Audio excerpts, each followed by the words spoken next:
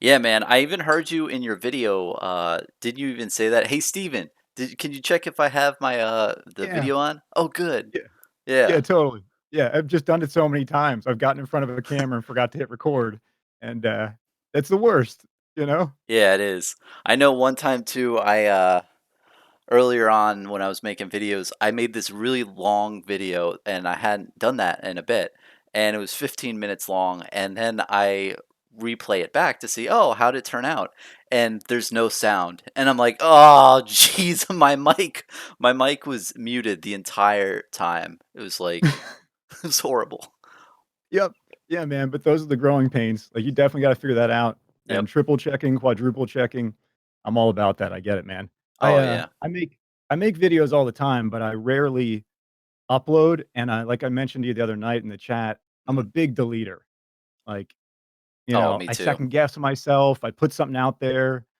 Pretty much my mom and my brother always like it, like my family, but then I think like, well, those are the 2 likes from my family and, I don't know, maybe I shouldn't keep this up, and even the one video that this first one that I got out, I had, uh, I had uploaded it twice in January and Mhm. decided, I don't know if I wanna share this, like, I second guessed myself, so I deleted it, and then I was like, "No, go ahead, just share it," because like, I didn't know that I you know deleted your intro video a couple times, but I just saw it the other yeah. day. I saw it like 3 days ago.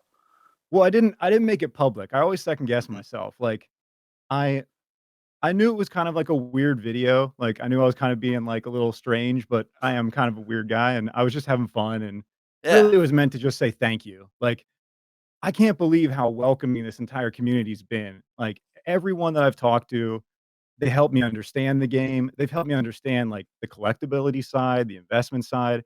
Wall Mhm. Street is like a blessing. Like, Yeah. I've gone in there and just asked them, "Hey, guys, I don't know what's going on." I mean, when I started looking at cards, I didn't even know how to find, like, common and rarity. I didn't even understand to look at the bottom because 'cause I'm so used to Magic cards, and Oh, I totally, just with had the to ask. set symbol and is it Yeah. gold? Yeah, silver. Yeah, and it's I so know exactly obvious. what you mean, but Flesh and Blood, it is weird how you have to look at the very bottom, and they fix that a lot with the unlimited product with the color codes. I really like that, but I Yes. feel you, man. I was in the same boat, and it's funny that you mentioned that because there's a lot of people out there who just think of things as second nature, right?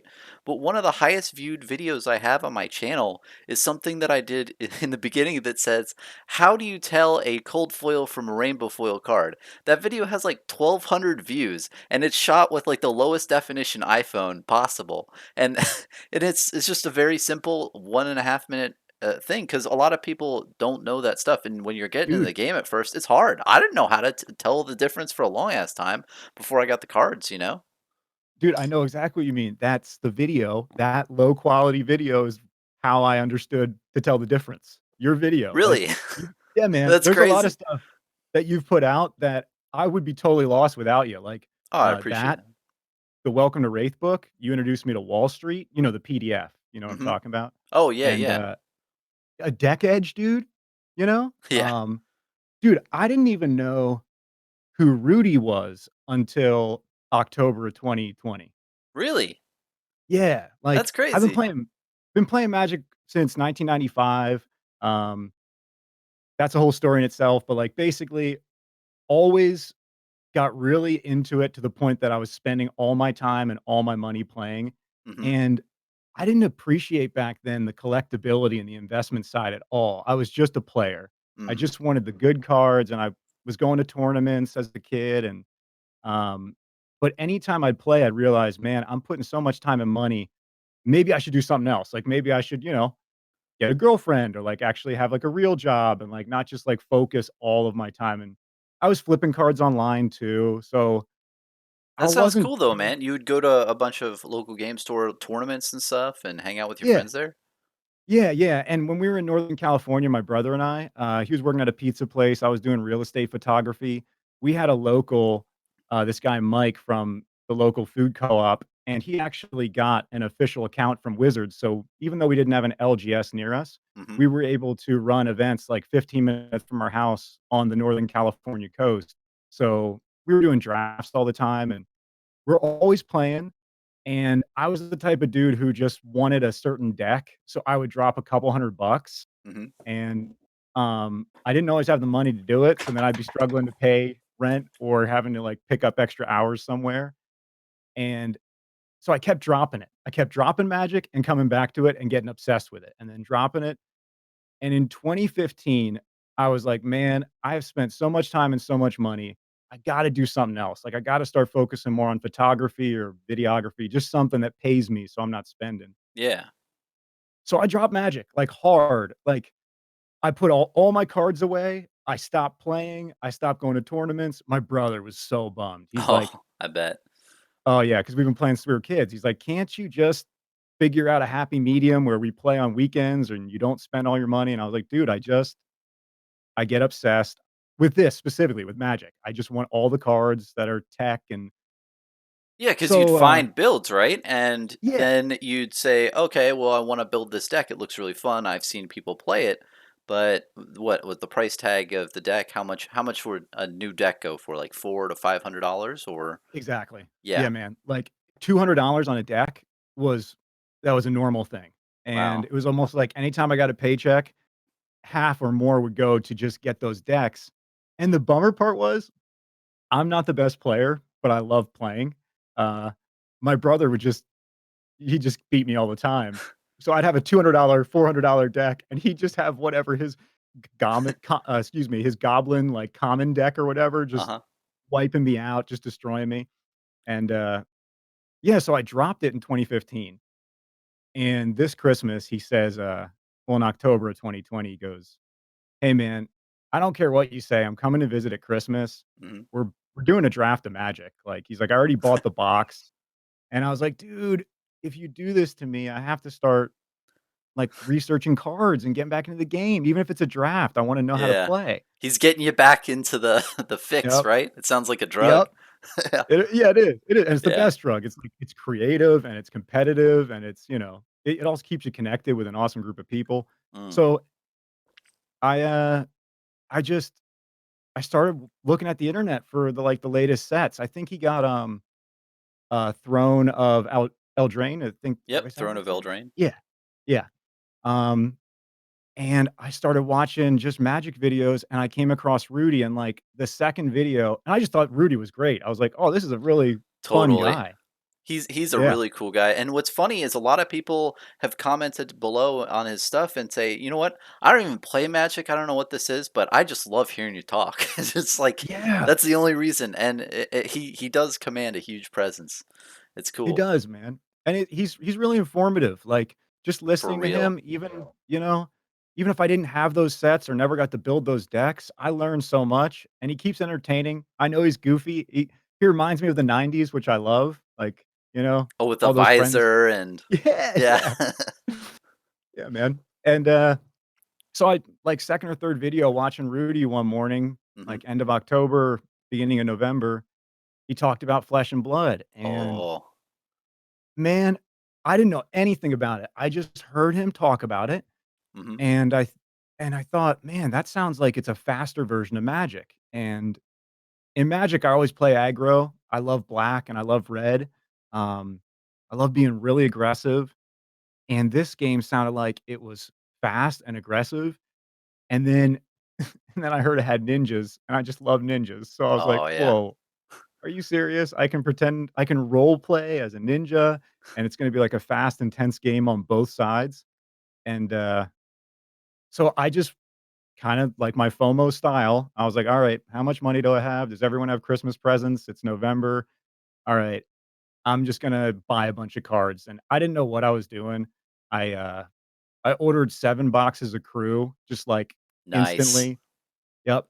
Uh I only ever got 3. The post office lost my crew case, unfortunately. They Um, lost one of the case. Oh, they lost the case and you only got 3 of the 7? yeah, yeah, Ah. yeah. Yeah, it was a bit of a bummer, and I only had $50 insurance on it, so that was a bit of a loss. So it was like, "Ooh, I'm into the game." Nope, I'm not into the game. I mean, I was in, like, mentally, but, I was But able to get. physically with the cards, they just didn't arrive. Yeah, Yeah. yeah, and, like, Ah, my whole sorry to hear, plan was man. like. That's a a bummer. Yeah, it was a bummer, but also, dude, like, that's when I started getting into, like, your videos and Kale's videos, and it wasn't that much of a bummer because I realized how fun the game was. I realized how Yeah. interesting it was, and man, Kale's videos, like, really actually helped me out of that little bummer because his content is so engaging. It's so interesting. I It's love like lore. I watching a love role movie. playing. It's Dude, like it watching a is. movie. It's insane, and honestly, I've said in the past, his videos really got me into the game. When I was first Yeah, starting out and I watched his videos, they're just so engaging, and it's like watching something that's really high quality. And just as a content creator, I respect the hell out of him because I make a video and I shout at the camera for 20 minutes and I upload that video. He has to do all this editing and all this stuff with the lore and yeah. know all this stuff in the background. It's just so well done, and, yeah, It I is, even made man. a video where I watched all 5 or 6 of his videos in one sitting. It was like an Yeah, hour and yeah, yeah. 30 minutes, and I was like because I wanted people to know, like, his videos are awesome, and I would do Yeah. that same thing if I could, but, I mean, I just can't get on that level, but Dude, you're the Joe Rogan of the fab world. You just keep bringing the community together, get everyone together in one room, you know what I mean? Just keep talking to everyone, and that's your job. I love that you're doing that. Louis thanks, to man. me, like, Louis brings so much value to the community every day. I'm a big YouTuber, so, like, I watch everyone. Gary V, The Quartering, even Tim Pool, and I've stopped watching all those people because Louis is, like, the daily uploader now, sometimes twice a Oh, day. yeah. It's so cool, you Guy know? is that guy's an ox. He just pumps stuff Yeah. out, and he's doing a great job too, man. I love Yeah, how man. he's interacting with the community. He's bringing people together, and honestly, from when I started, this is really a really big era. I feel, especially in the last 2 months. Of there's so much content creator collaboration. It just makes me so happy. Yeah. Just so cool Yeah, to man. see. It is, it is. So anyway, to retrace back, if you don't mind, just to wrap Oh, up the story here. Uh, I was a bit bummed, didn't get my boxes, kinda spent all my money, didn't even have a set I could play with. So as I watched the videos and I understood that crew's supplementary, I was like, yeah. "Oh, no." Oh, and by the time my boxes arrived, Uh they huh. were $300 or something like that. Oh, it So was in that period. yeah, so I just ordered them before the bump. I got each of them for like $100 or something. Hmm. Um, but by the time I got them, I was doubting whether I should open them because I understood I'm not really getting any of, like, the core cards here, and Yeah. now these things are worth more. So those 3 boxes are still sealed sitting on the shelf, and I started going after unlimited, and when my brother got to Christmas, he brought his magic box in. I had my 2 unlimited boxes, one of Arcane and one of Welcome to Wraith, Oh, nice. and yeah, and I was like, "Hey, man, I think we should open these, like, we should try this game first." And he's like, "Dude, I came for Magic. I'll play your game, but we're here for Magic." We, me and him, we never played one game of Magic. All we did Wow. was Flesh and Blood. I got him to open the cards. He loved the art. Dude, the art, man, they have got it locked in. Yeah. The It's art's on so another cool. level, and Yeah. it's just insane. And the rainbow foiling, like the touch of rainbow, how they're just doing hints of the foiling, it makes like, it actually makes less more rather than just doing all shiny, like, hologram foil. Oh, It's for so real. They subtle. choose, like, which parts of the objects Yeah, to foil, and it's just yeah. so well done. The cards and everything, and the gameplay. Like, when you guys first played, was it really close? Did you have an intense match? Mhm. Yeah? Yeah. Um, I think I think we struggled with understanding action points, Mhm. resources, and go again. We were just in a little loop at first, but once we got that out of the way with, we started to have intense games. He was all about the rune chant, Disarray. I was Oh, all about the nice. ninja. Yeah, man. And we probably each won and lost about an even amount of games. That was a good feeling. I got to actually, you know, win against my brother a little bit. We Hey, haven't that's played good. since. Haven't played since Christmas. His internet's worse than mine, so there's no chance of doing this type of stuff, but, I'm hoping to get some online play, like Deck Edge and Fab Foundry and Red Riot Games, and even I think Louis' Discord. There's so many places now that are starting to do online play. Oh, yeah, and I played the other day with, AJ from Adventure Co. Gaming, and, yeah, there's Mm, just a lot of different people out there who are just wanting to play games. It's hard to coordinate different schedules, but if you can see somebody in the Discord or something that says, "Hey, I wanna play," I'm like, "Oh, okay, I'll hit them up sometimes." So, yeah, it's man. it's a lot of fun. Dude, your game the other day, I don't know who you were playing, but you were playing against, I just forget his name, the Data Doll player? Yeah, I forgot his I name too. I rewound that play, that first play when he Yeah, did I don't even know how many moves he did because I didn't understand even how it worked. I was listening to it, I was I didn't making either. lunch. Yeah, and I was like, "What just happened?" I Yeah. rewound it, like, 2 or 3 times. I was like, "This is intense, man." Oh, for sure, and Uh, did you hear me? The whole time I was like, "Wow, this is yeah, awesome," and you were cheering him. normally people would be sweating like, "Oh, what am I gonna do?" But I was like, "I'm actually getting to see it play. This is so Right, cool." dude. Yeah, Yeah, dude. Data Doll being fierce and, like, he was on it, and yeah, I laughed so hard when he said something like, after doing 3 killer big turns against you, uh-huh, uh, you felt the momentum shift because you just kept swinging. yeah. You know what I mean? It was so clean. You were I was just like, "I have nothing laying to down. lose. I'm gonna just whack Yeah. you the heck out of my hammer." But Yeah. dude, that's why I love these games because it feels like I'm actually watching 2 people role playing the characters. Like, Yeah. I get really into the art. I get really into the idea that, like, you are actually swinging your hammer and that he's actually, like, doing all this, like, data tech and, like, boosting, and at one point, he's like, "Yeah, this deck is great until the wheels fall off," and, Yeah. I just started laughing so hard because your swing started to eat his life, and I think you won, right? I won, but it was barely, and the biggest reason why I won was because he had a turn where he had nothing in his hand to block with, and Mhm. I just did a ton of damage in one turn because he had these cards that were the item cards, and I don't understand how he made the hero work because with Data Doll you have these item cards, but they don't have any Okay. block value. So the biggest thing you're trying to do is trying to banish stuff and do that boost so you can get cards from off the top of your deck. And when Right. you boost, the items go right into play. But if you draw those instead, then oh man, you're in for hurt. Yeah. The But only yeah, it thing was he just had was, beautiful. what was it? A dissipation shield, I think, was one Yeah. of his, like, little saving graces, like, where it would absorb 4 damage. Is that what that card is? Yep, it absorbs 4 damage, and then, I think it loses 1, like, it goes down to 3 next turn if he doesn't take damage, but, yeah, he was Yeah, the best yeah. Data Doll player I've ever played. He was Yeah. very good, and coming in, he's like, "Oh, I'm just having fun, you know, I haven't played as much," and, once I saw that first turn, I thought, "Man, that is really interesting." I didn't know that hero could play that way.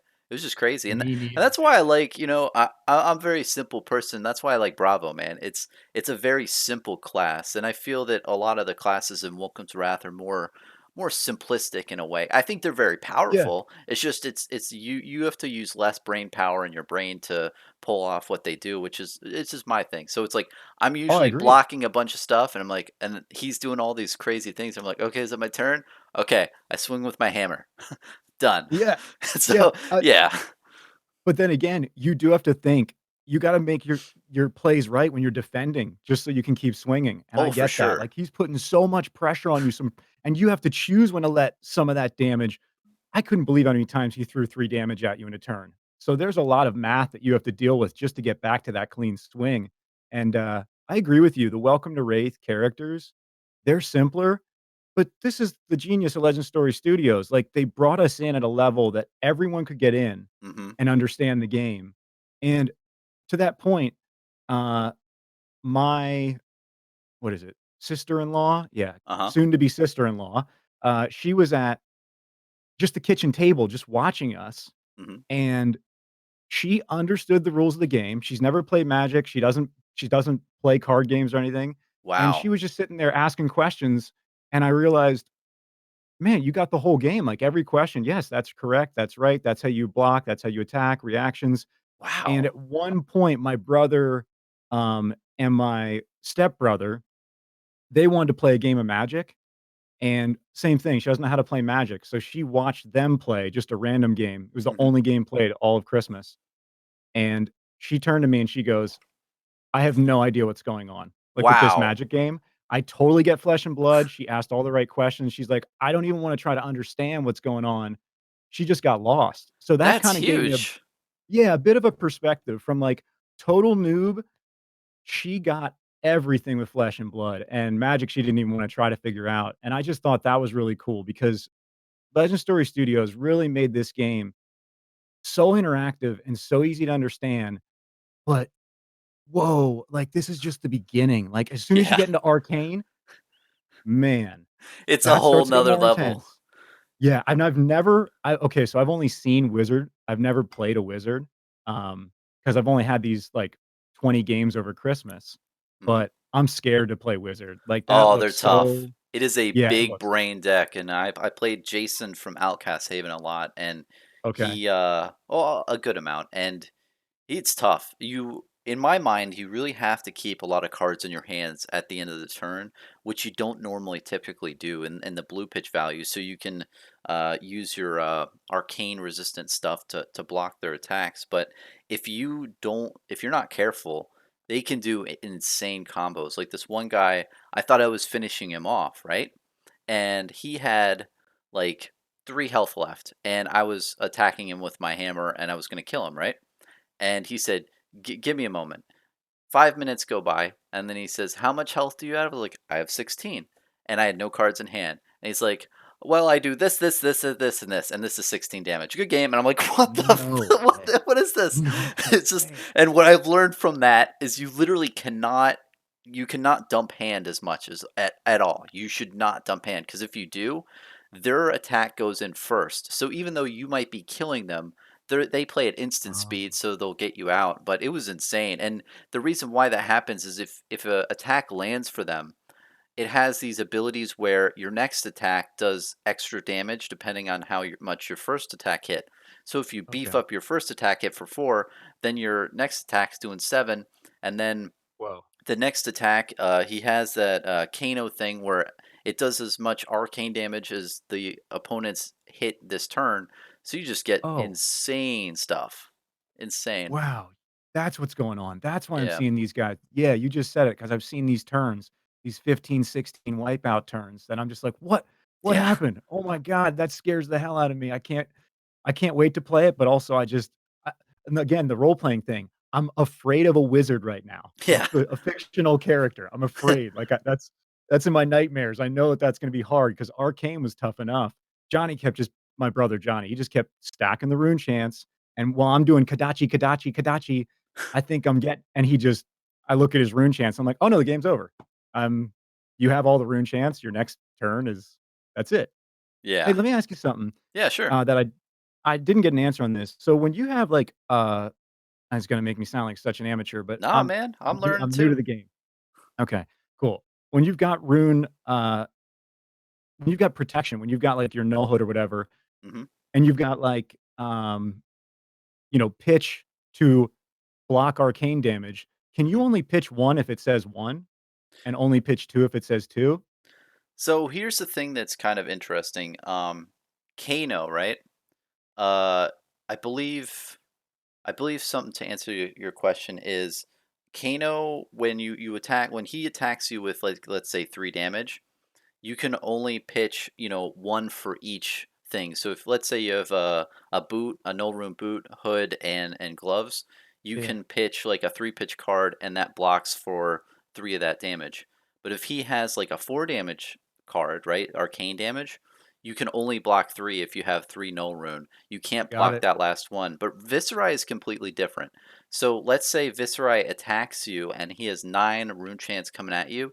You can pitch 3 cards that are 3 pitch each and block all that damage because Oh. no the rune chants attack you 1 1 1 1 1. So you Oh, only have to have one no rune thing against a Viserai. You don't have to got have it. all this other equipment, which is really helpful. And I remember I versed Jason from Deck Edge in his tournament recently, and that's what I did. I literally held 3 3 pitch cards, and he attacked me with this huge attack, and I blocked 9 damage by pitching those cards.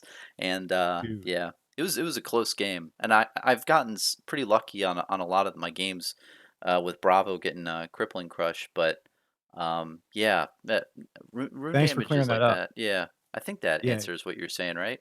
Oh, yeah, it does, and, I may have, not asked it the perfect way, but yeah, that clues me in. I was a little confused about that when it was like, 3 I don't have the exact wording either, but, like, basically arcane protection 3 or 2 or 1.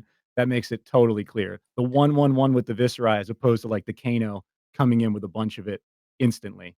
Yeah. Yeah. And I mean Yeah, for thanks, the man. what is it? For the null rune that there's that one null rune Arknight Skullcap, and for that one I think you need to pitch 3 to activate the ability for Arcane Barrier 3, or maybe you have to do up to.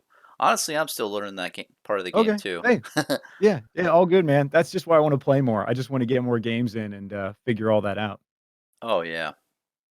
What I think so what is it? What type of ninja do you like to play? Is it do you like oh, man. the stabby stab thing defensive, or do you like to just go, balls? Well, I'm guessing, you know what? Let me guess. You probably Yeah, go like for to it. play the one that's extremely aggro and does like a ton of combos. I don't know. Okay, so alright, at first, definitely that's what I thought I was gonna do, Hmm. and I was all about trying to string all the combo cards together, and I've changed that completely. I started to go towards more of, like I love sigils, man. Like, Sigil of you know what I'm Solace. dude, Yeah. dropping that gives me, like, an extra turn or 2. Yeah. So, I started to do a lot of life game. I started to do a lot of defense reactions, flick flack, springboard somersault, Hmm. um, and I guess I'm playing, like, a kind of mid-range control, like, Ira deck, Hmm. and I'm loving that. It's just having that little bit of protection with life gain and the blocks. I'm getting like, that's what I ended up with, and I was getting way better results at the end than at the beginning when I was just going all in and just running out of gas basically at certain points, and then all those Yeah. rune chants would hit. I was doing way better, gaining a little life along the way. When my bro did decide to attack with, like, his rune, yeah, his, whatever the sword's called it, the rune blade. Yeah. Yeah, he would Yeah. The attack with his rune Nebula blade. Blade or the Reaping Blade. Nebula. Yeah. Yeah, exactly. Yeah, Nebula blade. Um, so that's when I would have, like, defense reactions, and that started to make a big difference, and I haven't played a game since, but I can't wait to pick up there because I just feel like life gain makes or breaks turns right now, makes or breaks games, excuse me. Yeah. Just getting 1 extra turn in could be the difference, and the reason I did that is because we had all these games where we were both at 1 life, and he was Hmm. blocking every single Kodachi because he had to, Yeah. and I was just staring at his rune chance as he got 1 or 2 more and just counting the game, and I thought, "Man, if I just have 2 more life, then I can make it." So, Yeah. from this point on, I mean, I definitely will continue to play Ninja forever because I love ninjas, but I gotta admit, I'm interested in Data Doll, I'm interested in Mechanologist, Hmm. uh, I'm also interested in Warrior, like, I just organized all my cards for the first time. I kinda went on a spending spree from, like, January well, yeah, mid-December to, like, probably mid-January, um, and I just organized everything, opened everything, and I was looking at all those Warrior cards, and Dorinthia just seems so powerful. She seems Oh so yeah. dangerous. The thing that So makes her ridiculous, I think, is the amount of attack reactions. Because you think you've blocked things out, but then she puts on a staunch response, or something that, no, not a staunch response. What am I saying? Those she has a couple of those attack reaction cards where it just does an extra 3 damage, oh, and yeah. that can get you. And when I'm versed in Dorinthia, I do not get close to like the 6 health range for as much as I can, because once you're in that Right. danger zone, oh man, a razor Yeah. reflex or something on that, and it's GG really fast. But Yeah. but no, I think Ninja's extremely powerful. And you guys were playing Blitz, right? Oh, yeah, yeah, so Yeah, I haven't played Constructed yet. All I've done is Blitz, and I got a skirmish deck for whenever the next skirmish comes around. Um, yeah, I yeah. think I I'm almost nervous, like okay, so from what I understand, Hmm. once a hero wins, like, a world tournament, they get retired? So Is that once right? a hero wins 10 national 10. tournaments. So Okay, yeah, I think Dorinthia has 3 or something right now, but it's okay. called Living Legend apparently, and they have it on their site. And for each of the 10 wins, it has the person, and it gives a little bio of them, which is a really cool thing, man. I can't It is. imagine, like, you being immortalized as that winner of that hero. Yeah, And what's crazy is, you know, you have that for the rest of your life. I mean, no yeah. one else other than 9 other people are gonna have that that saying, excuse me, of like, I won with Dorinthia in national tournament, which is cool.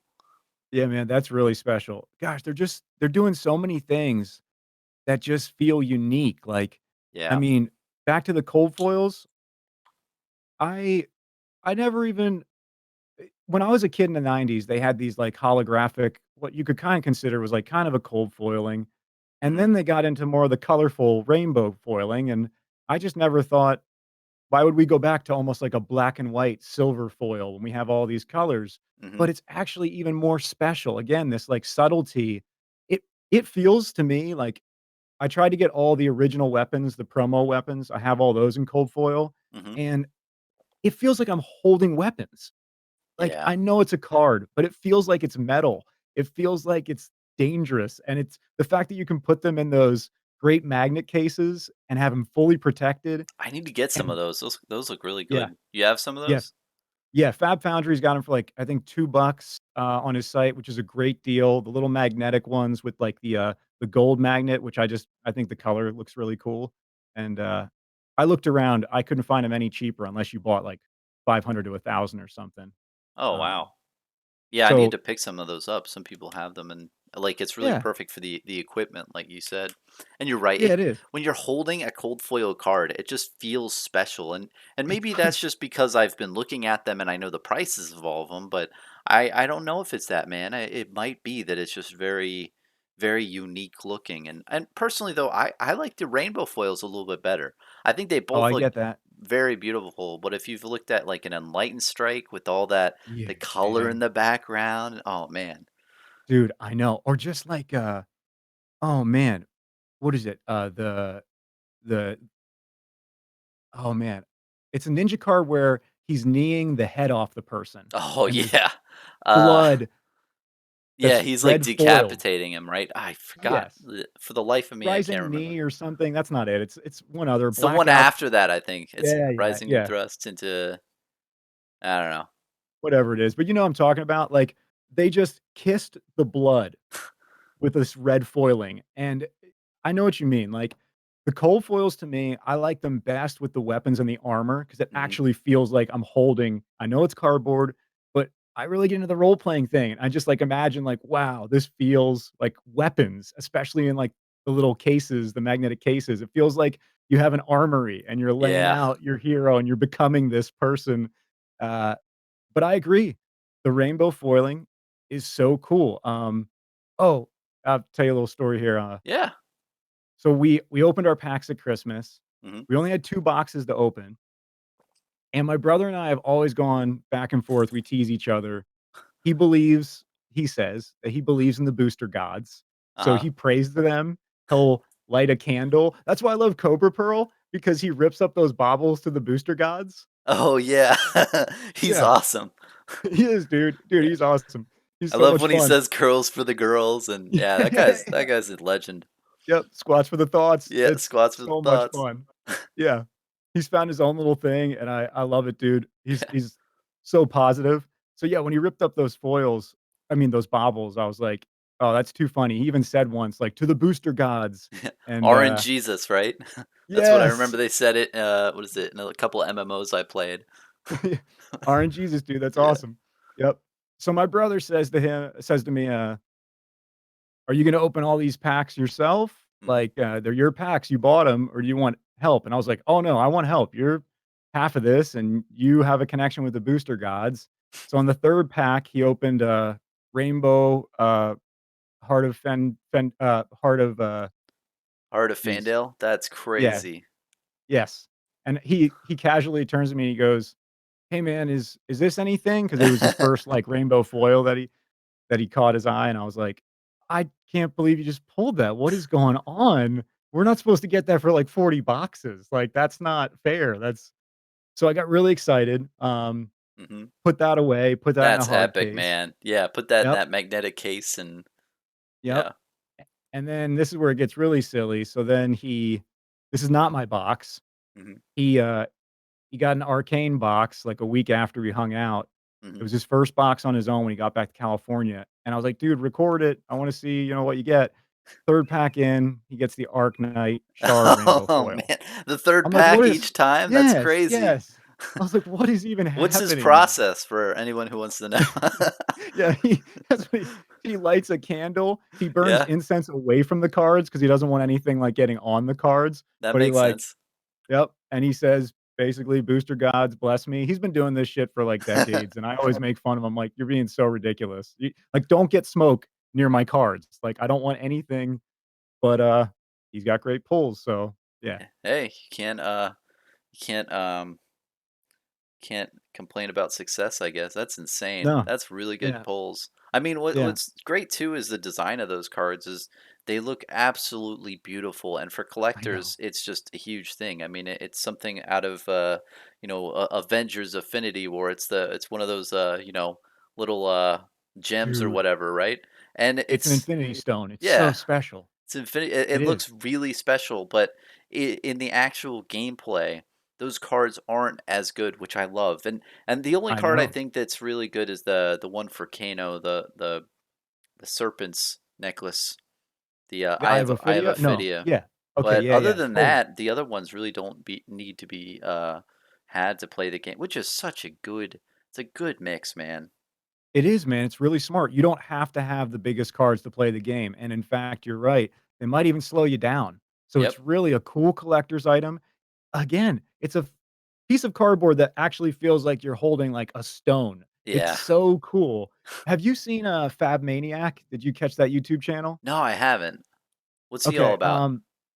he's definitely one of the guys who's competing over there, Hmm. and, like, in the Auckland tournaments and all that, in New Zealand over there, and, he's got a small little channel, but he's an awesome dude, and he actually found, like, I think about a month ago, he found this artist to make him an actual Eye of Fendel or, Heart of Fendel. Oh So he's got wow, this little green stone that's, like, wrapped in copper, and it looks like the light shines through, and it actually looks like he has, like, a heart. It's that's pretty cool. cool. That's Yeah, awesome. yeah. I'm surprised I haven't seen that on eBay right now. You could probably get like $700 a piece, especially if you Yeah, say yeah. like 1 out of 20 or something, Yeah, totally. That's a right? good point. Yeah, you could probably start the guy who makes them, he's in Washington. I should probably tell Mhm. him, like, start advertising it as the heart for Flesh and Blood. You, probably do really well. It's just Oh yeah, handcrafted, one of a kind, one of one, but very cool. 1 of 1. That would go for a hefty price. Yeah, yeah, yeah, totally. Yeah, and I do think there's a huge market for all those like spin-off things like play mats and such, and of course you can't use the real marketing assets for the game because yeah, Legend Story Studios probably wouldn't like that because you can't profit off of it. But man, there's so much stuff that is gonna get pumped into the game, and playmats I'm surprised haven't really been. I feel like they're starting to come into the scene now in 2021, the custom ones. But before in Yeah. 2020, it was tough. It was either spend $60 for the mat, 60 to Yep. $100, or you can't play with the mat. But Yeah, totally, man. I made a couple of my own, like, oh, the one nice. I hung up in the video. Yep. Well, I wanna be clear. I found, royalty-free art where an artist said, "Hey, you can use my stuff, just Hmm. make sure you alter it somehow." So I contacted them, and then it counts if you just put their little layout of, like, head, chest, legs, and weapons, so that's altering the art. So, I made a few playmats. I'm gonna give them all away for free and keep a couple for myself, because I just found, like, it was way cheaper and easier. I couldn't afford I wanted to buy cards, not playmats. I could've Oh yeah. purchased playmats, but I wanted to play the game, so, yeah, I focused on the cards. Um, But that sounds cool, man. So, how did that whole process work? I think a lot of people would be interested in that. So, you found royalty-free artwork, and the artwork on that yeah, looks really sick, isn't it? It's some sort of skull on the front or yeah, skull-looking object, and it's just very visually pretty. But yeah, yeah. how did you go about that, and what was the cost and everything for them? Oh, totally. Yeah, so you can go to I think I used pixabay.com, but you Hmm. can just search, like, royalty-free images, and then if you read you gotta read the small print, but Hmm. a lot of them say, "As long as you alter our art in some way, and you don't just resell our art as our art, like, do something creative with it. You Hmm. can do something, and you can print it, and you could even sell it." I've just been making them for free for fun. I mean, I've been making them for fun and giving them away, Yeah. but, there's a couple places I know Ink gaming is really popular, but I think they're really expensive. I Mhm. think it worked for me to contact, like, local small print, uh, houses or print shops, like, through just going online and searching, checking on eBay, checking on Amazon, Mhm. typing in "custom print mouse pad." That's where I started. Oh, Yep, 'cause I would like rather a than the play mouse mat. pad this big. Yes, no, exactly, Is that what because I you said? noticed. Well, pretty much. I mean, Yeah. they knew what I meant, but, Okay, yeah. they were advertising as, like, I think it's neoprene or something like that, the material, but they're advertised as, "We can do custom mouse pads," Mhm. and I started to realize that their prices were way lower than anyone who said, "I could do a play mat." So I just started to Mm. ask, "Hey, can you guys do this size?" And they're like, "Oh, yeah, you want a play mat." So they know. Oh, of course. But hey, I mean, it works for them, and if you buy a couple, and I think that's a really interesting observation of going locally because that probably reduces the shipping by a lot, right, man? Is that the Oh, whole? yeah. Yeah, because Oh, the yeah. shipping Yeah, is yeah. big on those things. It's a weird dimension and everything.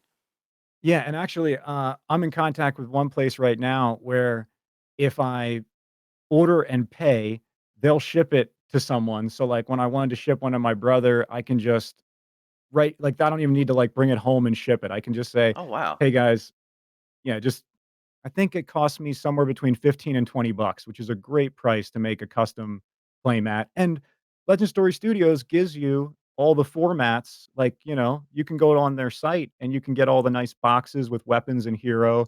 I made my own in Photoshop, but you can just download it and Oh, and put it like on a. overlay onto the Yeah, image. Oh, that's yeah. nice. Yeah, they That's have really it on their cool. site. So, it's there, you can download that, and you can just slap it on a royalty-free image and then find a print house, 15, 20 bucks, and that's including shipping, and, yeah. I've just been making them for fun. I've got a bunch of them that I'm gonna give away on the channel and that I'm trying to give them to friends and get them to play. Like, "If I give you this, you can only play this game on this." Like, come Yeah. on, it's got. First taste is free. Yeah, You yeah, got exactly. Exactly.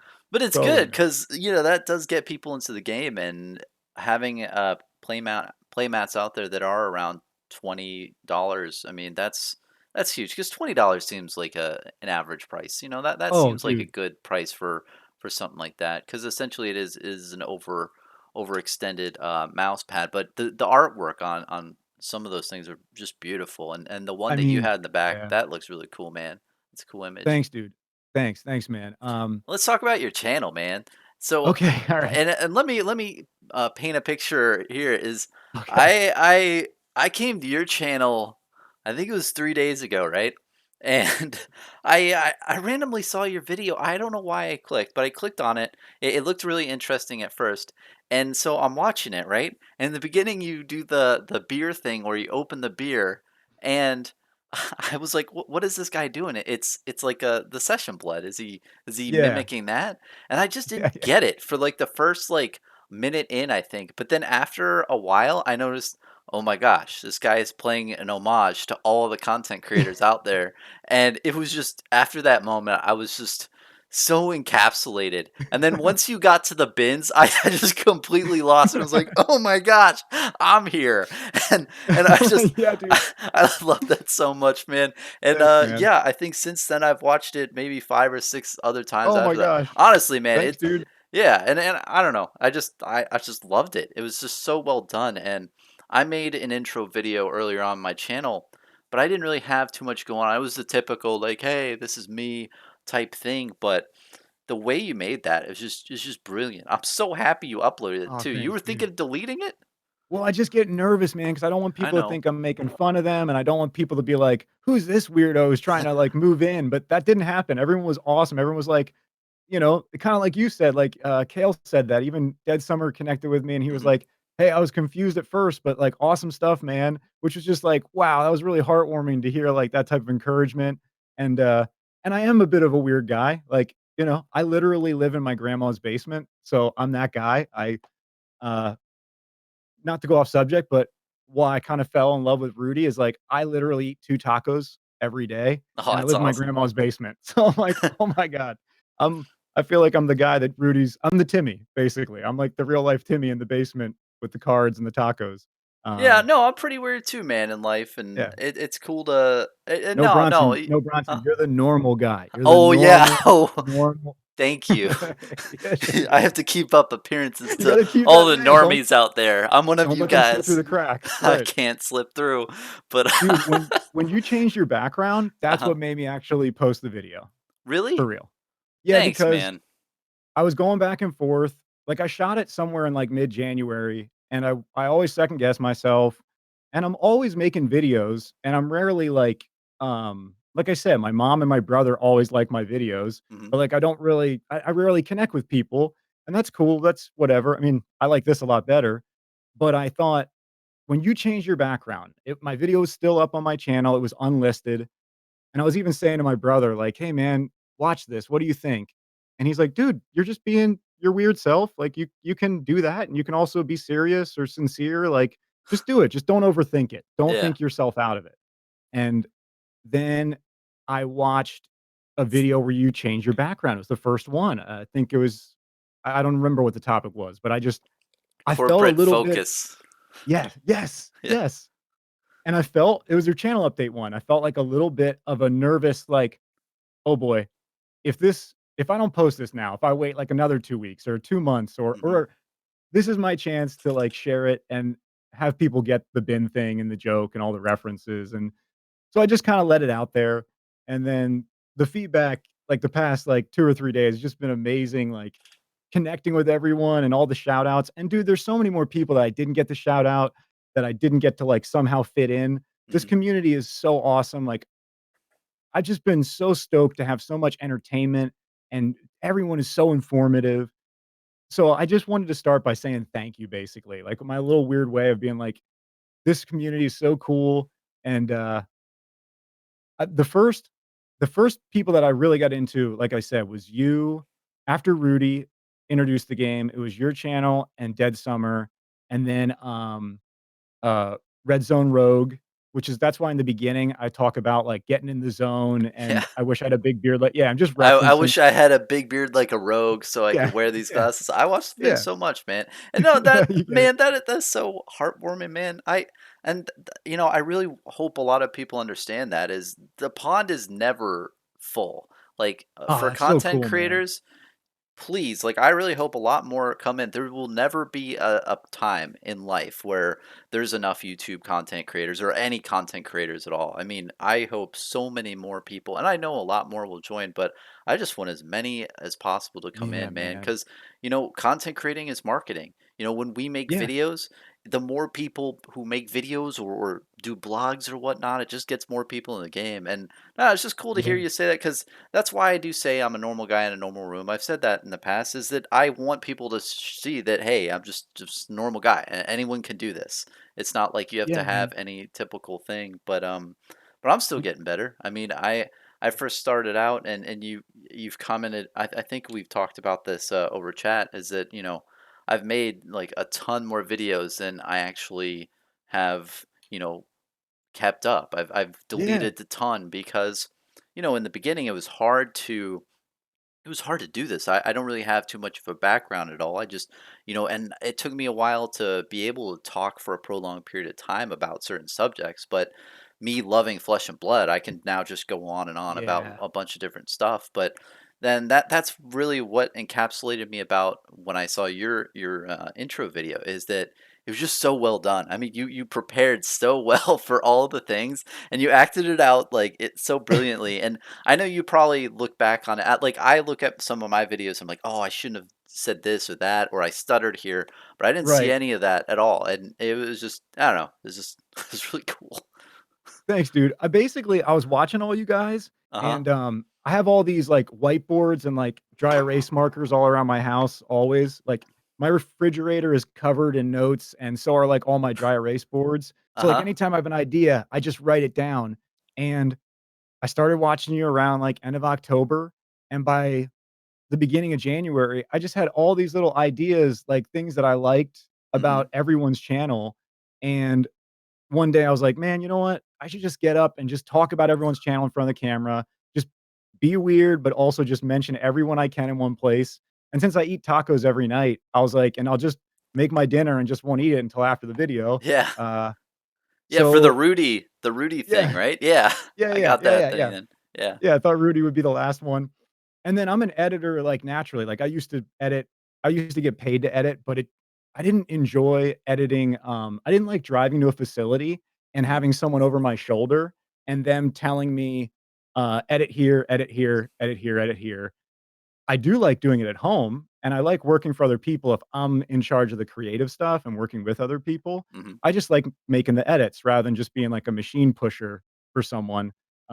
That was my actual job title. I was an assistant editor machine pusher, so I just pushed the buttons for other people. Um, But, I mean, so I've that's got huge because I hate video editing. It is the worst. But, I well, mean, let me if ask you you're this. skilled Do at that, you then sorry, that's big. Oh, you're good. let me ask you this. Do Yeah. you like organizing your cards? No. Oh, okay. Alright, well, then that makes perfect sense. Okay, so I definitely have um, I guess OCD or whatever where, I love organizing. Like, Oh, cool. not everything in my house is always in the right place and all my cards it was driving me crazy when I was buying cards for the past 2 months, Mhm. and there were just all these packages, uh, not only for the organization side, but also I've learned now that once you get a package, you should open it on camera immediately and contact the person if anything's wrong. Because 'cause I've definitely Oh, opened that's some a good point. packages. Yep. I got lucky. I'm not gonna mention any names because Thank you. everyone that everyone that sent cards that got damaged, every single person and there weren't a lot, but there were a few, and I just showed them the video and was like, "Hey, so I opened the package today. The cards were in this condition." Every Mhm. single person fully refunded or replaced completely helped me get the cards, like, no one said, "Well, you're stuck, you're screwed," or like, "Sorry, that was 2 weeks ago, like, it's too late." Um, Oh, that's but perfect. And yeah, that's yeah, smart. man. I never even thought about it for that reason. I mean, also if you're trying to make content, you'd be like, oh, let's see what Bronson got in his package today, or what Jesse got, you know. But not only that, but now you have evidence to where something did go amiss, and you can get a little refund. Were you buying on Yeah. TCG Player and all those I was places? buying everywhere, man, Oh like, wow. everywhere. So, what happened was, once I was buying in December. I started like collecting some cold foils. And then once they started to really jump up, I decided to go into rainbow foils just because I thought that would be cool, both first edition and unlimited. And I was Mhm. just buying like play sets of rainbow foils wherever I could find them. And a couple places they came through and they were just not packed well. Like when I picked up the box, I heard it shift Mhm. and that made me nervous right away just to hear Oh that like yeah. you know? So, got my camera, hit record, showed that the package was totally sealed, broke the seal, totally bummed a couple times on these sets of cards, contacted the people, and everyone was just like, "Oh, no, that's not how we put them in the box. Like, Oh that's not wow. right." Um, and a couple places even said, "We're gonna retrain our employees how to pack." 2 places said that, like, "This'll never happen Wow. again." Um, and I didn't even have to Oh, like, yeah, push plead or or anything, he beg. just says, No, I "Hey, just man, this yeah, didn't come as yeah, I bought it." Like, you bought near mint and it came in yep, lesser yep, quality, and they yep, were that's great. and I just had to show 'em the video. I just shared the link, and I never put the video public because I don't wanna throw people under the bus, especially if they're gonna make, like, changes. Like, they're gonna say, "Oh, we're retraining how to repackage right now, and here's a refund and, or a replacement." Everyone was so cool. I just want to build the community. And I wasn't pointing fingers as much as I was just like, hey guys, I don't know if you understand, but these cards are like little works of art for me. Like each one Yeah. is like a little special painting. And I don't want any chip corners or rough edges. And Wall Street, man, this is why I love those guys. Like everyone in there was so helpful. They're the ones who told me, hey, record every single one of your openings, every single one, no Oh, matter what. that's So that's smart. why I started to do that. Yep. I need to start doing Um, that because sometimes I was like, "Oh, I'll just open it up," but then you yeah, can man. for sure, without a shadow of a doubt, know that something's Oh, not that yeah. good, and I haven't had too much problems in the past when I've purchased the one the biggest thing, and it's not that big, but I ordered a Alpha Arcane Rising booster box off of Ooh. Amazon, and Yeah. they put it in a bag. So when it got to my doorstep, it was just dented in from all different angles, No. and I was like, "Oh man!" So I had it, and I contacted the company. It's like, "Hey, this Arcane Rising box that I got for $150. It's really dented in. It looks like you didn't put it in any packaging." And then they didn't respond back for like 2 weeks. Ah. And then after 2 weeks, the box just skyrocketed, and I'm like, "Well, guess I'm keeping it." And I was teetering. I was like, "Should I return it and buy another one, or what should I Mm. do?" And Mm. yeah, that was It interesting how things play out. But I feel you with cards too, man. I've done a couple bulk purchasing where I just buy just a box full of stuff, and a lot of Yeah. times they just do not wrap that good. They do, Yeah. yeah, and cards get damaged, and you put it very eloquently. They are little pieces of artwork, and Yeah. I did look at a couple damaged cards, and it just makes me sad. I'm like, "Oh man," It even if they does. were commons, and maybe I'm a Well, little yeah. weakling, but man, I don't know, just No, me sad. too, man. That's how I feel, like, because I wanna have at least, like, 1 play set or 2 play sets of, like, not everything, but as much as I can get, and, like, Yeah, I know this is gonna piss off everyone, but I love binders, and I don't put any cards on the inside near the rings unless they're, like, tokens or they're commons that I have no hundreds cards of. near the rings. No, because That's I know tough. that, like, commons or tokens go in the Mhm. rings, like, if I've got hundreds of them, but I keep all the foils and the expensive cards in the middle and the outer, because I just love opening that binder, and I've heard you say this before too. I really get a kick out of flipping through, looking at the collection, Yeah. you know? Maybe one day if I need to sell a play set, I'll knock one of them off and it'll be right there, but, um, yeah, it feels like and again, when I started collecting the cards, before I know this is stupid, but before I even understood about rarity or the difference between rainbow and cold foil, I just like the art and the mechanics. So I was going online. I didn't even know what I was buying at first. I was just Mm. like, that looks cool. That sounds like it might be cool. I'm gonna order a couple play sets of this or a couple of that. And the one thing that surprised me is that everyone from, like, every card from Channel Fireball has been in awesome so far, has been actually, like, perfectly packed. I gotta give them credit, like, I haven't gotten any damaged cards from them, and the best of the best is On It from Fab Foundry, the way that he packs cards. He Mhm. has bubble wrap on all the edges and corners, and he makes sure that your cards are snug. So, like, when you Oh, have a that's box of good. cards, yeah, like, no card is ever touching the side. It's so snug that you can turn the box. You're never gonna hear shifting. So I started to use his video as like, "Hey guys, I opened your box. It was in this condition. This is what Fab Foundry does." And on it, sorry if I'm giving away your secrets, but I just want people to be like up to par because he does the best packing job. I like bubble wrap around the whole thing. Like it's a penny for a sheet of bubble wrap. Oh, yeah, and And it's just you that know, peace of mind, and not only that, but it saves from a lot of, damage that would occur, and then you'd have to spend more money refunding instead of just, doing the upfront thing, and yeah, I haven't gotten the pleasure to interact with On It from Fab Foundry, but he's really, engaged in the community. I see him all over the place. It's cool. Seems like a really cool he's doing guy. awesome. Yeah, man, he is. He is a cool dude. I've purchased from him. He's probably my favorite place to shop right now. He's just such a chill dude. He always hand writes notes.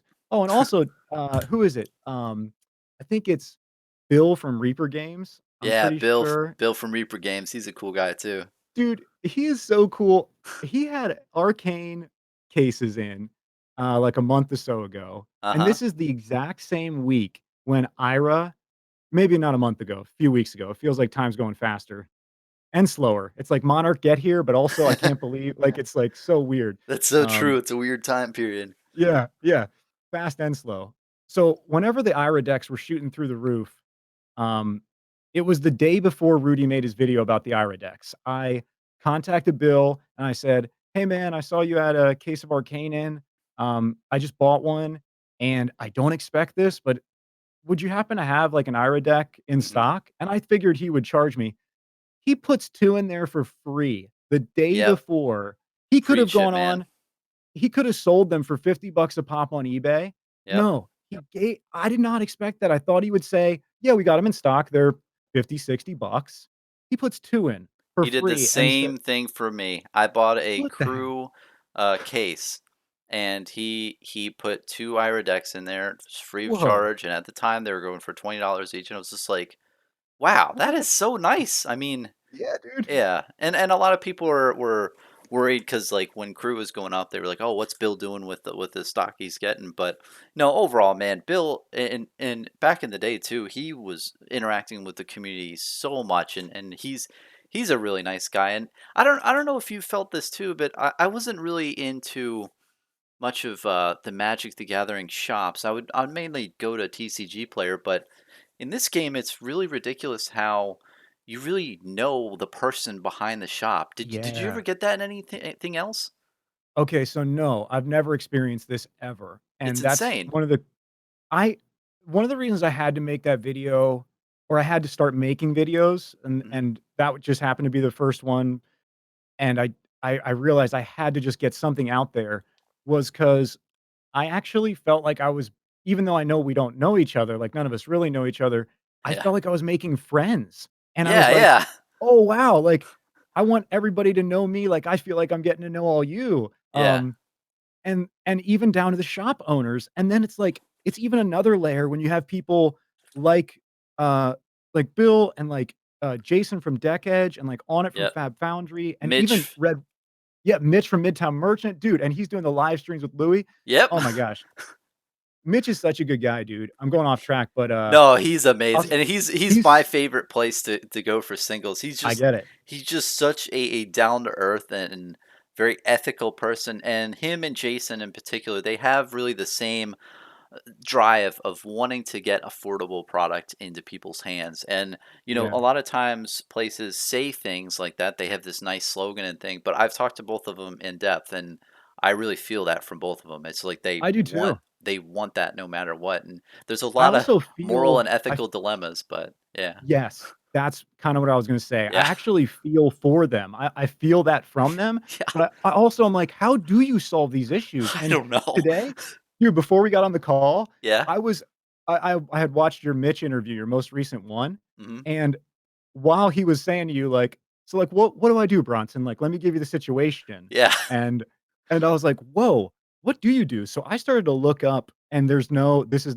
a dead end, but Hmm. I was like, maybe he could legally raffle off the cards, where Hmm. it's like, you see a meter, like, everyone bought a ticket, now this no, it's totally illegal. You're not allowed to do that unless you're nonprofit, and there's so many stipulations. I don't know how you solve this dilemma where it's like, you talked about it with him. He's getting boxes at a certain price. He knows Hmm. cold foils are just gonna keep going up. Boxes are gonna keep going up. He wants to give it to a good price, but he's also undercutting himself, and then he's limiting his ability to get more in the future. I don't know what you do. I don't Yeah. know, but I feel Well, because and Legend Story Studios has this thing too, where they have a slogan that's their compass. It morally grounds them to make decisions. And Mitch's thing is he wants to create a great store that has reasonable prices for its consumers and sell things at a reasonable price.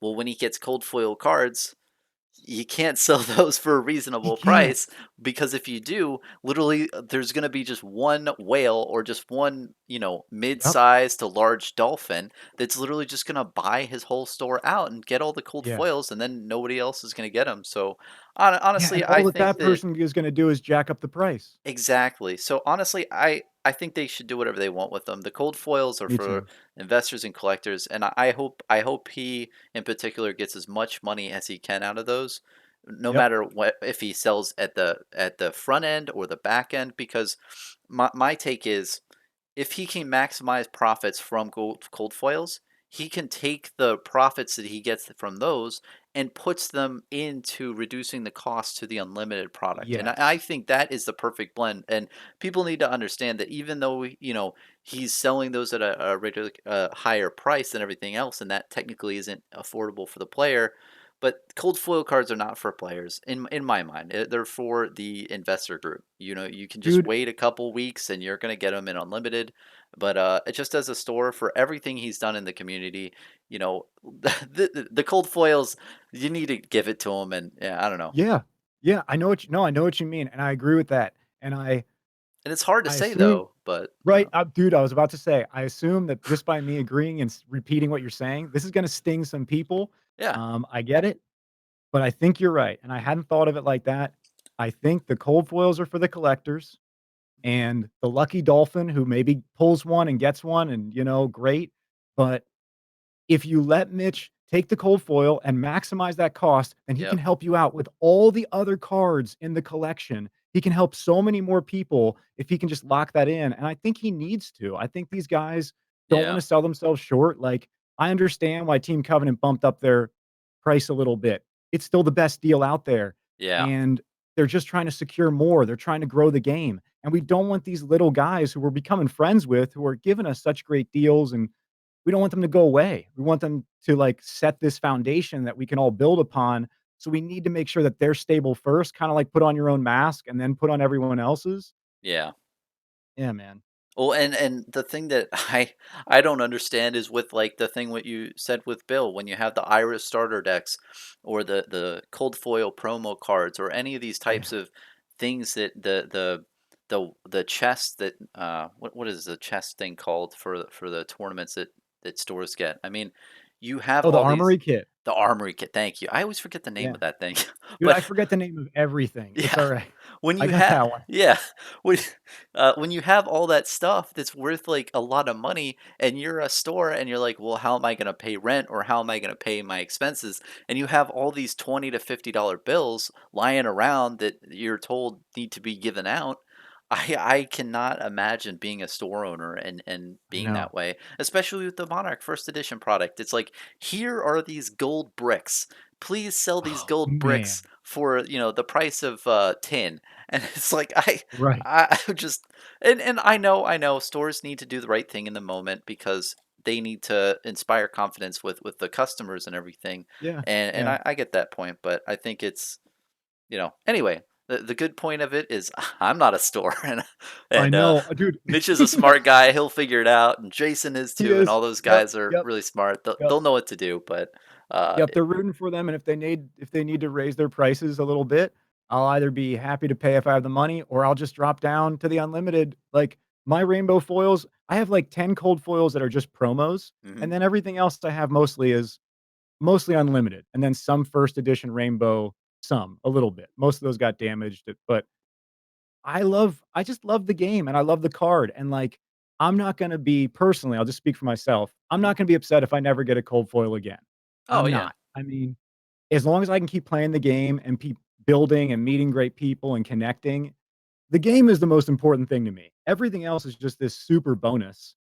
Hey, I don't wanna forget, No, you're good. um, I heard, and I haven't confirmed this, but Mhm. I heard that there's, like, minor art differences, for example, on Razor Reflex from the first edition rainbow foil Mhm. versus the unlimited.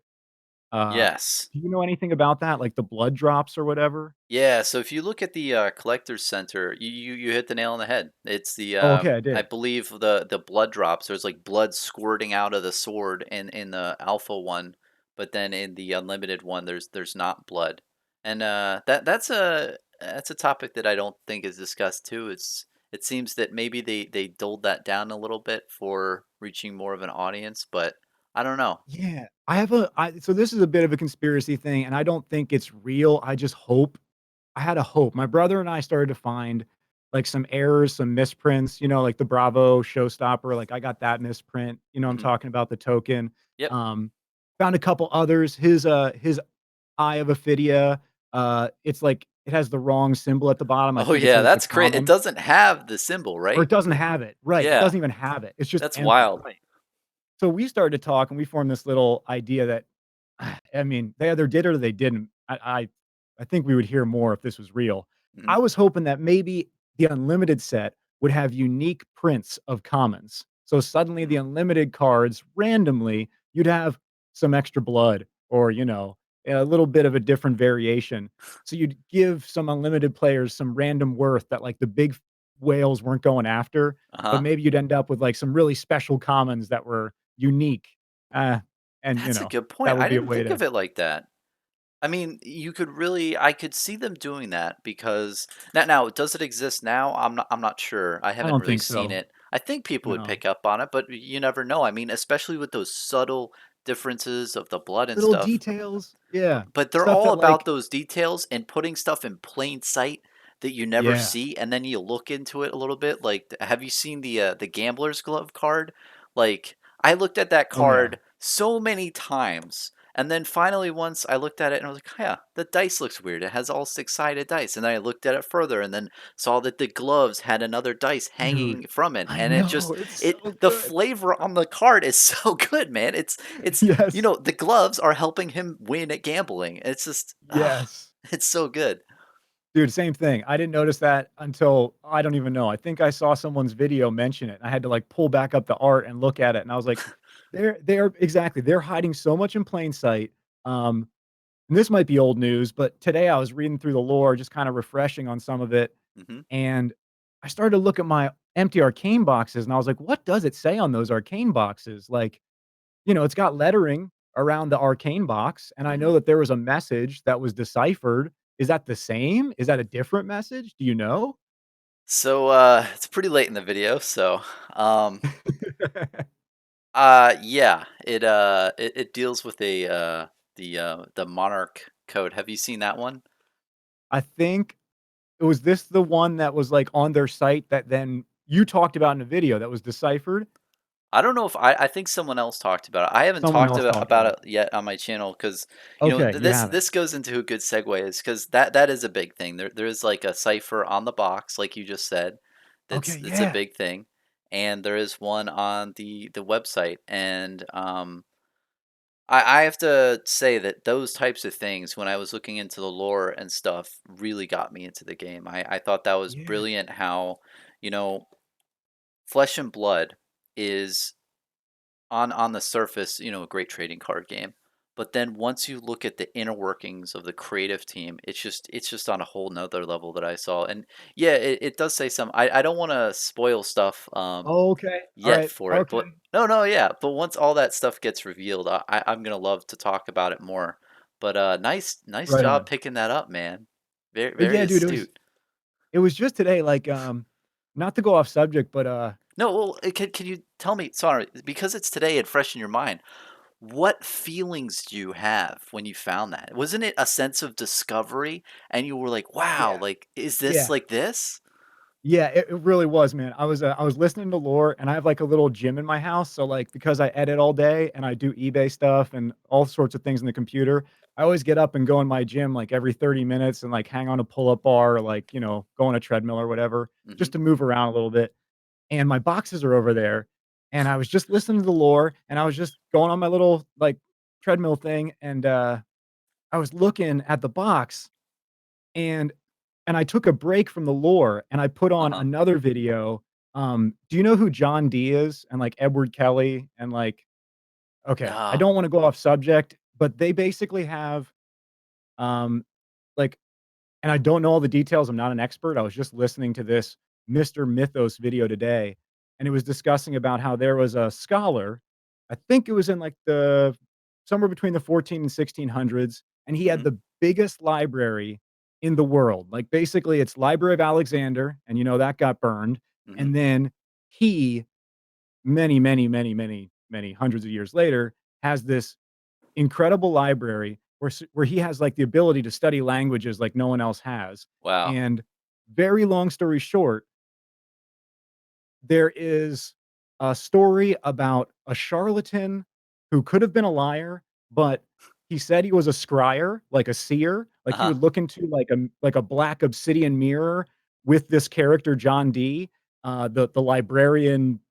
wisdom-seeking, scholar, Mhm. and he told him this language called the Logaeth, where they wrote down all these, like the inscriptions reminded me of the arcane box, like the language, the symbols, and Hmm. it was like the language of the angels, like the Enochian angel, the first language. So, like, before we came up with all these words, there was this, like, core language, supposedly. I have no Huh. idea if any of this is real. Yeah. Um, but I'm listening to this and I'm looking at the box and the symbols on my little, iPhone. I'm like, "Whoa, those symbols look like the box." So I got really excited, Oh, that's and crazy. yeah, I was like, "How much are they hiding?"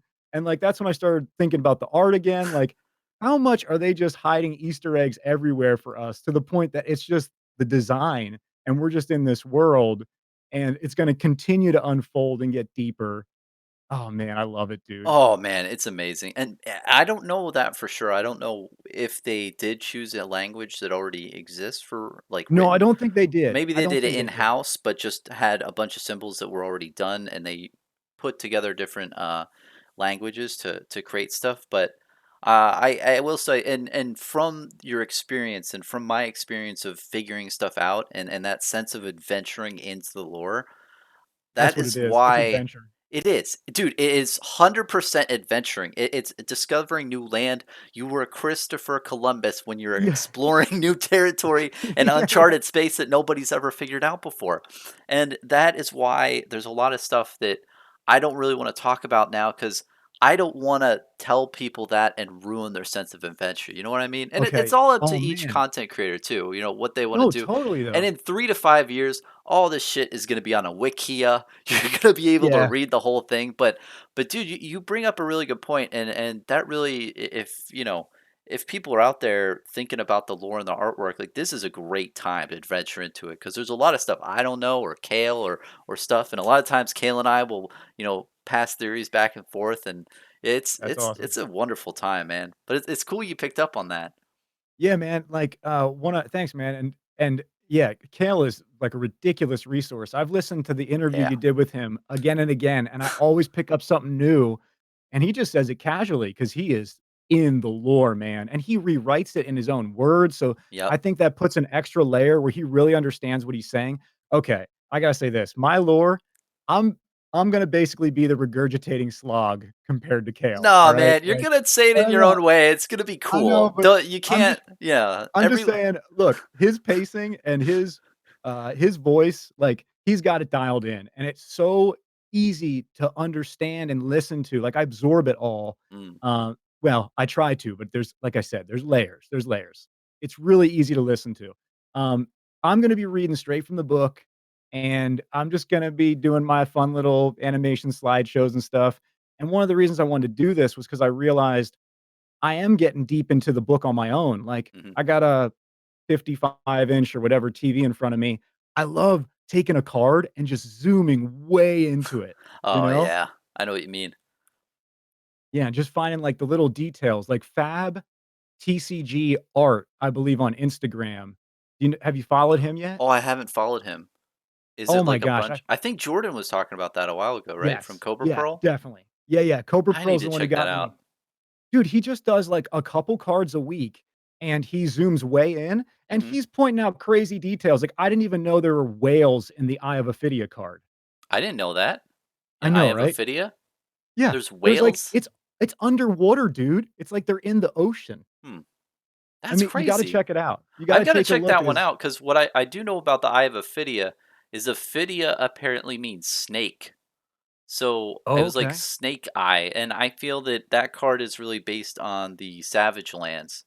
But whale, I'll have Oh. to look at that, man. I'll have to look into that I think because I'm right about that. I'm pretty sure that was the one. He was pointing out, like, underwater sea FabTCG Art on Instagram, he just goes deep into, like, the actual photo, and he shows all these little details. So I started to do that at home, just make uh-huh. them really big and just leave them up and just kinda, like, drink my coffee and read the lore on the side and look at the cards, and then I thought, "Dude, I'm doing that. I'm listening to Kale, I'm reading the lore, I'm looking at the cards," and when I read personally, I need to read out loud. Mhm. Uh, if I read in my head, I'll reread the same sentence again and again Oh, just I'm a for some slow reader. reason. Like I have to read a bunch of stuff, especially in the lore book. It's just written in a certain way, and it's not right at you. It's more you have to decipher what it's saying. You know. Yeah, yeah, so for me, it helps to read it out loud, and I just thought, "Well, if I'm gonna be sitting here looking at cards close up and reading out loud, I might as well just put it in video form and just start sharing." So, I should have a little lore video up later this week, but I'm just reading the book and just sharing some close-ups, real basic stuff. It's more fun than anything, man. This is just such a blast. Like you said, adventure, it feels like we're explorers. It feels Yep. like we're like, Scarborough, like, we're Yeah. going through, the Savage Lands, Oh, like, for that sure. whole the diary with all the plants and dude, I don't wanna spoil anything, but, well, it's welcome to Wraith. Maybe we can, there are a couple things that, like you tell me if I'm going over the line, 'cause I don't wanna mess anything up for No, anyone. you're good. I like that you're trying to keep the package protected, like, for other people so they can discover it. Mhm. But you know how Katsu how he's going through his struggle with his village?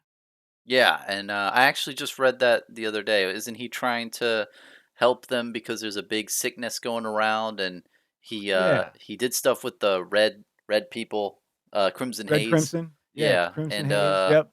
yeah, and then he's trying to find, I think, a legendary item that heals his people, right? Yeah, he is, and they haven't found that yet, right? They haven't said what that is, have they? No, not that I know of. They didn't really say anything. Okay, so I got a few ideas, I don't know, but I basically wrote this down. Scarborough had, like, a couple plants. One in particular was like a white blossom flower or, like, white petals, Uh and it huh. healed this guy. You know what I'm talking about? Did you read that story? No. Like, okay, I think it's called here it is, winter gold.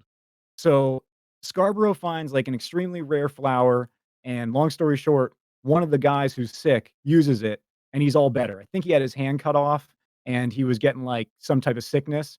He Hmm. eats this flower, he's fine. So my brain is like, "Well, wait, could that be what Katsu's after?" Like, Oh, maybe. maybe something in the Savage Lands, he has to venture all the way and if you look at the map, that is so far away, Oh, it is the you know? furthest.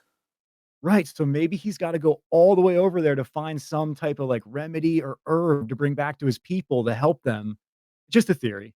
No, no, that's a great theory. No, and I'm all up for theories. I think people should make a ton of theory stuff if it isn't like a for sure, like this is the answer key. Right, And right. I've had a bunch of different theories in the past too. But man, that's a good point. And you're right. You took 2 pages from the book that had certain information, and that could Yeah, be a link there. Maybe he's trying to and go I over there.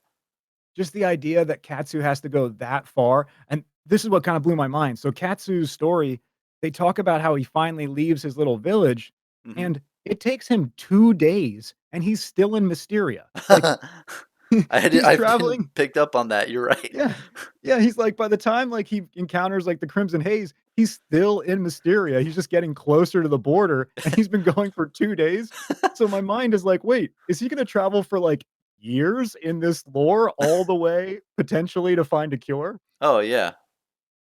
That's crazy. Yeah, and then who is he gonna team up with along the way, and Yeah. probably other heroes. There's probably in volume 2, but yeah, it's beautiful, man, and I wish I could maybe I need to I think I am gonna do some theory stuff in the future, but I mean, when I first got into the game, people even can see like the first couple of videos I made are about the lore and the artwork, and then Yeah. I just went cold turkey because it was like, but yeah, the some stuff that I looked into, just the whole aspect of duality. Do you remember me saying anything about that?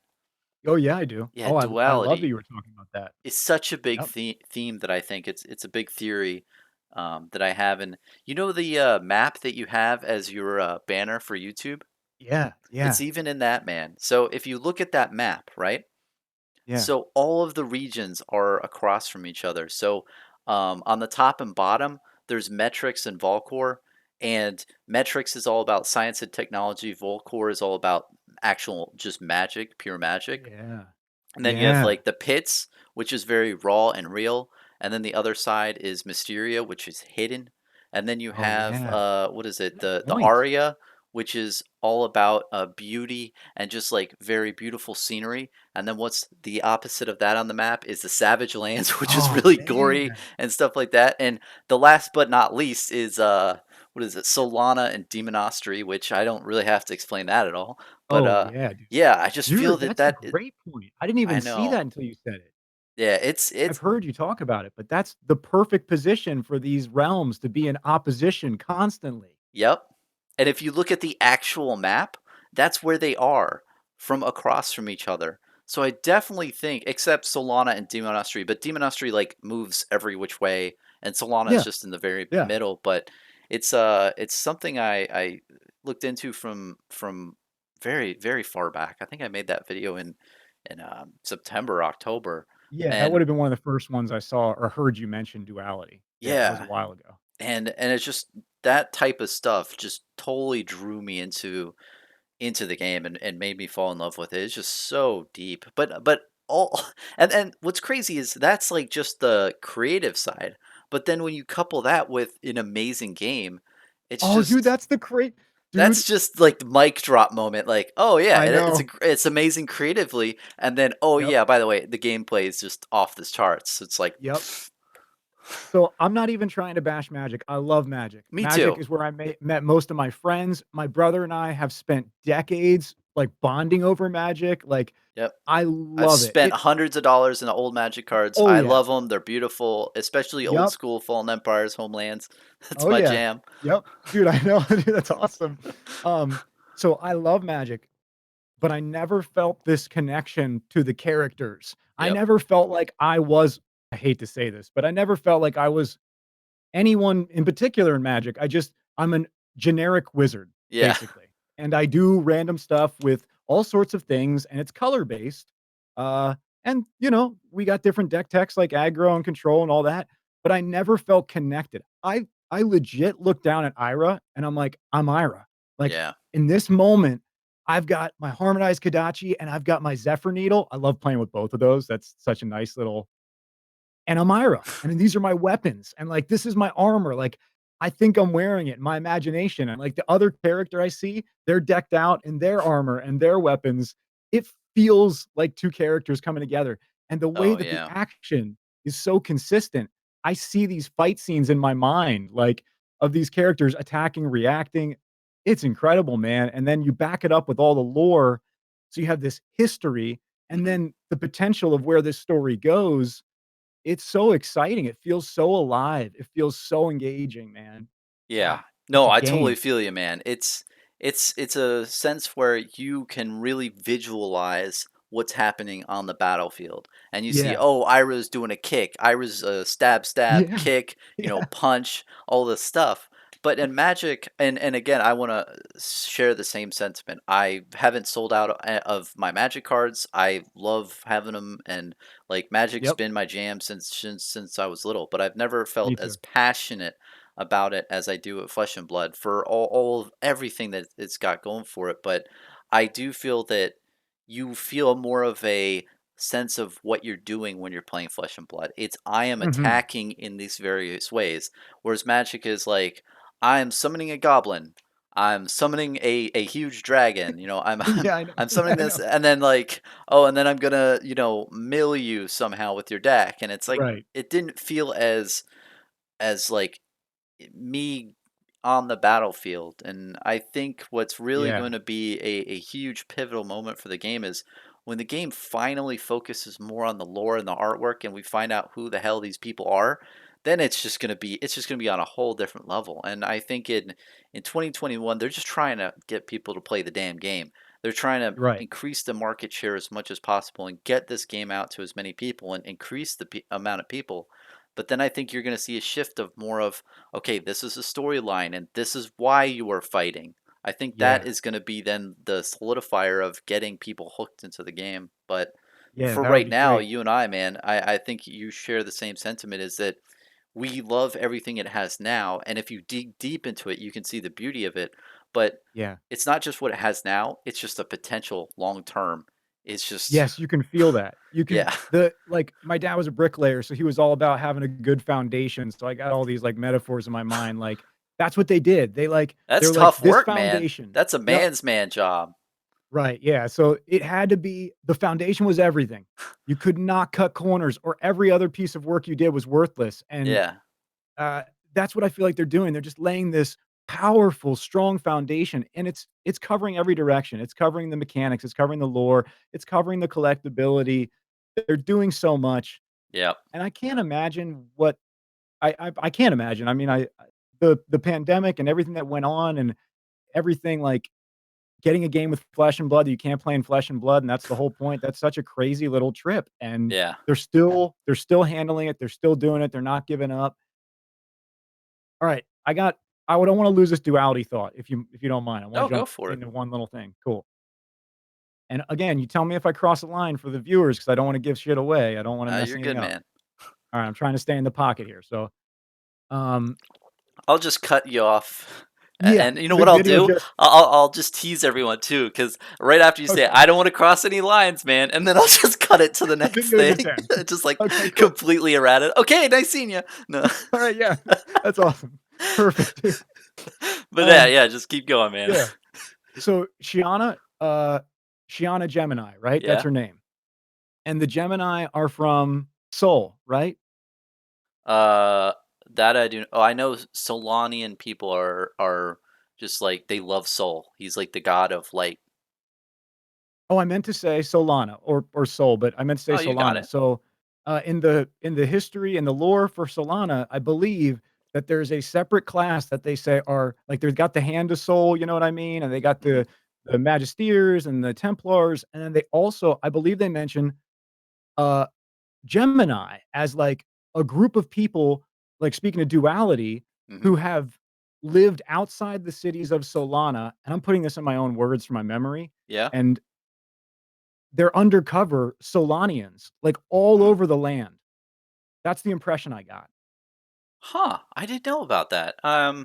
I think there was like a secret group, but I don't know. I have to reread that. I haven't read that It was in a just a bit. little blurb, I think, and, It's those man, I blurbs, man. I know, Those are right? the sneaky little blurbs. It's like, oh, by the way, this, and it's like that is in. Uh, So you think that there's certain Solanian spies like Shiana? Shiana's like a spy, and then like yes. that could be because I mean that's the whole flavor of the card is she mimics what everyone else is. So you think these Gemini Right. people go between what they are?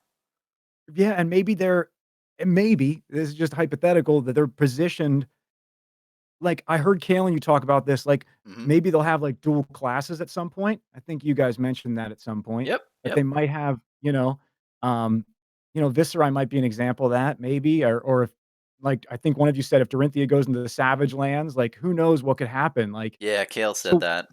yeah. So what if there are these characters that are Gemini that are positioned already all over Wraith? Like, what if there's Solanians pretending to be ninjas? Like, already right now. That would And be we've got a crazy. warrior ninja duality. Like, I found the Gemini thing. I'm gonna read it if that's cool with Go you. for it, man. I love All this right, stuff. cool. So it says, Gemini, there are rumors of a secret branch within Solana, neither hand nor light of soul, but somewhere else entirely.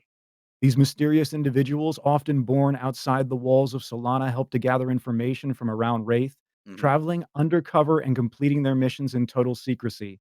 It is said Mm. that this group functions to serve where the Knights cannot and aid Solana in whatever form is necessary. If the rumors are true, they are yet to be proven.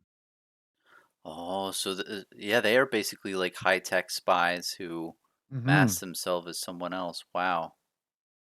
Yeah, because you have a good point. It's like, what if some of the Blitz heroes, what if they are just a Solanian spy in Yeah. disguise and they're not Right. really that here? Oh, wow. Right, like, Okay. what if they're introducing these characters that we're gonna get flipped on and be like, "Wait, so my mechanologist isn't a mechanolo or my Yeah. ninja's not a." And Shiana looks like a Solanian with that. I know she's a shapeshifter, but the form they gave her with the blonde hair and, Hmm. it just reminds me of, like, people from Soul maybe. Yeah. Like, what if Ira uh Oh. is Shiana just in Oh, disguise d and right, right, yeah. exactly. Like, it could be, man. Oh, man. That is Yeah. deep, man. And yeah, we were thinking more. I think Kale had it where in Magic the Gathering they have certain, uh, I want to call them planeswalkers and other Yeah. important people, and uh, they are one thing originally, so they're all like mono blue. And I think he was talking about Nisa, if that person sounds Yes. familiar, I or know Nissa, exactly. yeah. And then Yep. apparently there's something in the lore that makes her go into the forest or something, and now she's blue and green. And I know Yep. I'm butchering the heck out of that, No, but you're right. he was thinking, and that was Kale's whole idea when I was talking to him is he thinks is there's going to be something where Bravo's battling in battle, and then his arm gets chopped off, and then he has to get like a mech arm, and now he's both Ooh. mech and guardian. So you have like a That hybrid character of mech and guardian, and they can use mech and guardian cards at the same time. But maybe they now can't use their specialization card. Maybe Right. their deck starts like a little bit lower than normal. I could definitely see it to where they do it where you can't use specialization cards because with Bravo Man, Crippling Crush is is huge. If you don't have Yeah. that card, it's hard to pull stuff off. Oh, for my gameplay, but those Yeah. Yeah. specialization cards go big, but and that will do the whole progression of time, because now they're young and blitz, and then they go to Right. adult, and then like their old age maybe. But it's just wild to think. There's You have a great point though with Shiana. I never thought about that. I saw her card today and it said Gemini, and my brain triggered like, "Hold on, isn't that Solana? Oh, yeah, okay." And then I'm rereading it just there. Hmm. I mean, there's another one, there's like a oh, shoot, You're good. Ninja okay, so they listed this is the last duality one I have. They listed a bunch of weapons for Ninja. Like, they Uh-huh. definitely in the Welcome to Wraith book, they basically told you, like, a half a dozen weapons that the ninjas use that I assume we're gonna get all sorts of them. One of those weapons was a longbow. So are we gonna get a Ninja Ranger, Oh, that'd be so cool. right? Like, why not? It's a ninja. It could use a bow. They even Yeah. say it in the weapons. They list like sai, like bow staff, longbow. I think it's called like a Yumi or a Yumai. It's got a unique name. Yeah, Dude, that sounds Legendary familiar. Studios, they're combining like Chinese and Japanese and like there's so many different words and like tech that's from so many different cultures. Man. It's beautiful. And the big beard man himself, Red Zone Rogue, Kel, he had this thing too where he saw there's something about the arsenals and I love that guy. But Yeah, yeah. he said maybe there's going to be multiple arsenal spots in the future because he said saw some wording. I could definitely see something where there's a you have dual crossbows as a ranger and you can put like Ooh, two arrows in your arsenals at the time and fire them both off. yeah. I mean, oh man, it's just there's so much they can do. It's and I Yeah, it's thought pretty there's gonna tough. be a shield for a guardian. I'm Oh, pretty there's sure gonna that be. that's gonna happen. I mean, it's gotta, You're right? How right. are you gonna have something that guards with a hammer? I Yeah. mean, you No, gotta have no, a you're shield. so right. And Yeah. what will that mean? Like, was that gonna mean that, like, every single attack comes in at half power or you know what I mean? Like, if you've Oh, got a totally. shield, everything hits you for half, or you've got twice the life or whatever, but you're gonna see a shield. I mean, obviously, I don't know, but I believe that because Guardian, Arya, they even talk about the shields in the lore at some point, like, Yeah, there's that's pictures of guardians yeah, with there's pictures. shields, so Yeah, it's yeah, yeah, like, that yeah, one guy, like, coming down and the other guy blocking, like, with yeah, the unmovable. yeah, yeah, yeah, Yeah. yeah. I think that's what it is. Is it unmovable? I think it is. I think it is, and Yeah, I think they'll do it something to where maybe it can't attack, or maybe it attacks and only does one damage at a time. But I definitely think it would be something to where it's an instant or a defense reaction, to where if somebody's attacking you, you can pay like two resource and block for two or something. I yeah, think that would be really cool, and that would be a really good defense against an Ira player because when you do Kadachi and then the second poke attack, you could pitch and then block that second attack or the first one. But it's crazy, man. yeah. It is, dude. It's a lot of fun. It's so much fun in so many directions. I think when I lost those crew boxes, there was a bit of me that was like, "Oh, man, I haven't spent money on cards in a while," and, like, I didn't Yeah. get the case, like but I immediately got into the actual game, and that all Yeah. went away, and whatever, like, it's not the first time I'm gonna lose money, it's not gonna be the last time, it just it happened, but the game swept me off my feet where I was like, "Who cares? This isn't about money." I mean, sure, but the actual gameplay is so much fun, and the story is you just get invested. I've Oh, yeah. never maybe Legend of Zelda, like, I'm a big Link Zelda fan, like, I definitely feel like I'm Link when I'm in that world, but Mhm. that's a video game and all that. This is a card game, and I straight up feel like I'm the character, and I feel like I'm facing the character, like, I've started to think of you like Bravo, you know what I mean? Oh, that's Like awesome.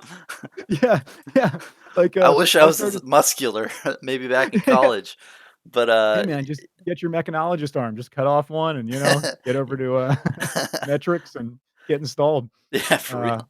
But yeah, and I have to say the same thing that like in the past, even with video games, I've played and I don't care anything about the lore or the story. I am that guy who just clicks as fast as possible to get out of that story because I just don't want to. I don't want to deal with it. But once I started delving in, there's so much to discover, and hopefully once everything gets out there, people will be able to appreciate it and that will be that and there's not as much adventure, but honestly I could still see them doing what they're doing where they release tidbits of lore, like let's say in 2 years ago or 2 years in the future, right? They could still say, mhm. hey, these are the lore pages for what's going to be in the next book and just release one page at a time. And there's just going to be a lot of people like you and me who just think like, oh, what does that mean? And how does this all tie together? So I can still see that sense of adventure going forward in that. And it's a really undertalked thing. And man, you surprised me. You found some cool stuff. I did not know about that stuff. Oh, thanks, man. I'm just having fun, and like I said, you guys have been so educational and informative. Everyone else's videos gets me to like get back in and reanalyze. And I always look over here because I have a refrigerator covered in flesh and blood notes. I just write stuff down whenever I see something cool. I'm like, you might want to talk about that. That might be something. Like, hey, what does an uncracked bobble look like? Like, what is that? I Like, guess this is a sphere. maybe, but could it be like it was a sun and it broke? I don't know. I'm just making it, shit up, but it like, could. could it be some powerful item before the cracking, and then when it cracked, now it's just, you know, It could have all been like a powerful bobble? legendary item, and Yeah, hey, when it yeah, cracked, like what happened to it? Why did it crack? Is there a right. story behind that? I mean, gosh, it's insane all this stuff. Yeah, it's fun, man. It really is. I It's haven't had this much fun in so long, and I haven't made so many awesome connections in my life as I have the past few months, just talking to people about the game and everyone being so welcoming. And, Wall Street's so cool because you can search, or I mean, you can ask a question, but you can mhm, also just use that little search feature. mhm, And that's where I get most of my information. If I'm going to ask a question before I interrupt, I just go type in mhm. search core and I have just certain questions and people helping each other out. So it's just it's an incredible time to be connected to such a community that's willing to help you understand the game, get into the game, understand the investment side. Yeah, man. I just feel And I really don't I don't grateful. think they delete their chat, right? So I don't think so. it's from the beginning of time that you can look back and all that. That's a good point. I didn't think about searching through. I've searched for people's names and stuff through the search bar, but you're right. If you have a question that is pretty popularly asked, you could just ask it through the search and probably find it. Yeah, Oh, yeah. people in this community are amazing. Yeah, the Wall Street group is a bunch of interesting people, and I if you love ha- those guys. yeah, they're awesome. And you played home. You put Jason Colorado in your in Yeah. your video. I thought that was great, man. And yeah, it's borderline weird because it's like an Oh, it underage is. kid, but Oh, yeah. And that's why I put a big question mark, and I also put, Buffalo Bills behind it because, the meme in the chat whenever the conversation starts going off of investments and fab is uh, they start spamming Buffalo Bills and Jason Colorado almost to bring people back to a place of, like, relevance, which is yeah, so absurd. But, yeah, man, I was just cracking up learning about Jason Colorado. I didn't even know who that person was. I never knew that happened. And then, um, just, like, getting to understand some of the memes and some of, like, the code. You guys, like you, the community of Fab, you guys are the only ones who know this. It's really like a language that I can't reference with any of my friends, not even my brother, because he hasn't gotten this deep into it, so he didn't know who Jason Colorado was when I showed him the video. oh, I didn't know. Um, Someone had to tell me. It's just yeah. this random thing. So my concept of it is this true? So it's this guy who had his face on a trading No, wait, card when he was a no, wait, kid. no, we don't wanna spoil this. We don't Oh wanna yeah, give this you're right. away. This is just as deep as you gotta figure this out. You gotta go to Wall Yeah, Street maybe Master, this is write a a email. you know what? Yeah, You're right. That needs to be saved for a special moment. You have yeah, to get your that was cherry popped on Wall Street right. to Yes, go over to to Wall Street. experience that. You'll figure it out, or you won't, Especially, and yeah, or you won't, and you're just gonna think everyone's a bunch of weirdos. But especially, man, have you been there when when there's a market spike event? oh my god, It I is love it. nuts. Yeah, you've been there? Oh, yeah, dude. Yeah, Yeah, I basically it is magic. I keep it open all day. Yeah. It's just my rotation when I break between, like, my 30 minutes of editing and working out or, like, I eat lunch, I just stop in, see what the latest is. Um, for a couple weeks there when the spikes were going crazy and every day was just like a party, like, Oh yeah. I mean, I just sit there and I The chat's like laugh. constantly going and Yes. everyone's doing Yes. memes and like, "Whale, hello there." And just Yes. all these Yes. yeah, it's just it's so Oh, epic. And when I it first got is. into it, I think it was like 3 days after I got into the group, I it was a market spike event. It was just so magical. And I was just trolling the whole time saying, "Hey, you gotta stock up on MT booster pack wrappers. Those are the Yes, next I to know. spike. We're gonna we need to buy them out, man." And Dude.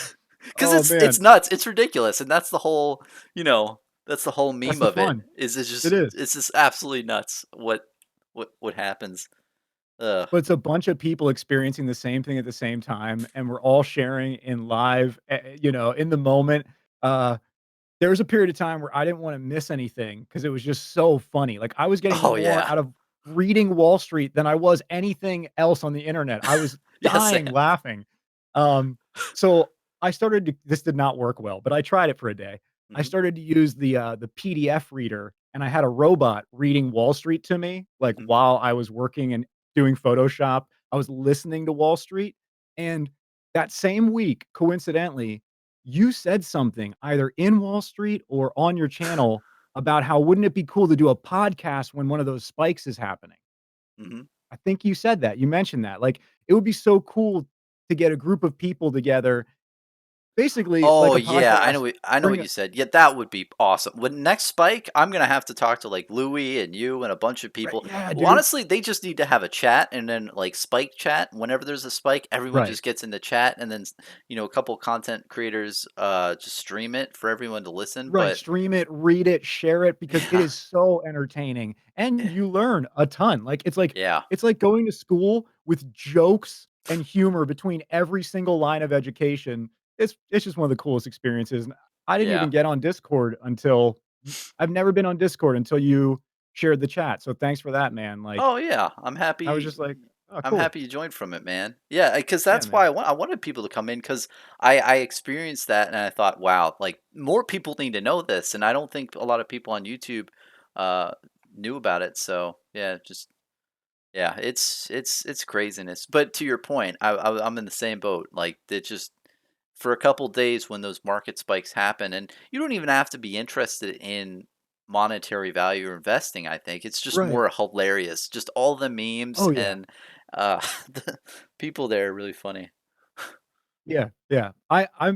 I'm definitely not an investor, I don't have that type of money. I know that every time I spend a bunch of money on cards, I should be saving it for rent. Like, I barely make enough money, and that's cool. I have an awesome life, I live close to family, I'm never in Hmm. any type of worries, but, I just wanted to, like, be a part of the game more than I wanted to make money or invest. But it is exciting learning about it all, and Yeah, it's cool to know that a piece of cardboard that's a year old, that was invented from someone's mind, can physically and financially alter someone's life if they happen to get it.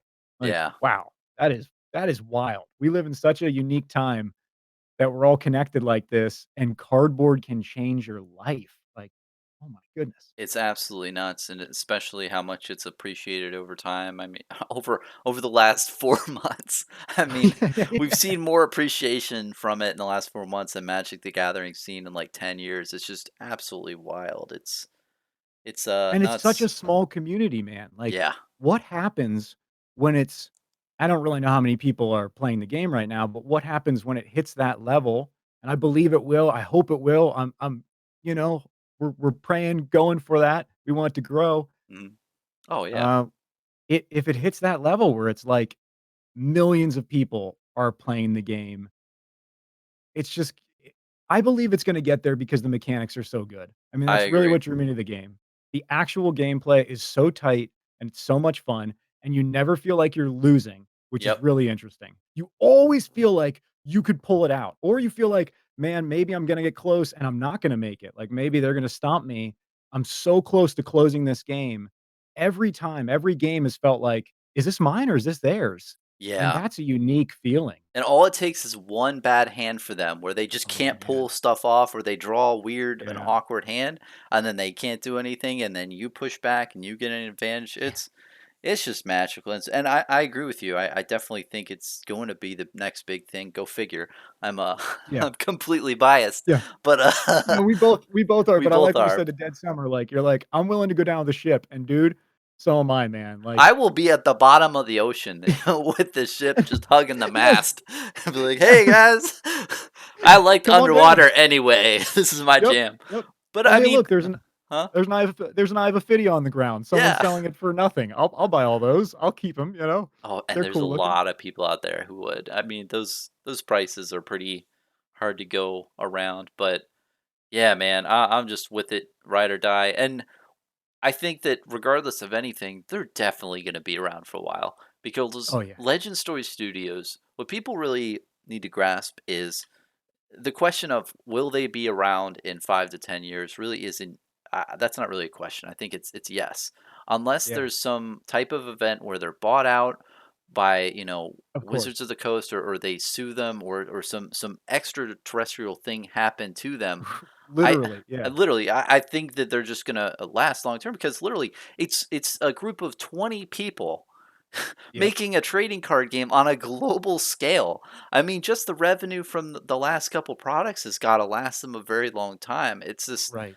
there's no room in my mind for doubt about like how much they've already reaped and how much IP clout that they have that's just going to really hold them over for a while. But Yeah, yeah, yeah, but yeah. that's one of the coolest parts, like, I don't I don't really know this, but I think Hmm. that, like, it almost feels like a window open to our past, and it was like, "Hey," to me at least, it was like, "Hey, remember when I was a kid and I bought all those Magic cards and I used to shuffle them like normal playing cards and I Yeah. didn't even know what cases were," and, like, I look at those cards now and I'm like, "Are you gotta be kidding me?" Like, I whatever. Don't overthink it. But Did it you get almost in feels with like like alpha or beta cards or? no, no, my first pack, I remember I bought Ice Age, Uh huh.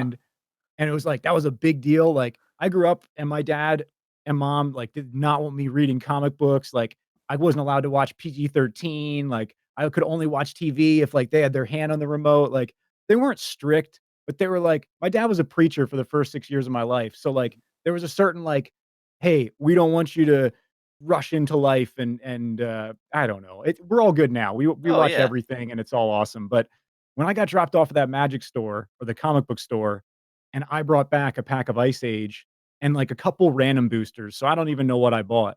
Hmm. They went through my cards and they, like, pulled out the dark rituals and, like, Oh, they were like and I'm like, "No, no, no, no, no," demonic like, I attorney. yeah, No. yes, demonic tutor, attorney, Yeah. or whatever it was, and royal assassin, and I was like, "No, no, no, no, no, Oh, I need the dark ritual and the royal assassin, like, those go together," and they're those like, make the "Look." deck.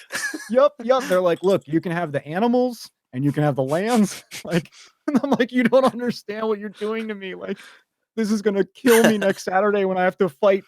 There's this one kid named CT who was, like, the doctor's son, and he could Uh-huh. always afford to buy all the cards, and he was in high school and I was in middle school. He was, like, my worst enemy because, like, Oh, I mean, man. he's a good guy, I'm sure he's a great dude, but, like, Yeah. I could just I always felt like, if only I could keep all my cards, I would stand a chance, and I always came in with, like, lands and, Like oh, man. elves. Yeah. Yeah, exactly, the cute stuff. They Yeah. literally would take out the dark stuff and hand me back the cute stuff, and, but anyway, I feel like we've opened up a window, and I see it's almost like getting to invest in not exactly, not even close, but getting to invest in a stock that you know is gonna go up, that you believe is gonna go up. Like, Yeah.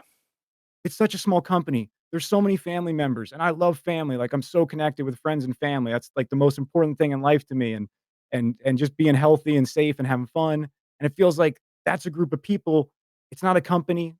Short them, like you said, other than them maybe having to sell out because Hasbro comes in and is like, "We're gonna pay you empire money to give a" I understand, whatever, Yeah. that happens. There's a price, but right now, it just feels like they have such a strong direction, and it feels like we've opened up this window where it's like, we're gonna be part of something that if I had to put all my chips on one thing right now in my life, I would go, "Oh, it's flesh and blood." Like, that's something that's gonna last. Yeah. And by the way, if the world ends, if the aliens come or the apocalypse hits or whatever, I mean, there's Well, already at a least we pandemic had out fun while there. we had time, right? Yeah. Yeah. Yeah, dude. And if everything drops to 0, but I have cases of cards and binders and, even if there's no electricity, we can still break out our decks and play. That in itself is worth going all in for me. Well, as all in as I can, still having to, eat 2 tacos and drink a Yeah. beer every now and then. Um, I feel you, man. And I yeah, think man. Rudy really has said it a bunch of times in the past. And I think he really hit the nail on the head that a bunch of people are, our age. And we've played Magic the Gathering in the past and we've had fond memories. And we see this coming up. And this is really a Yeah. chance to get in on the ground floor, on the foundation. And it's exciting. It's exciting to be there Yeah. because I've heard so many people say, like, oh, I was around for alpha or beta or revised from Magic the Gathering. I was there from the get go, and I was there when it was all starting up, and now it's the biggest trading card game in the world, I believe. Well, I I think mean, so, yeah. yeah, one of the most One of popular them. anyway. Yeah. Yeah, The and longest running, I believe.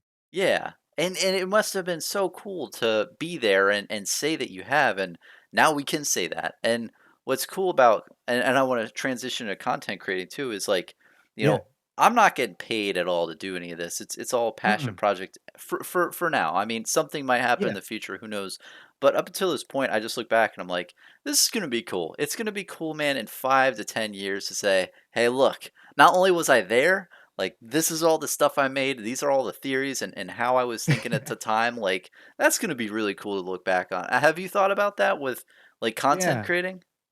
Yeah, man, like, that's why I really wanted to be a part of this, Yeah. like I said, I've made videos my whole life. I started by doing, like, VHS camera, like, VHS tape and all that. That's so So cool. I've When been was like, when you were a kid? Oh, yeah, like, oh, geez. It's 10 after 10 years old, 11, 12, or something, whenever, we had our dad who had the first video camera, and we were like, "Can we borrow that?" And it was like, "No, you can never touch this." And it was like, okay, look, under certain supervision, if you show us how to use it, like, come on. And they let us, so we started making our own movies. If That's you none of awesome. those none of those movies make sense. They're just little kids being as crazy and silly as possible, but we got to start to do something. And like we had 2 Yeah. VCRs. I would bring my VCR, my family's VCR, over to my friend's house, and then we would use that to like dub our movie together on alternate tapes, to get like one movie. That's Uh, awesome. so yeah, like Was it yeah, it kinda was like really did good. you ever watch, home movies on Adult Swim? It was like this, Oh, yeah, yeah, it sounds like that, it's just a bunch yeah, of friends making home movies and stuff, and I made a couple of those as a kid too, man. I bet a lot of people have. It's a lot of fun, when you're a kid, and yeah. yeah. But you It is, started out man. with that, and you just did a ton? So I just did a ton, and I've always made videos because, like, that's always been part of, like, how I unwind. Like, editing for me is not frustrating, it's really that OCD organization. It's Mhm. so relaxing to obsess over for me. I know it drives other people crazy, but, like, I love choosing the frame. And, like, I heard Kale say that, like, he'll obsess, he'll be like, "This way? Nope, that way? Like, oh, Yeah. no, this, that." But and I get that that can be, like, insane, but I've done it my whole life, so, like, for me, it's like it's fun. It's almost like a musician picking the right note. You're like, "No, that's sharp, that's flat. Okay, there it is, that's the right one." So and my whole family's musicians other than me, and I'm the one editor. So it kinda Mhm. I always think of that, like, I basically play with editing like other people play piano or play guitar, like my brother and sister, and, so I've always been at it. But because it's such a regular part of my life, sharing and, like, getting any type of, like, recognition, that wasn't, like, the end goal. It was just to do it, to just have fun with it. Mm. Um, and then anytime that I did, like, in the past year on my YouTube channel, I decided I'm gonna post at least a couple times a month, and I probably made, 30 or 40 videos last year, and I deleted them all. That's a Like, good amount, though. it was okay. Every time I made a video, I thought I would do like a movie review video, and I would Mhm. go, "You know what? I don't really wanna do movie reviews." Like, that's just I like talking to movies with my friends, but I don't wanna make it a job. Yeah. and I did some painting videos because I like painting, it's just fun to do. But anytime I did it, I felt like that's not really my thing. I don't wanna get out the camera and edit and record and do all this. And then, that's when I found Flesh and Blood and I saw Kale's videos, it was so inspiring. I was like, "Oh, I could do something like that, and that would be a really good thing for me to practice every day, and I wanna learn all this stuff about Flesh and Blood anyway." Mhm. So, I'm not just gonna do lore videos, I am gonna keep doing probably gonna go back and forth between, like, doing a skit, a lore video, and a box opening, like, do a little rotation.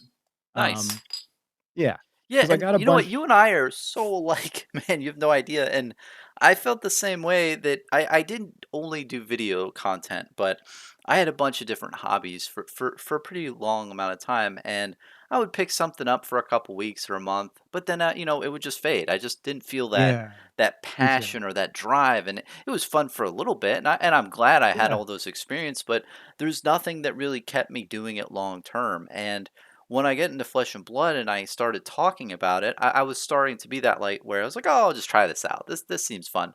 But yeah, once I got into it and I started just really loving the game, it was like, well, this is awesome, and I just want to It continue is. doing this because it's fun. Dude, it is, and it straight up feels like anytime I wake up and I see there's a Bronson video or a Louis video or a Red Zone Rogue or a whoever it is, it's like my friend. It's that's what I feel like. I feel like my Yeah, friend is like, I'm like, "Oh, Bronson's here. Oh, Louis is here. Like, oh, cool. Like, you guys, oh, what's new today? Like, what did you find? Like, what do you know what I mean?" And yeah, I know what you mean. it just feels it's not about the money. I know the cards are expensive and they can change, lives or wherever, but it's really not about that for me. That's just a bonus. That's just an extra thing that they also got right on top of just how attractive this game is. And with content, this thing I'm committed to, like, I've been working on my little lore video since before December because I kind of took to heart what Kale said. He was like, make it your own. I love that he said, this is not, I don't own the lore. That Yeah, was amazing. Like, he is an awesome guy. what, like to have that type of mindset and to be That that made me go humble and like, just down to earth yes, and just nice guy. yeah, He's a really cool guy. that He's a really that good made me friend. think And I like feel the I want same to way. I want before I feel the same way please. about Oh, go ahead. anything like conspiracy theory videos or any other content I do because I'm the worst. I go through every lane. If lanes are a on a big highway of content creation of all the different things, I do everything. I make like I go over 8 lanes without putting on my turn signal. I just go everywhere. I'm now doing Dude, gameplay videos now. I do it all because that's fun. But yeah, no, I just want people to keep creating content. I love it. But dude, yeah, that's when awesome you that you're heard doing that, that, Bronson, yeah, because you are it's like you're it's Montana's covered in snow right now. uh It's huh. like you're set when you're going across all those lanes, you're clearing a path for people like me to like be like, "Ooh, what should I do?" Like this I is hope all so, open. man. Oh, I you are, hope dude. people. It's all Yep. open. It'll always be open. There's not enough. And but yeah, that really hit you hard. Like that was a Yeah, pivotal thing. it Like did. wow. It did. I even told my mom that I was like, "Man," because I was like, "Mom, I didn't get my crew box." She's like, "I don't know what that means, honey." I was like, "I just lost some stuff that I wanted." And she's like, "Oh, sorry to hear that." And I was like, "But I found this really cool channel and like this guy, like this is how cool this Yeah. story is and the game." And then I watched the interview with you and I even told my mom, I was like, and it was so cool that Kale was like, "I don't own this. Find out a way to do your own thing." That was like the thing I got from him. Yep. And, I've heard that before, but to hear it with this, it was really helpful. And I'm still figuring out what my own thing is. Like, I look at it like I kind of started to think, you know how comic books will have the same characters, almost the same story, but they'll hire different colorists, different artists to like write or draw. Like it's the same Thor, but you might have a dozen different artists over the years who did it in different ways. Hmm. And it's the same basic story, but you have all these different writers. So I started to kind of think, okay, don't overthink it so that I don't upload because I've done that enough. Yeah. Um, just kind of figure out my own thing. So I started to play around like I mentioned, zooming in on the cards and just seeing what's in there. Like, what's in the card that I could find, and, we'll see. In the next week, I should have something up, but, you know, it's just more about doing it and connecting, and especially after seeing the response from everyone, how welcoming everybody was, like, dude, I did not expect I thought I would post that video, Yeah. and I thought honestly, in my mind, I thought no one would watch it, and I thought I would lose the subscribers that I had from the past year because I've been all over the place, and Mhm. now I'm saying, like, I have a focus, and basically, That's if huge to they don't have focus. right, but, like, maybe my audience, my previous audience who I collected from all these different random stuff, like, maybe they're not into that, and that's okay, I understand, but then what happened was I got a bunch of new subscribers, and within 48 hours or 72 hours, I was having, like, conversations and comments and private messages, and, like, you and Louis messaged me at the exact same time on the exact same night, and I was just like, "This is crazy." I I thought 6 months to a year, maybe we'd connect somehow, and I'd, say, "Hey, I made this video a long time ago with your bins," or something, And like, I'd be that's what like, I thought. "Okay, I'll check it out." "Oh, "Yeah, yeah, okay, that's okay. all." Yeah. Yeah, whatever." But, like, But yeah, 48 hours, both of us are but commenting on your stuff, yeah. I was the yeah, we're talking. first. You were. First. You were the first, and actually, you messaged me first, and I was in a chat with you, and then Louis popped in, uh, but, like, my heart was pounding really fast because I was like, "This is so exciting, I didn't expect this, like, this is it's so cool," and, I just wanna keep being a part of this awesome community because I really believe in the game, and I really believe that the people around the game are being incredibly welcoming, Yeah. and I've never experienced that, like, online, like, I've always kinda stayed to myself, but to have so many people be willing to help explain and educate, and just, Uh, like, I post pictures of some of the cards that I get sometimes in Discord, and mhm.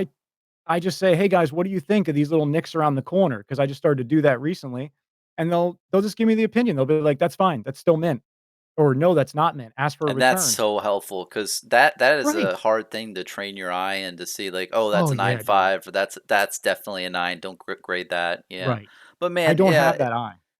yeah, no, me neither, and, yeah, everyone's so nice, and it's from, I think, that this game is spurting out of the ground. It's that little seed that has that, 2-inch growth of a plant, and everyone just wants to water the heck out of that seed and see this game grow, and that's so beautiful. I just it's great being a part of, but I know how you feel, though, with being a content creator and putting yourself out there and trying new things. And as a content creator, man, it is the hardest thing to go into different things and to talk about different subjects that you don't, because you don't know, like, okay, how is my current audience going to take this, and is this Yeah. even worth it, am I going to have fun with this, and yeah, I mean, when I first started my channel, um it was it was not, like, extremely big because the game didn't have as much player base, back in, Sure. September and October, and I remember I, first started all these hero first impression videos.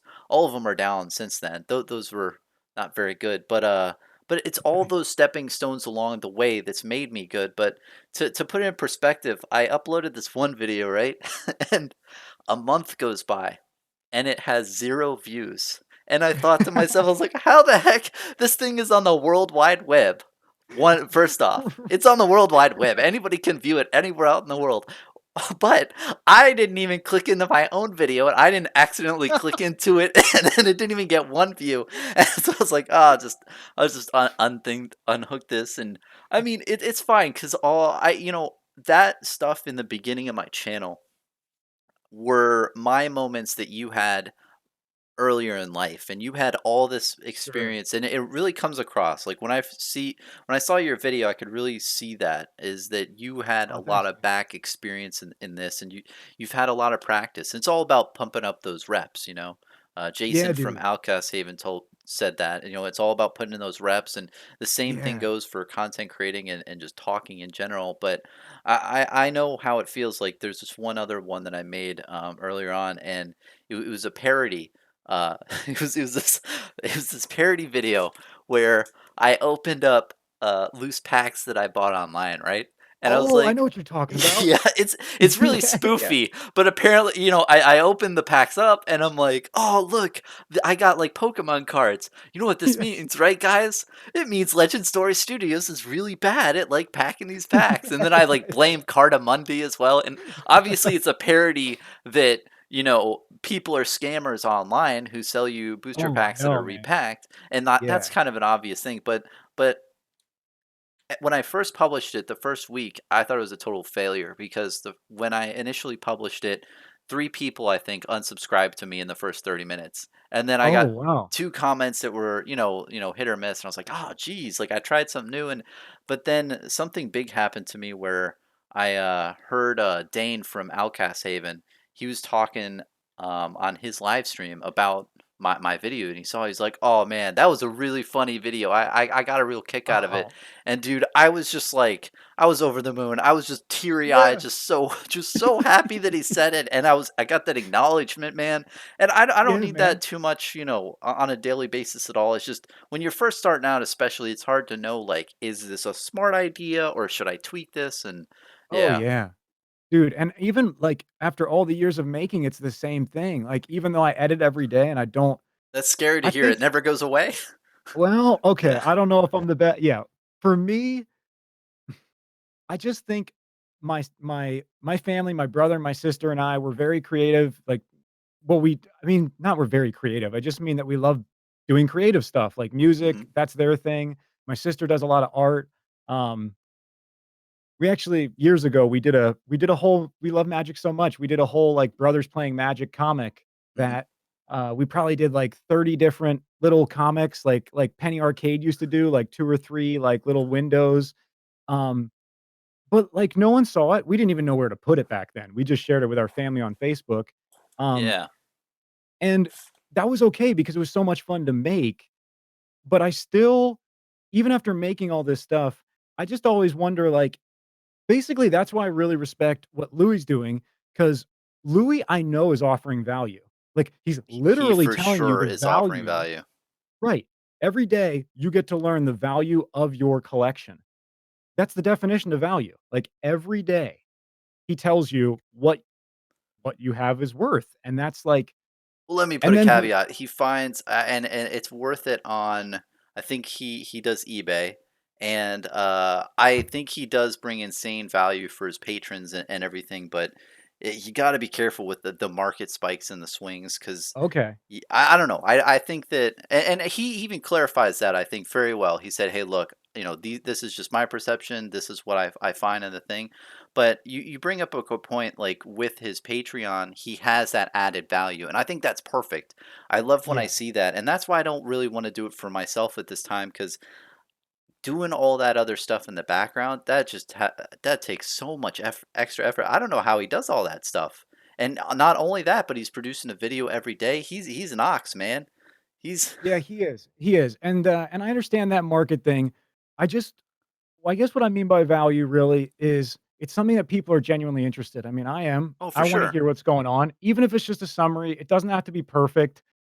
I just I really appreciate that, and then also just, like, his whole positive vibe, like, that's why it just feels like He's I like such an friends who are awesome positive. guy. Yeah, Right. he we really Even when he's needed a complaining. person like him. Yeah, even when he's Yeah. complaining, he's always doing it in a positive light, but when he's talking about the financial stuff, he does it in a way that just makes you happy. And that's what I love. Yeah. And I don't mean to be a little bit of a prude. I'm always extra worried about telling people that this is the value of something in the flesh and Dude, blood I think that's community. good, And and I think it's good. yeah, that's just the me. But yeah, and it's good because I made a video recently, and this one woman said, "Hey, I took advice from some people about Flesh and Blood about an Enlightened Strike Rainbow foil. It was $90 alpha."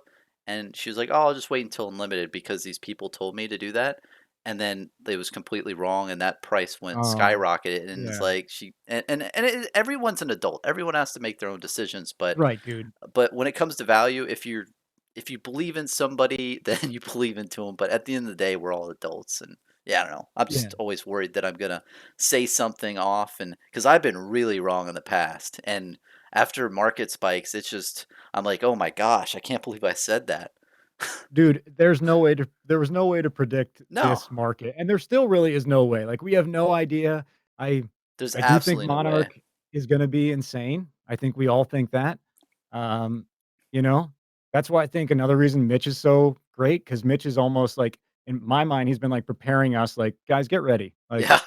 you know, just get ready, you know? He's that old fisherman that's like, "Hey, Yep. there's a storm coming on, you Yep, yep, lassies. yep. We need to bury ourselves in." And he's true, man. Dude, people need to worry. And he gains nothing from saying that. I think Oh, that that's it's why I smart love that he's him. saying, yeah, Yep.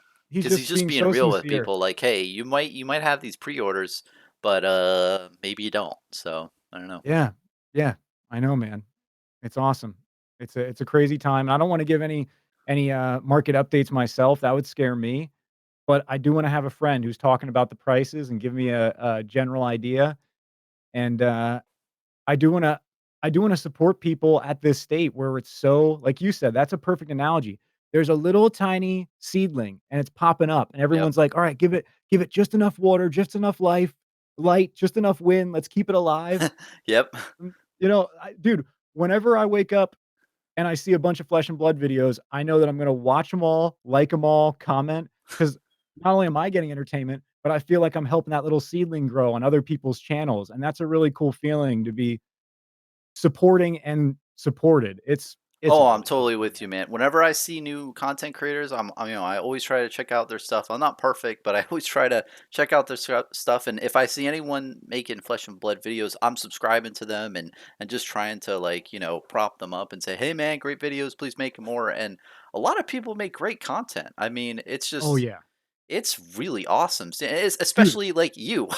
You are my oh, thanks, example. man. No, I really, got man. one. Like it was. I got one little video. I feel a little, pressure, I feel like, "Oh, man, what did I do? I'm I didn't hyping know you I was" up. This is right. the Yeah, high man. expectations now to Yeah. perform. Yeah. Yeah, I'm starting to sweat a little bit. I'm like, "Oh, I got lucky with one. I gotta keep this up." But, that was just my little intro. I mean, you guys will probably never see that set again because I had to borrow stuff from around my house. I had to be like to my stepdad, I was like, "Hey, can I take your bins?" He's like, yeah, but I need those back, like, tonight." I'm like, "Okay, alright." That's You know? awesome. Yeah. So, that thing's all been disassembled.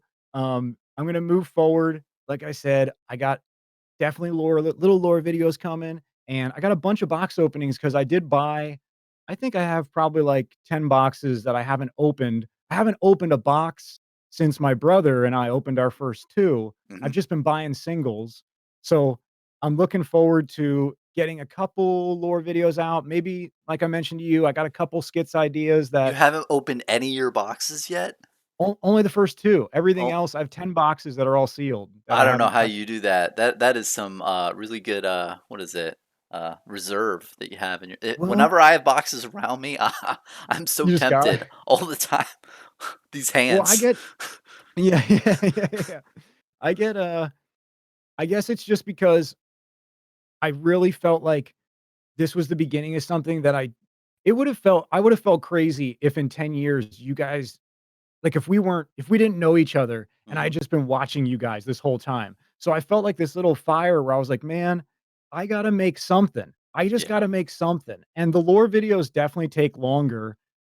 They just like Oh, Kale they take knows, like everyone so much knows. longer. Yep. Louis knows, like, And that's why I respect the heck out of Kale and anyone. I know me too. Sans Sketch Archive. He made a couple really Oh, good yeah. videos. I Dude, really his liked are his great stuff. too, man. But Yep, totally. yeah, just those videos and like I talked with Kale about it, and you've watched that video, so you remember probably. But like, if you make an error in in a video, Oh I'm my so god. worried that someone's gonna be like, "Hey, you're actually wrong on this thing." And then what do you do? Do you just delete the video and then re-edit it and then Oh, re-upload? It's man. just it sounds like a nightmare. I don't know. I think for me, you have to just let it go. Like, Yeah. the video that I put up, technically, that first video, that was just gonna be something I showed my family and thought about whether I wanted to post it, and the moment that you changed out your background, I was like, "Ah, I gotta do this quick. The bin joke isn't gonna land," or whatever, like the one person who might get it or you basically, and I didn't even think you were gonna see it, but I was like, "I don't know, just post," because there was a part Oh, of me dude, that I was was like dying when I saw that. I was like, absolutely. Just like you gotta have bins. People love Well, bins. dude, I love that's your normal guy thing with the bins in the background, like, I don't wanna give away my next skit. I mentioned it to you kinda slightly, I didn't tell you the details, but, like, yeah, yeah, you're a I'm looking normal forward to guy. it, man. And well, and going back to a previous topic, the reason why I started talking and saying that I'm a normal guy is because, dude, man, like I've been around for maybe 4.5 months.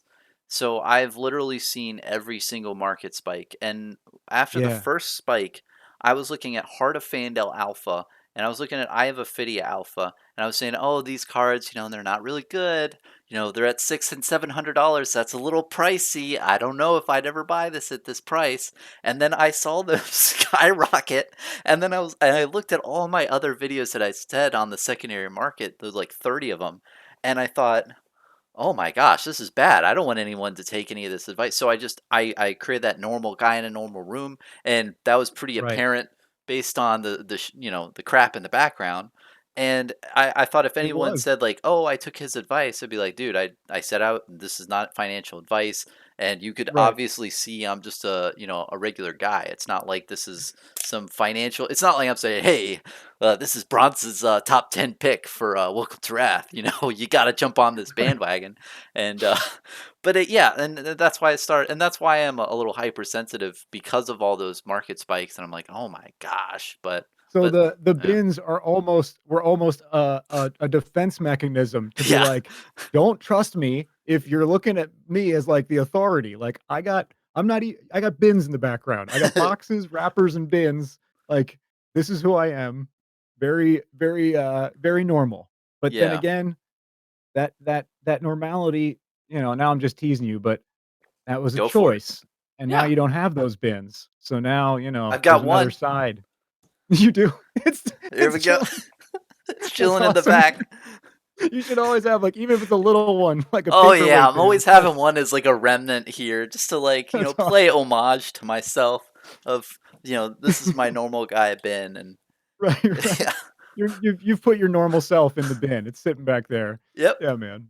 it's there. I kept it around, but yeah, it's just it's crazy. But I said it in the video I made a couple weeks ago about focus, and I'm really glad I did that because you know, focusing only on talking really has gotten me just like to a level that I like. Because when I first started, I didn't have anything, and I was like, well, instead of worrying about all this aesthetics and everything else, just worry about talking. And I think if people are thinking about joining like the content creator club for Flesh and Blood, I really hope so. And I'm so happy to Yeah, hear that man. like lit a fire under your butt because Oh, yeah.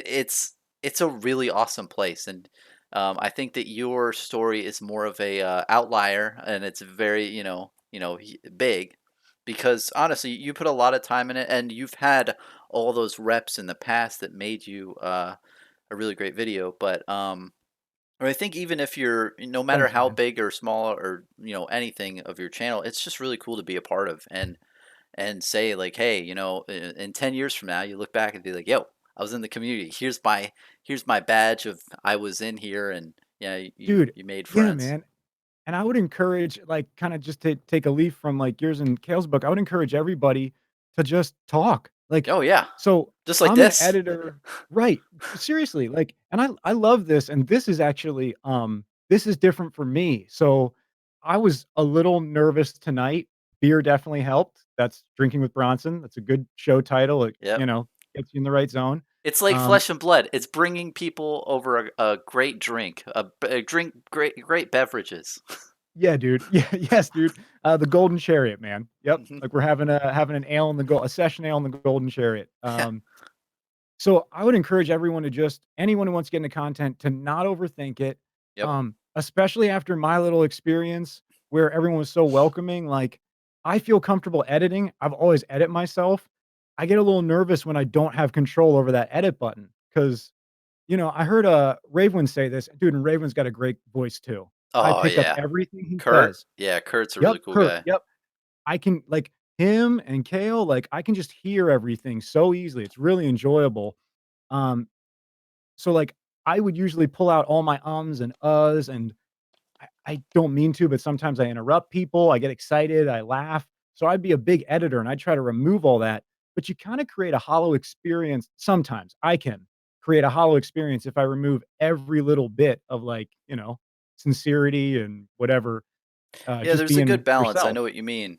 Like, if Yeah. you do take too much of that out, sometimes you don't crop it in together in a good way and it feels a little Yeah. robotic, and Yeah, it feels robotic. I don't know if you've, noticed this, but there's depth to, like, drinking with Bronson, and in a sense, it's you see the background is, Blackjack's Tavern, which is in the Right. pits, and the Right. pits is very raw and real and, just it is what it is, and that's what this is supposed to be, just people talking, you know, Right on, dude. and I think there's a mix of it. I mean, I think that's the beautiful thing about content creating too is there's no clear path to victory. There's no like, well, this is No, the right. correct way and you need to have bins in the background. You need to do Right, curls. right. There's no like Yeah, no. this is the 5-step Bronson plan to success for, anything or, no one has this. And yeah, there is a thing where you can make videos like, the Kale and from Dead Summer Art and then Kurt from Ravewind, like they do these really great scripts and they read it out and Yes, it's just they do. beautiful. And those things are great because it's great to re-listen to it and it just said so well. It's so well done, Yes. especially Yep. because when they do a script, it's just very well done. But then and then you have my side of it where I'm the polar opposite where I have little thoughts that I want to talk about. I have nothing like written down most of the time, and I'm just yelling at the camera, and just sometimes I just make things up on the fly. And Dude, but that's the best yeah, part because it literally feels like a friend. Like I said, I don't mean to keep repeating, but that's no, all right. please. So Kale's making mini movies, Raven's making like mini shows. Hmm. Like you guys actually, it feels like Pee-wee's Playhouse or something, like, where I have a knock at the door and I'm like, "Oh, there's a new guest, like, my Yeah, friend is here, and there's new information," and I would definitely encourage anyone, I mean, if editing's your thing, edit. It's kinda my thing, but it does take longer, like, I think I'll get 1 video out a week, hopefully. That's what I'm hoping for, but we'll see. Um, but I do wanna start doing more videos like this, where you just talk, and I encourage other people to not think themselves out of it, and just get on the camera. If you have anything to say, it doesn't have to be any length of time. You don't need to plan it. You oh can be yeah, awkward and rough. Just do it. Just start sharing. Because if you're watching these people like we've been, like I've been, and you want to be a part of it, just be a part of it. Like it's just that easy. It's yeah. Like just hit like record, talk. you did Yeah. a video and you posted one video and you saw all these people, the content creators get your back, man. It's a beautiful Whoa. time, man. And It is, dude. yeah. And you and me, like we didn't all I did literally is I saw your video, I loved it, and we started connecting on Discord and I was like, "Hey man, you want to have a chat?" And you're like, "Yeah, sure. Let's talk Monday." And I was like, "Okay, let's do it." And then Cool, man. we're talking now. So Exactly, dude. yeah. Like don't overthink it. It's just And literally it's all I'm doing, I have OBS open, it has a nice little picture in the background through Discord, right. but Well, other that's than that, free. it's just, it's just legit us talking over the computer. As long as you have a Yeah, webcam man. and everything, you're good to go. Well, thanks to Louis. He told me screen share, knock that stuff off. Like, stop trying to share your camera. That Yeah, cleared everything up, man. If anyone's yeah, having trouble with Discord and Mac and their iPhone, just screen share it. I Use need OBS and yeah. screen share it. I need to take a page out of his thing. So you use your cell phone? Like, do you have an iPhone Yep. X or something? Or Yeah. iPhone 8 Plus. That's what I'm shooting on right now. Yep. I need to start using that because I have a webcam and it's good, but I just don't think the lighting and stuff is the best. But those phone things just have really pristine quality. They're good, man. Their autofocus is good. They need the right amount of light. I don't know if you noticed, but like I got these little lights here, these That little looks light really cool. sticks. What is that? They're like 15 bucks on Amazon. They're just these little light sticks. Uh-huh. Problem is they only last about an hour. So like about 30 minutes ago, this Mhm. light stick started to fade and I started to like go into the darkness. So I've got another one here and I just swap it out. Yeah, 15 bucks on Amazon. You can plug them in, but I just keep them around me all the time. I happen to have like 4 or 5 of them sitting around the house and it just makes filming really easy. You can change the light from, white light, which would be like 6,600 or 6,000 Kelvin to like orange, so like sunrise, Oh, to like yeah. strobe mixture. Yeah, It's I'm pretty cool. rocking, like, this thing, which is alright. Oh, yeah, the Ring, man. Yeah, the You got the ring, and ring, I have bro. it in the background to have like that warm light in the background. Oh, it Hopefully, looks great. yeah, Yeah, but that the looks awesome. lighting game is like once you've started making content and stuff, and you're worried about lighting. Lighting is the weirdest thing in my mind. It's just like It is. yeah. And do you It have is. the I mean, lights you off in your room? so my entire light setup is this. I've got my actual just incandescent bulbs, so I can turn these off, right? Uh huh. So so here's my light setup. This is the TV, and then this little light back here Hmm. behind my head, and then I just turn on my overhead lights, which are incandescent bulbs, and I use this little tiny Amazon light. That's it. Just That's normal overhead lighting and yep. That's cool. I have overhead lighting, but I have like 1600 lumen bulbs. I don't know if those, I need to get the adjustable ones. Those look cool. Like you had like a Yeah. remote. That looks cool. Yeah. Other than that, I have like some like another circle light that's hard to move here, but yeah, I definitely want to get more into that. And this room is a little bit hot, so that's why I'm always drinking a lot, a lot of water because all this light is like shining on top of me. The Oh, dude, totally, man. I'm the opposite. I'm in Montana where it's freezing, so, like, oh, I have, like, hot tea with me all the time, just and that's why I'm kinda like a floating head, like, turtleneck and beanie, 'cause, yeah, there's snow everywhere, so I'm always cold, trying to that's stay too warm. funny. I'm like baking over here in Florida, and you're just trying to get Okay, warm there in you go. Montana. Yeah, Yeah. totally, man. We could definitely swap a little temperature, it'd be much more comfortable. Yeah, Yeah. man. Yeah.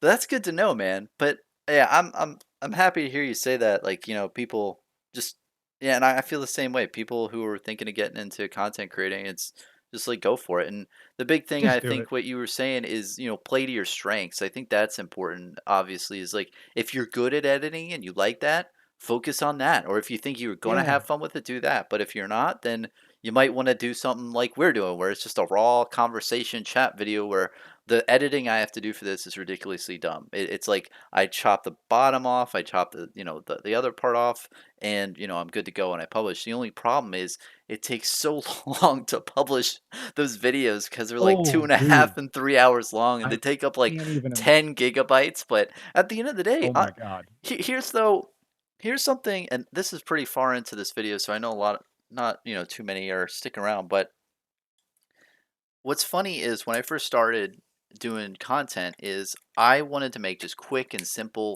videos, 6 minute long, because I thought, who's gonna listen to my ass for 6 minutes talking about anything? And I thought like, I need to make it like really quick and to the point so people, can understand. I still do like make Sure. things quick and to the point in the beginning, but I never thought I was gonna make anything close to this where it was like a podcast thing that I went like 2 hours just talking to somebody. Like I would have never thought about that. But once I did, it is the best content that I've ever made, and not just Wow. like me feeling awesome just talking to people, but also Sure. minutes watched wise on YouTube. Because what's crazy is like people watch these videos and maybe they accidentally like are watching something else and it goes into the next video and they go to bed and it just watches the whole Hey, thing. man. But hey, it's something. But basically, these get like 25-minute average watch, which Oh, is that's huge. incredible. And my That's other huge. videos only get 5 to 6 minute. So it's like Interesting. 4 times the amount. And what if you see is these types of videos don't get that many views.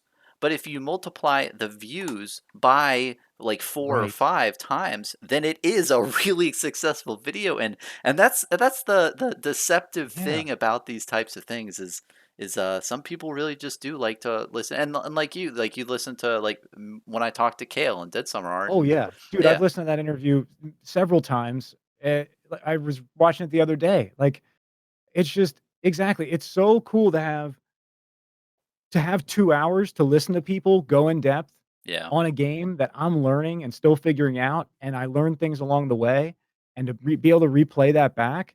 I get it, man. Like, I wouldn't have thought to make this content. This is the first time I'm having a conversation with anyone, and it happens to be you that has lasted this long online where, like, we're talking about one topic and we're planning on publishing it. I've never done this, um, but I definitely see the value in it when I watch other people because I get all these perspectives, and I am working at home a yeah, lot, and I always like to have something on in the background, and I do work out back and forth.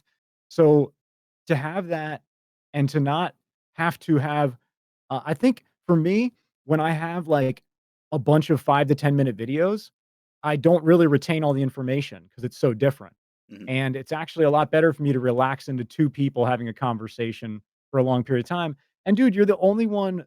I mean, Louis doing some of this, No, but as far Louis as I doing it know. too, and, when I Alright, saw him start doing it and he did it with Jordan, I was yeah, like, "Yes! This is exactly. awesome, more people are Yep, doing this," and I yep, hope more people. I hope you do it, man. and there's Radio Reflex, and They're really there's a cool. oh my god, that's yeah. With So, Ian and Alan, like, those guys are really cool, yes. and then there's, Yep, Carol and Key yep, no, Session Blood. Session Blood, yeah. Yep, and, Outcast Haven, they're also doing Outcat interviews oh, too. I Yep. listened to Oh my every single one of their ones where they talk about just Flesh and Blood in general. They're me just too. yeah. Yep, me too, and then, one of my favorite is dude, I oh man, big inspiration also. 7 Days of Flesh and Blood with Yes! Chris, Chris Richard, Bewley. Bewley, like, Yep. he always adds names to his name, which I love, but that that whole series, that is, like, one of my favorite shows. He I've is like watched a that one a hidden number of gem, times. or I mean, he's not Yes. as hidden, but he is a gem. Like, did you see the most Yeah. recent video with him and Yeah. Chris Peterson, or is that his name? Yes. Jacob, I Jacob think? Pearson, Yeah, yeah. or I forgot his last name. I've been drinking a Yeah. little bit, but just him just showcasing like, oh, he has a tattoo, and doesn't he call him Dude. his son? Like, oh, you're my Yes. son, and then he calls Matt Rogers his dad, and Yes. he's a funny guy. Yeah, dude. He is too funny.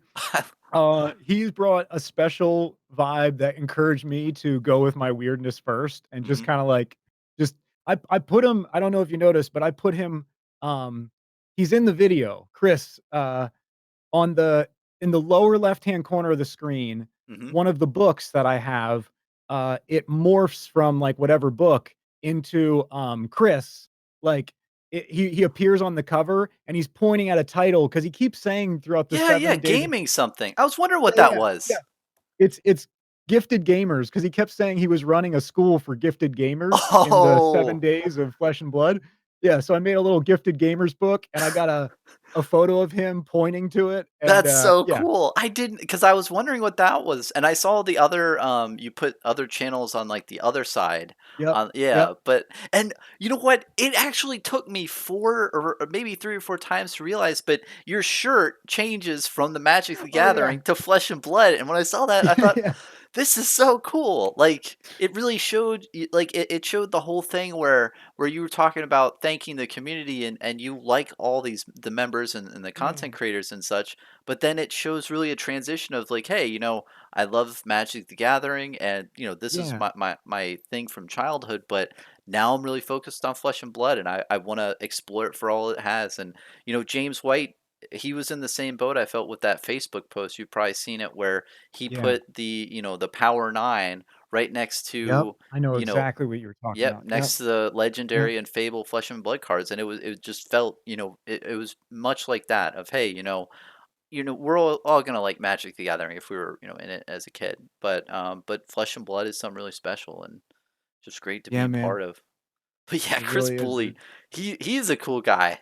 I He is, dude. yeah, I don't know him personally, I just know that, same. like Wall Street and, like, Chris have made me laugh so hard over something that I mean, I didn't even know the game existed in September, and then I got into it late October, and now I have these, like, little heroes that, the content heroes that, like, I look up to, and, like, they really inspire me to not overthink and just make and upload, and Chris is so silly, and he's so seriously silly. Yeah, It's like kinda like John Cleese, if you know who John Cleese is from, sounds really like, familiar. Faulty Towers and, like, Monty Python, and, like, he plays this, like, very silly, serious straight man who's absurd, and, Yeah.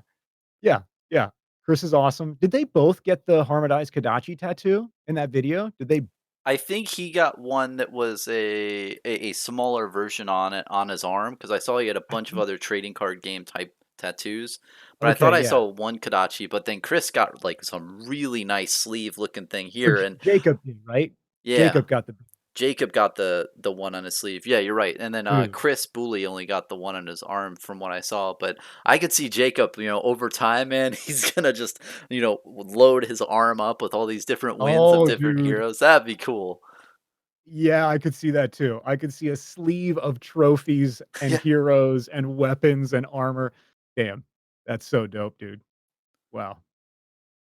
And it's crazy in the national tournaments. It looks like Ira was really big, and when I played in a tournament, it seemed like Ira was the key player. And playing the game a little bit, from what I've seen, is that a lot of people like to try to prolong the game. And I guess when you have healing and stuff with those sigils, like you were Yeah, talking man. about, it's where you're gonna make the game longer. But I think there needs to be decks that just aggro the heck out of her so she doesn't get that value late game with the one damage Yeah, poke. It's I it's tough. understand. I feel You're a like it ninja player was yourself. yeah, yep. I try to be, I need to play more before I call myself a real ninja player, but, that's gonna be happening soon, hopefully this week. I watched an interview with Outcast, Haven, and, oh, dude, why can't I remember the guy's name? But, Yeah, it he was came just in this week. It was third, after right? yeah, yeah, it was after the Auckland tournament. Yep, I totally. forgot his name And too. yep, I even said his name in the comments. He had a bunch of, like, bling rings on, like, in the actual tournament. He had all this, Yeah. like, jewelry on. He said at one point that it was, like, his weighted, like Dragon Ball Z or, like, Rock Lee, like, he had, like, weight so one day he would take it off and, like, he'd be, I like, remember that overpowered. post. Yeah, and I Yeah, actually yeah. replied to that and I was like, "Yeah, when he Oh, yeah. takes the rings off, he'll go to power level 9,000." Yeah. Yes. Yeah. Yeah, dude. Yeah. So they were just talking about that, and well, who does he play? Did he play with Ira also? Jason play I think he played Ira. I mean, I think the top 3 were all Iras. Yeah. So that's I was listening to that, and that's why I was getting nervous. I said this earlier that, like, I was wondering when they retire a hero Mhm. because she does seem, uh I heard them say that everyone was preparing for Kano. So Yep. that's why Ira ended up doing so well because people didn't expect this kind of mid-range control Ira who's healing herself. But you're right, no one had a as far as we know in the top, no one had a super aggro Ira. Everyone kind of Mhm. prepared to face wizards, so they wanted this life gain, and then that ended up excelling beyond every other deck. To have so many Iras up there in the top 10, that was really interesting, but I don't believe any of them were super aggro from what I understand. I watched the whole No, tournament, they I were don't all defensive, and it's yeah, because her ability, I think, the hero ability that that +2 on the amount. second attack or Yeah, yeah, +1 on the second +1, which attack. makes your Yeah, Kodachi a 2 attack. That just it's so big because usually people just take the 1 and take the 2 because you don't wanna dump hand to block weapon yep, attacks because if you do that 5 turns in a row, and then they have a huge deck, and your deck's not looking so man. hot.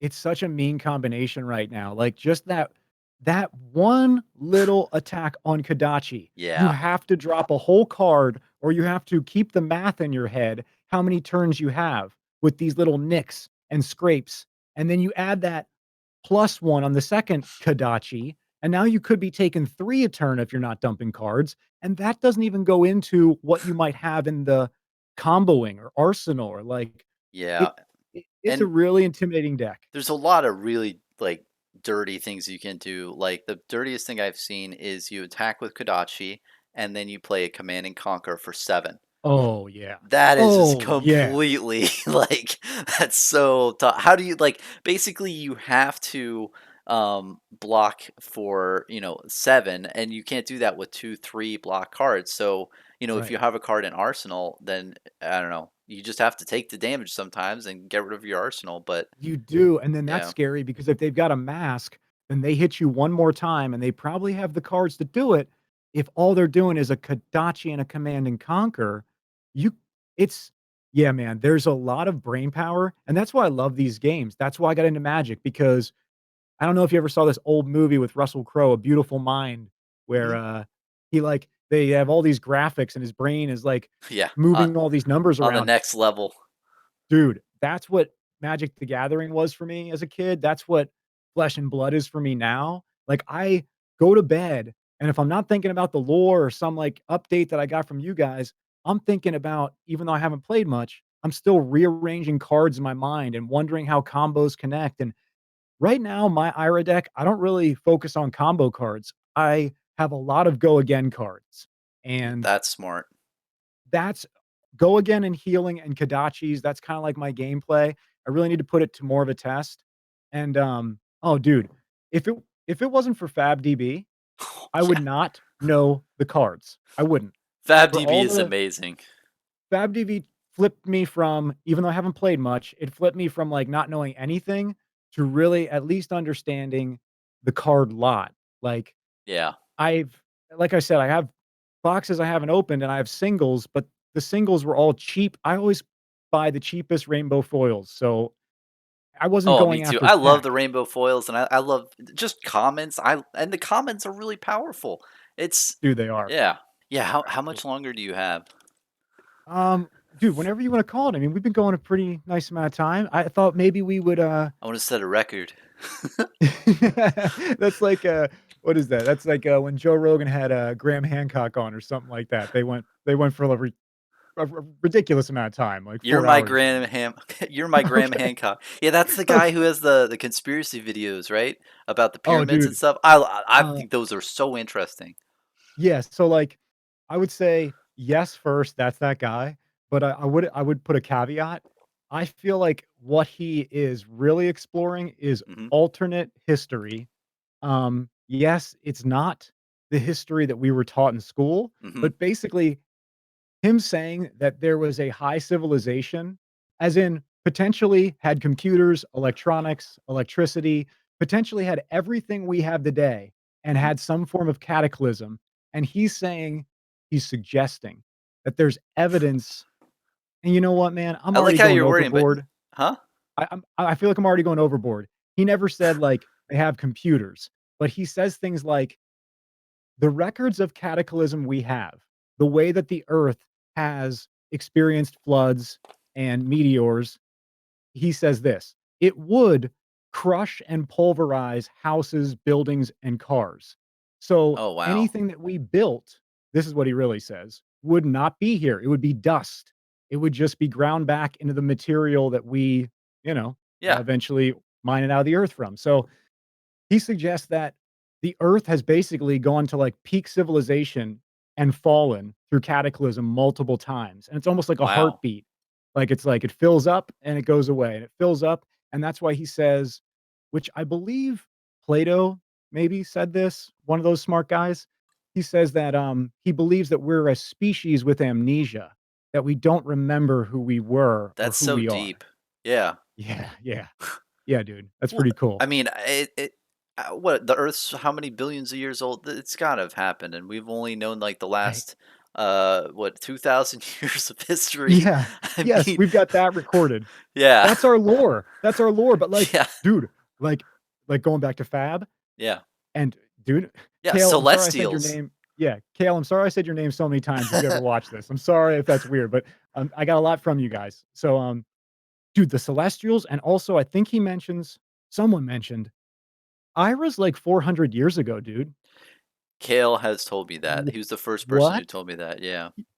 Or it's his 400? theory, and it's a really good one because I actually read the Katsu lore recently, and it says that when Katsu's talking to the Crimson Haze people, he said the leader approached him and talked to him. It didn't say who the leader was, so Right. it could be Ira, but I don't know why they wouldn't just say like Ira's talking to Katsu. So maybe she was really far in the past and she came in, and it's even been said by the development people. I'm pretty sure it's James White and Robbie Wen that they said Ira was just made to teach people how to play the game. She wasn't supposed to be in it, but she was just made for that purpose. Okay, So alright, I get that, but there's still something, like, special about the idea that I read that 400 line also. I heard it in your interview with him, and I read it somewhere in the lore. Somewhere it says 400 years. really, I'm pretty man, I can't find it right now because I don't even know what page to go to, and, the couple beers are gonna slow me down, but I do believe it said that, and, just tying that into the Graham Hancock thing, hmm how long has this world been going on? How long will it go on? Are we in the current phase? Dude, oh man, I know I'm jumping around, but I love it, man. random. You're my Okay, type cool. of guy. Thanks, dude. You have a lot of depth. I'll tell you that much. Well, thanks. I got a lot of excitement, and if you can make it sound deep and sell it, that's great. We'll keep having these conversations. Um, I don't know if I'm right, but Red Zone Rogue some said something that was so cool. Week ago, he talked about how potentially and there's Mhm. one game he cited that does this already or had done it in the past. Uh-huh. What if when you went to a tournament and you played, depending on how many people played with the hero and won, that would actually directly affect the lore? So players who are choosing to be a Wow. hero, if they win, then the writers go into action writing that that hero won.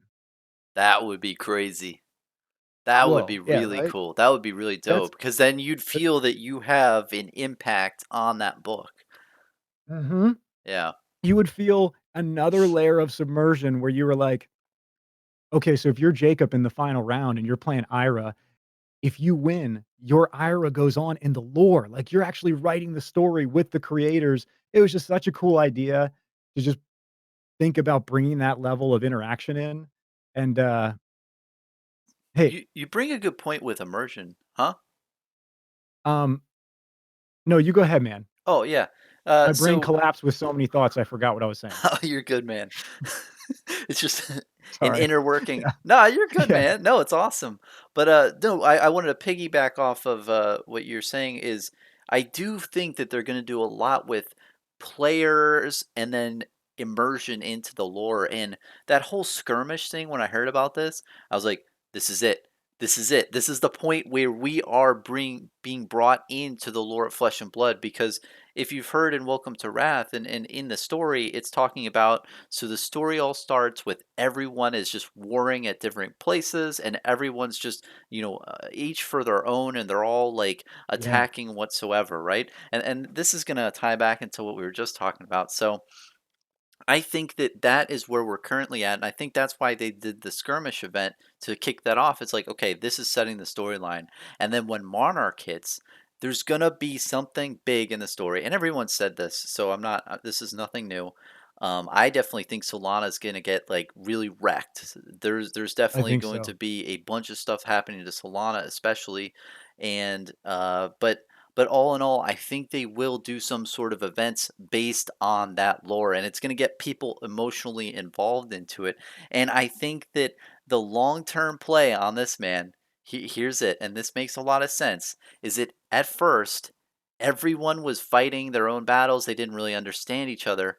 But then there was one common enemy, which is the dregs, or these Mm. bodiless figures, and you've probably read it in the Oh, Katsu lore yeah. and others. Oh, Their yeah. dregs are everywhere, and they're evil people, and it seems like there's an evil force that's coming into Wrath that's going to make it really bad for people. It's threatening Yeah. existence for everyone. And at Yeah, dude. first, when they set the stage, people didn't really like each other. Like Dorinthia doesn't really like what is it, the Savage Lands and Right. the Brutes because they're warring against each other and there's all these warring. But once this dreg threat comes and the evil people come, I think you're gonna see everyone band together and fight a common enemy. And we were Yeah. talking earlier, I think in the world altogether, and I might have said this previously, that I think that the one way we can unify the whole world that we live in now is if we did know there was extraterrestrial life. Yeah. Because then it Yeah, wouldn't man. be like, I'm from the US, you're from the New Zealand, you're from the UK. It'd be like, we are from Earth. And we are on Mhm. the same team. Yeah. And I think that's going to be the underlying whole, thing about the whole lore is they're going to get everyone involved against one common enemy. So it'd be Dude, interesting. and I think you're right because wouldn't that play into the word monarch? You know? It's like, okay, there's one person or one creature, one entity that is trying to be the ruler, Yep. and if that's the case, then everyone else has to band together to stop that one thing from taking over, and, you know, I think it's Ronald Reagan who said the same thing you said. He said, I think it's Reagan, I could be wrong, man, but it's some president who said, "If only we had an extraterrestrial threat, the world would come together." Did he say that? Or one of Oh, the some presidents? president. I One of believe the it, man. presidents. It's Yep, totally true because then it would yep. just be like it's us versus them. We are all from the same, blue ball in outer space, you know? Yeah, yeah, totally, man, and hopefully it wouldn't come to a war, but I understand what you're saying, and I agree with it, and it would man, I think if we just knew something else was out there, hopefully we would band a little closer together and be like, "Oh, so we are the little team here on Yeah. this rock by the fireball." Like, Yeah. what? How are we even existence doesn't have to exist. That's such a trip, and yet we're here and we're playing awesome games with cards. It's so cool, man. Um, okay, Yeah. hey, I got a thought, I don't wanna lose it. I got a little Yeah. thread. Yeah. So Katsu encounters dregs, is that right? Is that what you said? I believe he does. Yes. He. Okay. Yep. I don't have it all in my head right now, but I Viscerai encounters something that comes out of the ground, right? Through a portal that he created. Right? This cult leaders like they held him down and they did this ceremony to get this Right. big guy to come out. Yeah. Right, right, okay. And then in Aria, there's stuff coming out of the ground too. Do you remember that? Like, that's where Yep. Bravo goes, and he's, like, fighting these things He's that are fighting coming out. dregs too. He is, Yeah. okay. And, alright, I got this note on my fridge. Where does it say? Okay. Are you familiar with Agartha? Like that the real legend or mystery, the myth of Agartha on No. planet Earth? What's Okay. Agartha? Again, I'm not an expert, so I'm just repeating internet videos that I watched. And to summarize, Agartha is the idea that Mhm. the the Earthlings who live on the surface of the Earth are Mhm. actually kind of like children in a way. And if you were living on like the roof of your house, Mhm. that wouldn't be really a smart thing to do because rain hits you and, you get sunburn and the wind Yeah. and, like, if you were smart, you would go live in your house, uh, and the idea is that that's what the smarter civilization has been doing since the beginning, that there's a whole race of beings who live inside of our Earth called Agartha. I have Mhm. no idea, I'm just sharing. So, No, no, this is good, man. yeah, okay. This So is I was fan thinking, theory. I'm loving it. No, alright, because cool. there yeah. Like, Arya almost sounds like Agartha, and when I was reading not I'm pushing stuff together to make it work, Yeah. massaging it together. Um, and I was reading Bravo, and he's going to this place where stuff's coming out of the earth, and, like, Viscerai is summoning stuff out of the earth, or technically, the dude in charge of Viscerai is, and Yeah. Katsu, like you mentioned, is encountering. So what if there is, like, this inner earth? Like, Mhm. it's not just that things are magically appearing, but what if there's, like, a whole map that we could see the inside of the earth. Like maybe Katsu can travel from Mysteria to Savage Lands by using a quick tunnel in the earth. I'm going way out here, dude. No, no, I you're just good. started to wonder if like some of their influences, I'm seeing like John D and like the Enochian alphabet, and I'm seeing like Agartha and like things rising out of the ground. And I wonder how many of like their inspirations came from some of these myths and if we'll see anything more develop. Okay, so what I do know about that, and that does I mean, there is something to that. I mean, the dregs and the evil people, maybe they have found a civilization underground because there is something in the lore that I don't know if it's in the books or not, but it says under the pits, right? There are Okay. tunnels that go from all the way from the pits all the way over to Aria, I think, and don't Oh, quote I me didn't on know that. that. But That's one thing to cool. note, man, and now we're really far into this video, Yeah, but yeah, I don't that's know. good. We're at the end, so we Yeah. can go a little off the I don't rails. I don't know if anyone I know a lot of people have discussed this, but if you go on to the lore section of the Discord, there's this one news program. Have you seen it in New Zealand? And it's this woman who interviews James White. And it's a nice little news program and she's playing him and it's like ha ha ha. But then then they literally pan over to this like this board, right? And it shows all these interworking post-it notes, and it says one of them is Data Doll hires Azalea to track down the harvester, and then it says like all these other Oh. random things, and you have to really look hard into some of these, and it says like someone else like is fighting the dregs underneath the pits. They have Oh, this whole whoa. thing mapped out, but the hilarious part is it's literally a 4 to 5 second clip, and then they pan back to the person playing James Bond. You're Oh, like, whoa, whoa, whoa, back that up! What was that? And not only that, but they have this other thing, and this other image is blurred out. but it's his whole tree of characters, and there must be like maybe 3 to 400 characters that have like different like lineages and all this stuff Whoa. already mapped out. It is ridiculous, but it was just funny to me that they I don't know if that was knowing Legend Story Studios, I would not Oh, put it's that probably all past them. planned, dude. Yeah, and say like, "Hey, Probably can you put all. like 4 seconds of this in and just like," but like there are some post-it notes, you'll have to check it out. It's Oh, I'm going really to. it's intense, man, and one part of those Post-it notes, to get back to what you were saying, is it did say something to where dregs are in the pits, and there's a big tunnel that I think goes to Aria.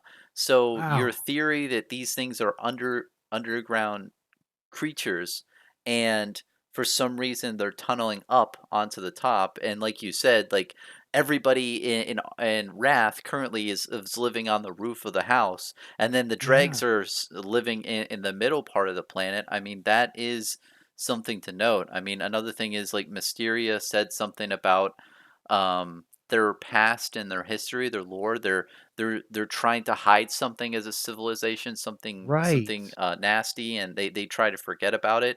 Oh Right. shoot, dude! What, dude? They were What'd you trying to get? hide something, and maybe that's where that illness is happening. Maybe the Oh. illness is based on maybe something they tried to eat, like some poisonous thing that to erase your Ah. mind, and they've taken it way too many times, like it's part of their diet to make them lose their mind, Ah. so they don't remember Uh-huh. all the like effed up stuff that they did in the past, and they're just so Oh, used that's to. interesting. And think about this, like they let's say it's some sort of mushroom, they eat the mushroom because they know it's going to make them forget. And then what do their children do? Their children do the same thing. They eat the mushrooms or the plants that erases Right, the sure, mind. whatever. And then the more and more that they do that, maybe that thing just causes memory erosion over time, and that's what's causing everybody to be sick. But nobody remembers why they're eating it in the first place. They just Oh, do it that's out of awesome. habit, or some. I know I'm, but these. You know what, No, no, I dude? love this, dude. Yeah, yeah. You and I are the same way. It's like I love going deep into these different rabbit holes, and a lot of Yeah, times man. I'm digging, and I will go into like this completely off like area that's like completely, over the moon ridiculous. But what's crazy is sometimes you do get it right. Sometimes it does happen. A lot of times I feel like I'm just making stuff up, and I will say that there have been some times with this is I have thought about stuff, and I think back and I'm like, oh my gosh, I really think that. But overall, it's just a lot of fun. Yeah, I know what you mean, man, like, that's why I love the game is not only are they doing such an impressive job at presenting everything, but it fires my mind into potential and, like, wondering and hypotheticals like, I just wonder, did one person write this whole lore, or is this a number of people? So from what I remember, not being part of Legend Story Studios, being some random guy in Sure. Florida. Yeah. Yep. I I from what I know is that James and Robbie have thought a lot about it. It took 7 years to kind of hammer out like the big events, I think. But Okay, then yeah. once they were really comfortable with knowing like the key parts of the storyline and everything like that, they have I believe Nikki or Nicola Price. She's Okay. the story writer, and then MJ Fatezio is the artist, the lead art director, and Robbie Wen is the creative guy. So Wow, so from that's what what I you know. understand, there's basically one writer generating the script for their ideas?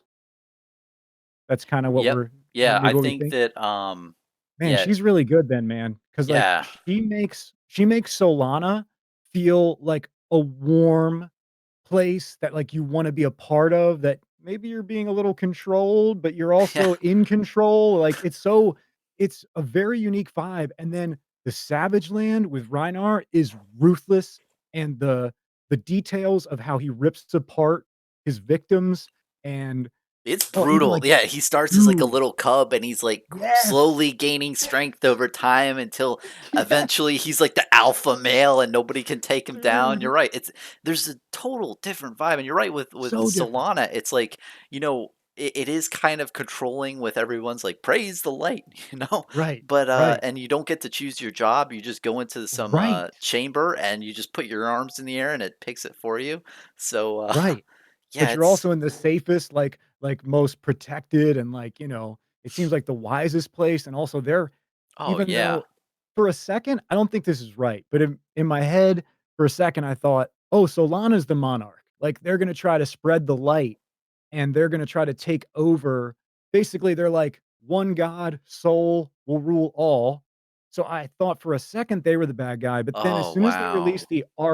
for as soon as they released the art and they had the white and the black, like the good Yeah. and evil coming together, the evil is obviously holding the spear that's on Demon Astri on the map. Yep. So we see that, and You then, pick it up, you man. know yep, all the other characters have swords, I believe.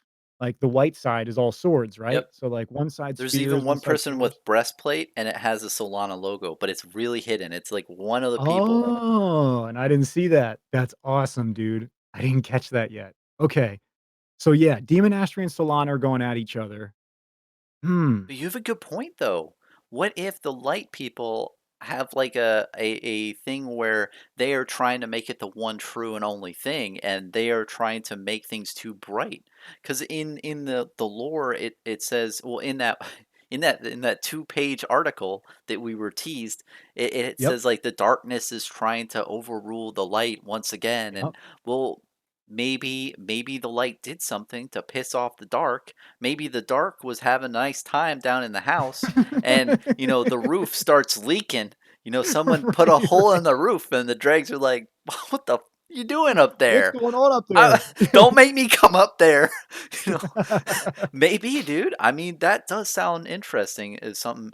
And I think that something that goes along with that too is, you have different areas of the world experimenting with arcane, I think. Oh, man, So, right. Teklo Industries, Mhm. they talked about Teklo Industries using this new type of science, whatever that may be, to run their Yeah. new type of thing. And I think it might be arcane. And if you look at a lot of the Ooh. legendary cards, I think a lot of the legendary cards are based off of arcane magic. And I could be a little off with that, but that makes sense with a little other areas. I bet that, different civilizations used that arcane type of stuff. I know Viserai is going to town with that stuff, but yeah, Dude, I know maybe what you that's mean, what man, and I've irritated the been dregs thinking. to come up. Right, and I've been thinking something similar, like, you know how, like, we have in our world, like, cultures have all these names for energy, like chi Mhm. or prana or kundalini or whatever you wanna call it. There's all these, like, real names that are so, is the ether, whatever, is it different? And we have aether in our world, that like, that's the whole we have that reference too, but is it different than arcane? Is it different than the flow? That's a good Is it question. Are they all tapping into the similar resource that they have a different name and they have a different way of using it? Or is it, I'm just wondering. And then there were what sounds like gods or elementals. And is all the power connected, or is it really like you're tapping into different entities or different power systems? Ah, this is what's so cool about this. Yeah. It makes my brain just go like this. They're presenting an interesting unsolvable mystery, and my Yep. brain is just like aggressively wanting more. And like we were talking about before, if they continue to release lore while we're playing, it's gonna be like we're living the movie of Flesh and Blood. Like, we're the Oh, characters yeah. in the world, making it with them. Oh, man. And, Yeah, like, dude. maybe what if, like, the monarch is some sort of PvE boss, or Oh, whoever's right, dude. attacking, the monarch is a PvE boss. I think that I mean, that within itself, that whole thing where things can go to PvE realm is just that's gonna explode the game. It's just gonna. Dude, if comes out and it's at all possible to do that on these type of video calls, I think I heard you say, were you the one who mentioned Critical Role, like, a couple Yes, weeks I've ago? said that multiple times. I thought so, man. And so, I didn't know who that was until you said that. So, I went Really? and looked him up. Yep, just never saw him. So, I was really impressed and, a little intimidated, and I was like, "Whoa, these guys, like, they're just all out there. Like, Mm. they're just having fun. They are just going for it." Um, and how much fun it would be if we do have a PvE to do something like that with online creator. I mean, of course, I'd like to do it in person, but I would do it anytime online. It would be so cool, especially if it was a regular thing where it was like, "Hey, once a month, let's all get together and try to take down, Viserai or, uh, whoever the PvE character is." Yeah, that would be so much fun. Yeah, and that's gonna be good because then I'm not gonna feel like I'm attacking you. It's like we're on the same Right. team. I'm gonna help you out. Let's kill this thing. And yeah, yeah, and Critical Role, it's insane. And what I mean by them is too is that I think there's a lot of types of content out there that really has a lot of potential for Flesh and Blood to grow like that. And they did something pretty magical because D&D before that I don't think had nearly the amount of really clout and people watching those types of videos. Oh, But right. what they did is they took a bunch of actors or voice actors and they put Yeah. them in playing like D&D campaigns. And that one guy who runs it, Matthew Mercer, is just Oh, dude. out of this world, dungeon master. But I what I mean by that is I think especially too with the gameplay videos, I think there's a way to where there's going to be like some sort of play group or type of thing where they just make it like really good. And yeah. Yeah, man. Yeah, yeah, that was the extra layer that got me. His voice, the DM's voice. Oh yeah. Like, I It's don't so even good. know if he's making a voice. Like, I do voiceover stuff where I try to make my voice sound like something. I I think that's his real voice. He sounds like that, I think, and it's I think so. so cool. It It is is. so cool. Like, that's what I mean by intimidating. I heard the voice and this one little girl who has this, like, crazy cute cartoony voice. I was Yeah. just like, "Wow, this is a living cartoon.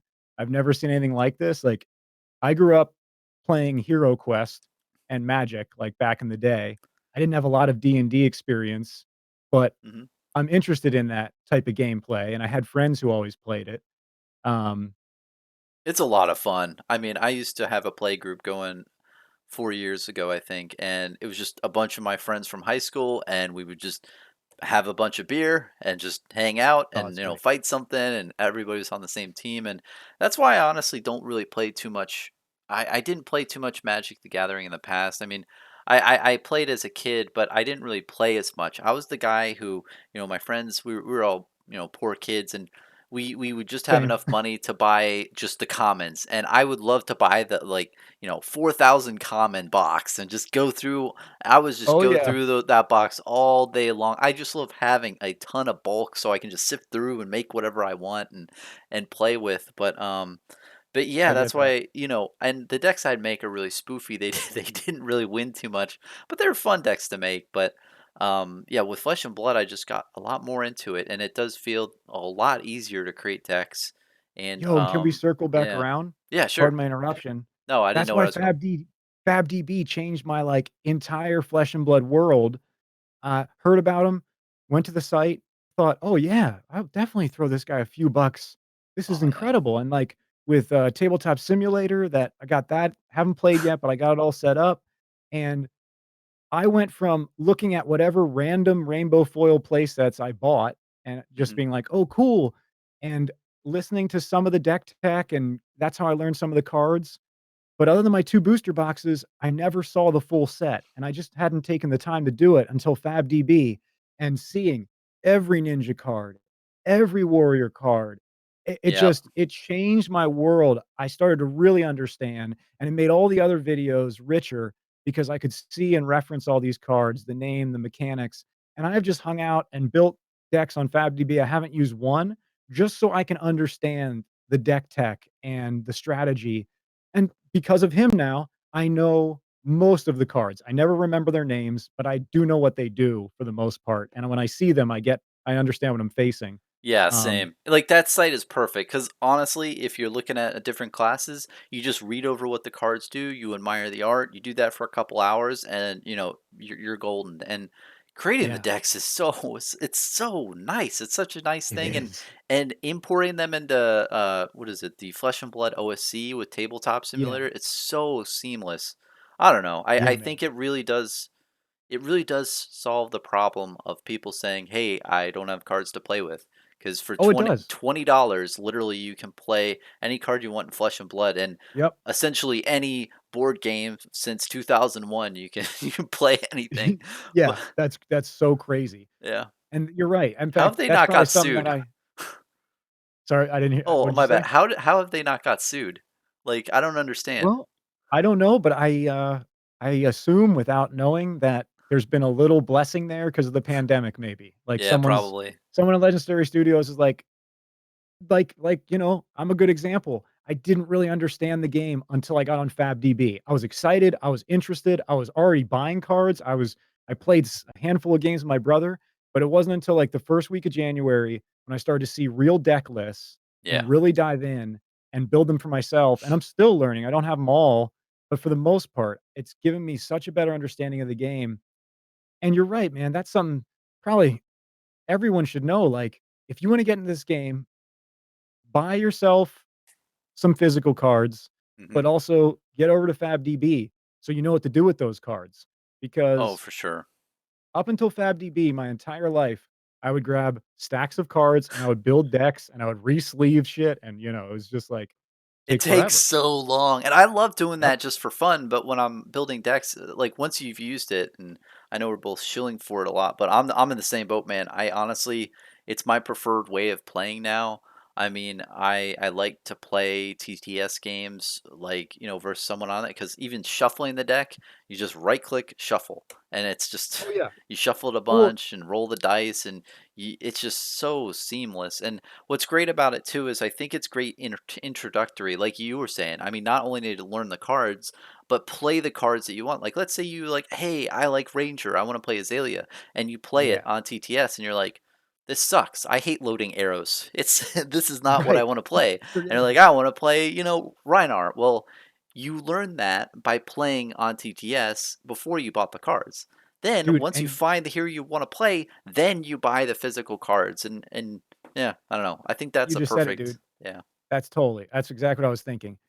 FabDB is a great way for players to understand what angle of hero and class, what cards they want to start collecting.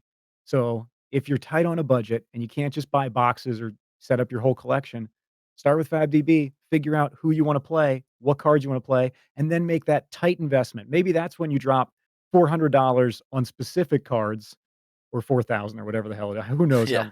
how I mean, that's not really, but But it's a lot less than you'd spend if you just buy a bunch of booster boxes yeah, and you don't know what you're doing, and or if you buy certain legendary cards like that you think you're going to play for a right. Ranger and then you find, well, I don't really like Forget it. this. Because I thought I Right. was gonna like Ranger at first, but then I played it and I was like, oh man, I just do not like the synergy. I mean, it's a good class, I think. I think it's got a lot of potential, but I think it's it's gonna just get tough. stronger. It I is. mean, every game that I've seen, I've heard people say similar things, especially, Zach and I think Steven on, Team Covenant, I think that's their names. They Hmm. have been doing a lot of Ranger play, and I hear them say that they're still working on it. They haven't quite dialed it in, and those guys know what they're doing, and they've been playing a lot. So I think everyone's kind of waiting for some more cards to make Ranger really powerful. Yeah, there's a guy Blake on Outcast Haven, and he plays Ranger. I think he it's one of his mains. I know he plays also Warrior with Kasai, but his Ranger is just it's brutal. I mean, it has a Oh, is lot it? of Okay, I just gotta watch. yeah, it's got a lot of red attack cards like Ravenous Rabble and Scar for Scar, but then essentially what you do is you go a little bit wide by playing those, but then you're attacking for like a 9 attack with Dominate card, and it's just Ooh, brutal. And yeah, it that was is. interesting. I actually played it. I played in an ultimate pit fight with them, and I went up against him at the end, and he just had two amazing turns where they just 9 attack with dominate. It's hard to it's hard to really like defend against that at all. I Oh, mean, yeah, dude. yeah, That's killer. If you can pull that off, that's a death blow. That's awesome. yeah. But I think the real reason why it's a great class is that one bow where literally you pitch one and put a arrow in arsenal, and then you Is get to that Death draw a Death card. Dealer? I think so, and that is an insane ability. Like Yeah. one card for one resource, and Yeah, you that's put your arrow in ridiculous. arsenal, which is what you want to do anyway. I think that's such a good thing. But yeah, I What's your favorite card in the set? Do you have one that you're like, "I'm always gonna have this equipment," or "I'm always gonna have this generic?" think for Bravo, it's Crippling Crush. I It love the has to be. artwork, but also it's Yeah. just it's so powerful. And like once you can get a crippling crush off with dominate, you gain an insane amount of tempo. You essentially win the game because Yeah. they have to block literally with all their equipment, and then they drop 2 cards from hand and probably one other card to defend with.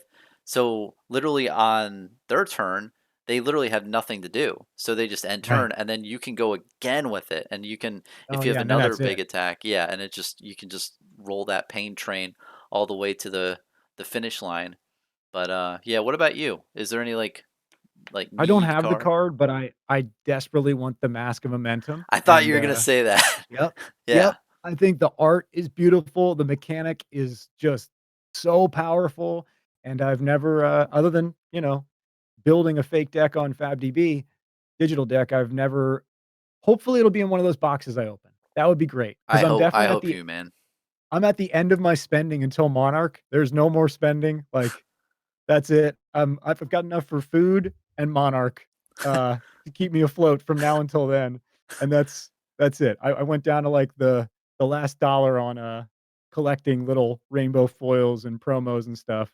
I know promos aren't thought of as, like, collector's items, but I just wanted to have all the weapons in cold foil, the first sets of weapons, and, Oh, I'm actually the same way. Well, I'm mainly I collect a lot of stuff, but are you talking about like the LGS promos?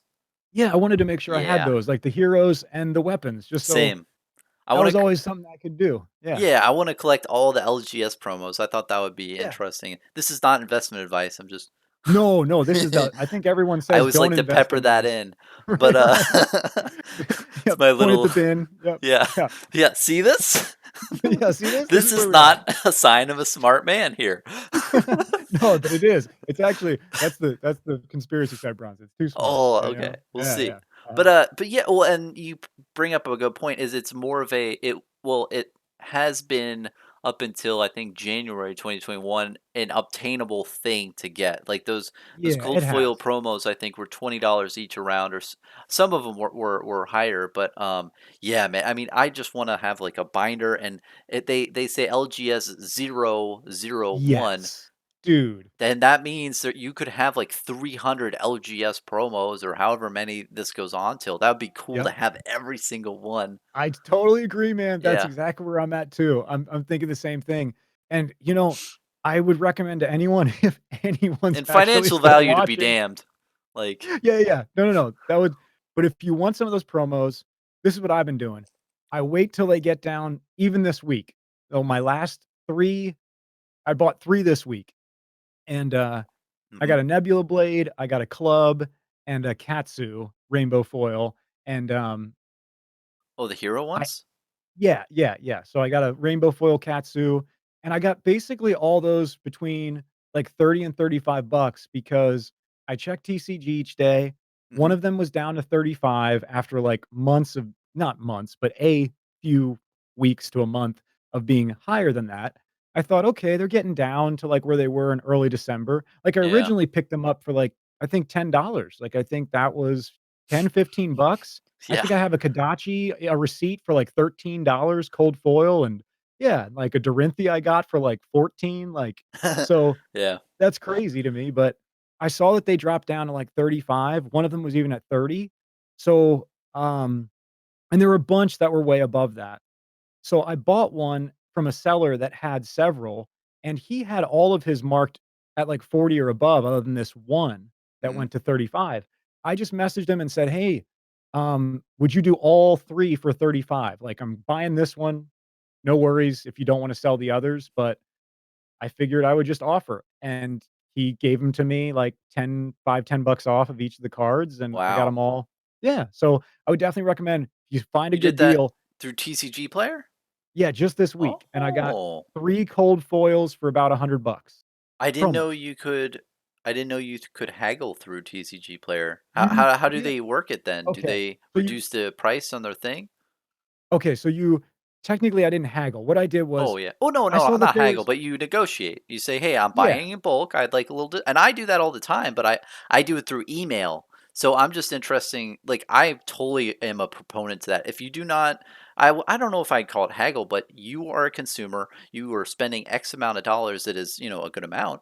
and you just want a discount off of a big purchase, and a lot of stores are willing to work with that kind of thing. Like, yeah, like, I was thinking, well, they offer free shipping on all their items, Mhm, and they had a Katsu at $35, and then they had a couple cold foils above 40, and I bought the Katsu, didn't wanna even change that price. I was very happy with $35 Katsu, mhm, but then I messaged him because I looked at his storefront, and I said, "Hey, I saw that you had a couple Nebula blades and a club, a romping club, mhm. um, and they were like 40 some, 45, 47, or whatever." And I just said, "Would you be interested in selling those along with the Katsu at, $35 each of them?" And then he just said, "Yeah, sure. Just direct message me the money on PayPal and I'll include it in with the shipping." And I got everything. It's all perfect. And I figured he gets to save on shipping. And I think he gets to save on a couple percentages of like fees from TCG because that's Oh, an eBay yeah, sale. a So I huge thought, amount. yeah, like, what is he really losing here if he's knocking 5, $10 off and I'm saving it and it's a direct payment? And, so yeah, it worked out. I don't know Well, if that's you put allowed, a but it worked. you put another, thing, yeah, I'm not sure really, but I Maybe mean I'm breaking their bending the rules. Sorry, guys. Tell me and I'll never do it again. I don't wanna get kicked off. I No, I no, I wanna think play I by the think rules. it's fine as long as you do it in certain realms. Like I've done this thing where I see people on eBay selling stuff, and then I find their actual storefront, email them directly. Oh, I yeah. don't think that that is condoned by eBay, but I Probably not, mean, but it's dude. it's no big deal. I think it's not like the biggest deal in the book, but you put a big flashlight on something that a lot of people don't really see is that shipping sucks as a Oh, store. yeah. So if Yeah. you can say, like, and that's what you did with him is you said, "Hey, you're selling all these cards. I'll buy them all in bulk." And then it's going Yes. to shave you like $12 on each of those shipping because you're sending it all in one package. And a lot of stores are really willing to work, and some of them aren't. I've messaged a bunch of stores, and some say like, "No, I'm not interested in that. The price Oh, is what it yeah. is," and Yeah. I'm fine with that. The store is the store, and as a customer, you have a right to just say, "Hey, would you do this? I'd be willing to pay this. I have this money. Would you like it?" Yep. Right. "Do you want And this yeah, right now?" Yep. it's Yep. not really Yep. haggling. I think it's just negotiating a good deal when you're doing bulk purchase. And yeah, and I mean, and as a collector, man, the reason why you do that is because I don't have all this money. If I had the money to Oh, buy man. anything I want, I'd buy like you said, like we both feel like this is a big thing and we want to like put stuff into it. I Yep. just don't have. I'm not like that guy Saint out there who just can just buy out Oh, 10% of the print run of Alpha but Welcome to Wrath. I love the I guy. know. I think Me too. he's I was got gonna really say, good I stuff. love that And he exists. yeah, I love that he exists, and I love his raw and real YouTube videos. I've Yeah. said that many times also, Yeah. but what I'm just saying is I'm not that type of person who can do that. So that's why I like to find deals when I can. But Me yeah. too, dude. Me too. I'm definitely aggressively looking for any rainbow playset that's under $1 and, unlimited or first edition. Anytime I see that, I'm like, "Hold on. I would have to open at least 3 packs to get these 3 rainbow foils." It's justified. Like, Oh that's how I yeah. look at it.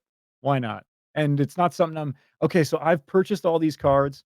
I mean, I haven't purchased that much. I think I've spent probably $2,000 in 2 months, and that's it. I'm done. It's over for right now. Mm, Um, but I haven't sold 1 card because not one, which is kinda crazy because 'cause I'm an eBay seller.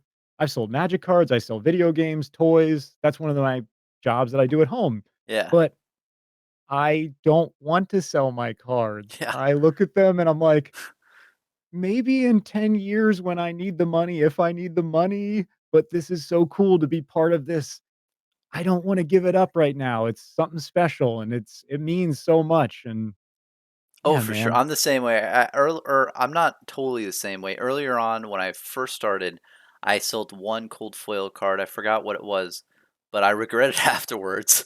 But everything else, yeah, I'm with you. I spent a ton of money, and right now I'm like, well, uh, there it is. I did it. I mean, I Yep. might try. I think I do have some Crucible war boxes lying around that I've hid from myself because I don't want to be Are they tempted. they're They're sealed? they're still sealed, and I do want eventually to either like sell them or trade them off. I mean, I definitely just want one for myself just to have Sure. on like a bookshelf. That'd be really cool.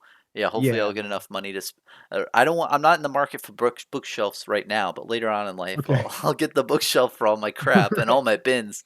But I'd That's like right. to. Have you seen those like acrylic or see through things Yes. that I want one of Very cool. those. I'm gonna I get start that. buying those. Like yeah, for I just at least want one crew and yeah, it'd be cool to sell or trade those other ones for other stuff I want. But other than that, like I'm not selling them and be like, haha, I made a profit. No, it's I want to, use those as bargaining tools. And I mean, you have a Yep. couple crew boxes, right? Like there's Yep. probably no way Yep. you're opening them. I hope not. I don't know. Nope. Nope. I don't have any intention right now. I feel like Hide there's them. a little yeah, well, I'm not a I don't think I have no temptation to open them. Like, that feels like I have a beta or a revised that feels like something I never had as a kid, and Yeah. I wanna have it for it's not even about selling it. It's just like, wow. It's almost like, I was here in the beginning. Well, I'm not dude, I'm a year late on this game, and I'm like I'm It's super late, close but, enough, man. I'm not you know here what from I the mean. beginning either. I Right. started in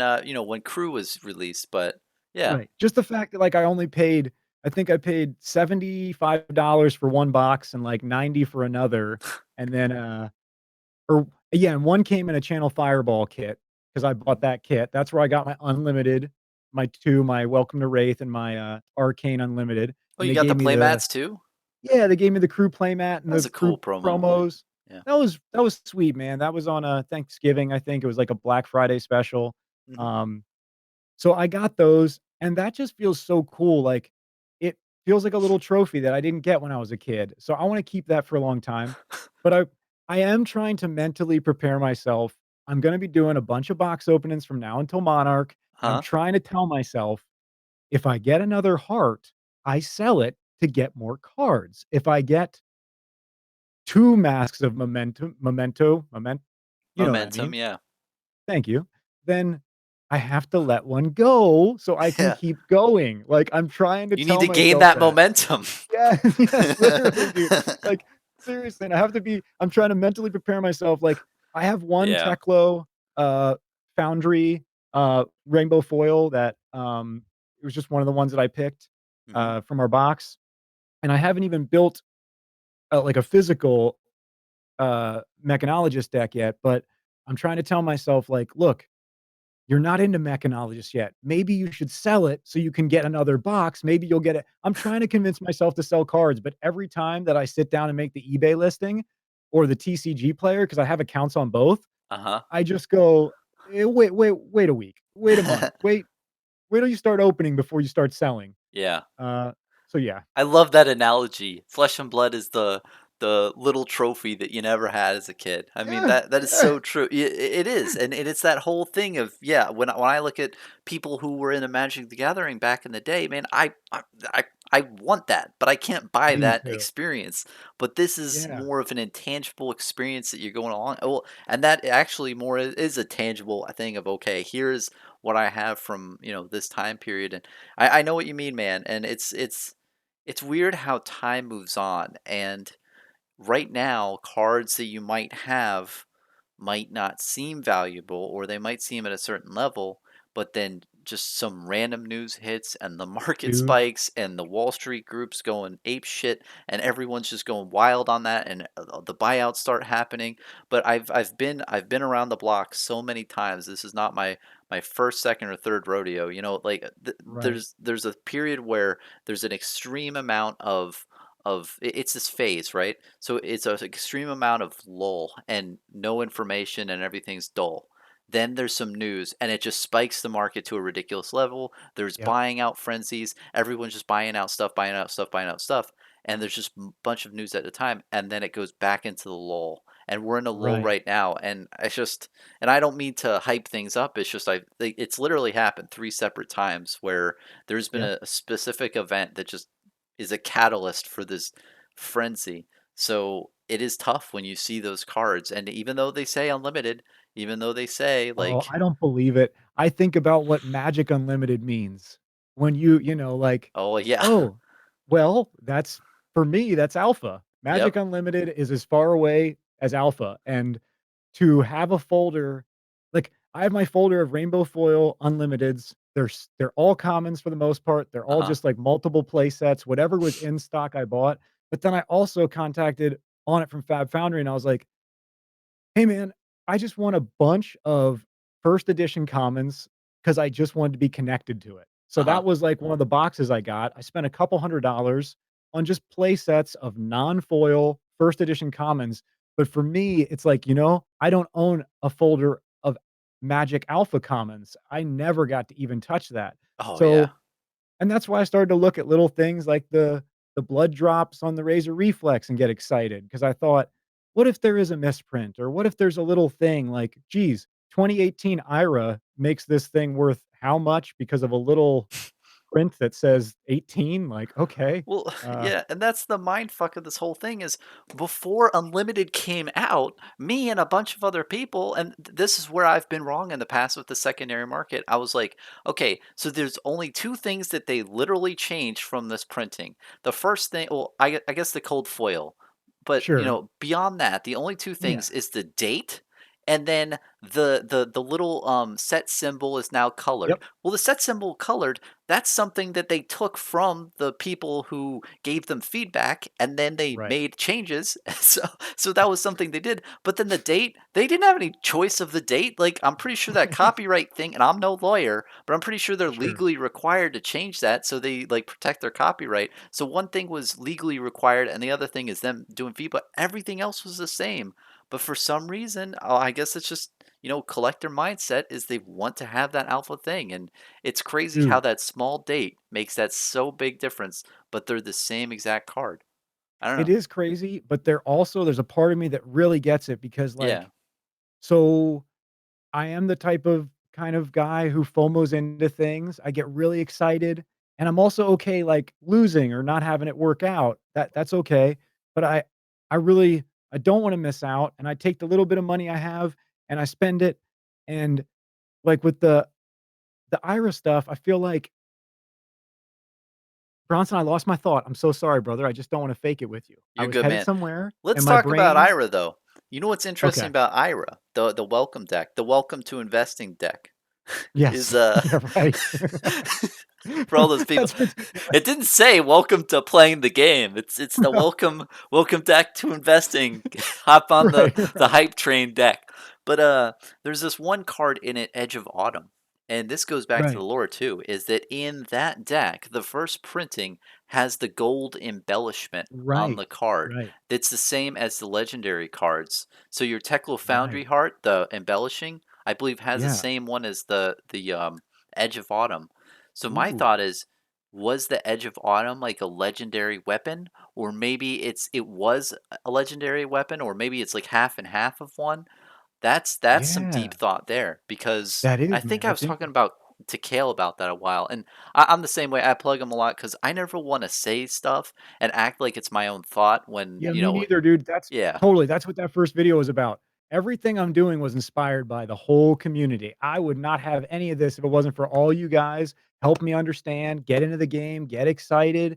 Like, dude, I could have started with my first lore video. It's almost done. It'll probably be done this week, but I just felt like that's not fair because then I'm not I'm not giving credit to everyone who got me into the game, and, like, I could say it all in one video, but I just wanted to make something silly just so people they got it or they didn't, and, I think a lot yeah. of people got it. I mean, it was Dude, I can't believe how many people got it, and so soon, and, wow.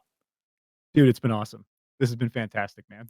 Should we yeah. wrap up? Should this what do you think? Where I are you have at? one other question, if it's Yeah, cool. man. I'm good to go Oh, for a little bit please. more, but it's Oh, it's getting a. Well, are you good with that? yeah, I wonder how many people are gonna keep going with this, but I'm good, bro. I'm good talking to you, man. It's Yeah, fun. cool. Yeah, let's go for like another hour if you're good with that. Yeah, we'll Alright, put a cool, lot of man. spicy stuff at the very end. No, just People are gonna be like, "How in a 4 or 5-hour flight? What is this guy makes one video and he doesn't know anything about what is happening." 5 hours later. so I'm wondering.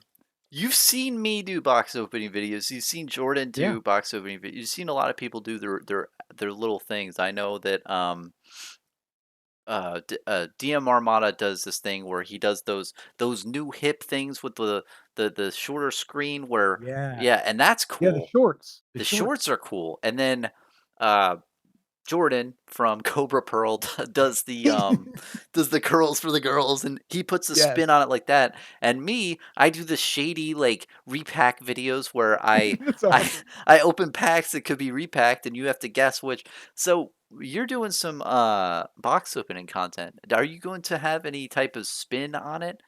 Yeah, I am, and I guess I don't mind spoiling this because it's Yeah, the I'm gonna only air thing. this in a while. So Okay, cool. yeah. Well, they'll see it by then. Okay, so yeah, I might as well tell you. Um, so when I opened my first box, Hmm. other than my brother going, "Is this worth anything?" And I knew the heart was, so I was like, "Oh my goodness, how does that even?" Of course. Other Yeah. than that, I didn't I still didn't know at that point how to identify cards. He was asking me, "How do you tell what's a good card?" And I was like, "I just know the art and reading the card. Like that's all I know."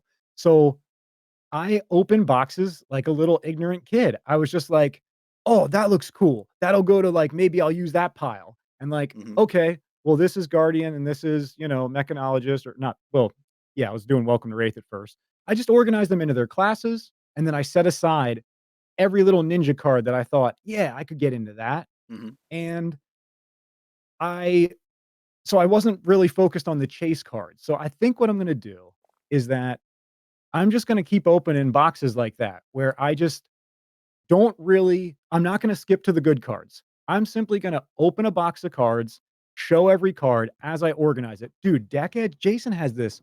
He just posted this video where he showed you how to open the cards Uh-huh. in the numeric order. So I don't have it memorized yet, but I have it queued on like saved. Uh-huh. He shows you like do like 1, 2, 3 here, 1, 2 here, and this will put the cards in the best numeric order for your set, just easily organizing. And I organize by the number. Oh, wow, that's awesome. Yeah. Yeah, he Dude, would it know, was. man. That guy is a beast with box opening videos. Did you Oh see the my one god. where he went like 2.5 hours opening boxes for his Yes, I did. patrons, and he was assigning them by number and like Yes. putting it all aside? I was like, dang, how he Yep. is He's a talented. machine. He He is is a a straight up machine. machine. He's the He goat. knows what he's doing. Yep. The way his hand like, I was impressed by Rudy, and Rudy interjects all this fun, like, interesting, hysterical commentary. Oh yeah. Jason is a machine. The way he moves through the cards, and he knows them all, and his speed and his flow. So, I wanna copy that a little bit because I'm gonna put my cards right in my folder, and uh, I'm I'm not gonna I think what I'm gonna do is I'm gonna tell stories. Like, I'm probably gonna share the story that I told you tonight. I'll probably start with saying, like, "You gotta understand when I grew up, my dad was a preacher for the first 6 years of my life, so, Hmm. like, there's a certain subset of, like, hey, we don't do devil stuff or demon stuff, like, in this house. So, if you wanna play a game with devils and demons, we're gonna take those cards, and you're gonna have to figure out how to play without them." That did end within like a few months. I explained to them, like, guys, I'm going to tournaments and I'm the Shivan Dragon. I cannot beat it without Yeah. my Royal Assassin. Like, please. Like, so I think that's what I'm gonna do is I'm just going to actually tell stories about my history and about what I'm looking forward to and kind of do a little mini podcast while I just very relaxed, open and organize a box. That sounds really cool, man. That's gonna be good stuff, and Thanks, man. I I hope think so. that box opening videos are tough. I don't know, for me especially, because what a lot of people don't know maybe is that I have to re-record a lot of stuff I do. Like, I will Oh, okay, accidentally yeah. cough like 3 minutes into a video, and I'm like, "Oh, well, delete that. Let's do the next thing." So it takes a lot of takes, but when you're opening a box, there is no That's second it. take. I mean, if you Right. screw up, it's I don't mean to I hope I don't put any bad juju on you. I'm No, sure no, you're you gonna be won't. great. You're very well spoken, and I'm And sure you got this down. But yeah, it's tough with that. And also, like, I'm not very good at like thinking of stuff on the fly. Like, there's this guy. Have you ever seen House of Mysteria?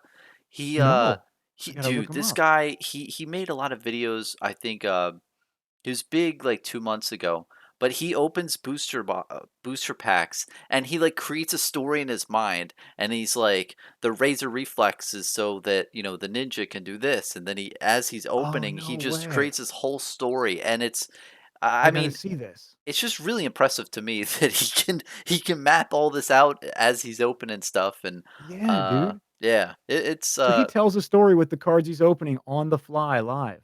yeah. And, like, Oh, we what got a little Rudy freeze does there. is It's our huh? first real freeze. Oh, You're sorry. back. I'm back? You're good.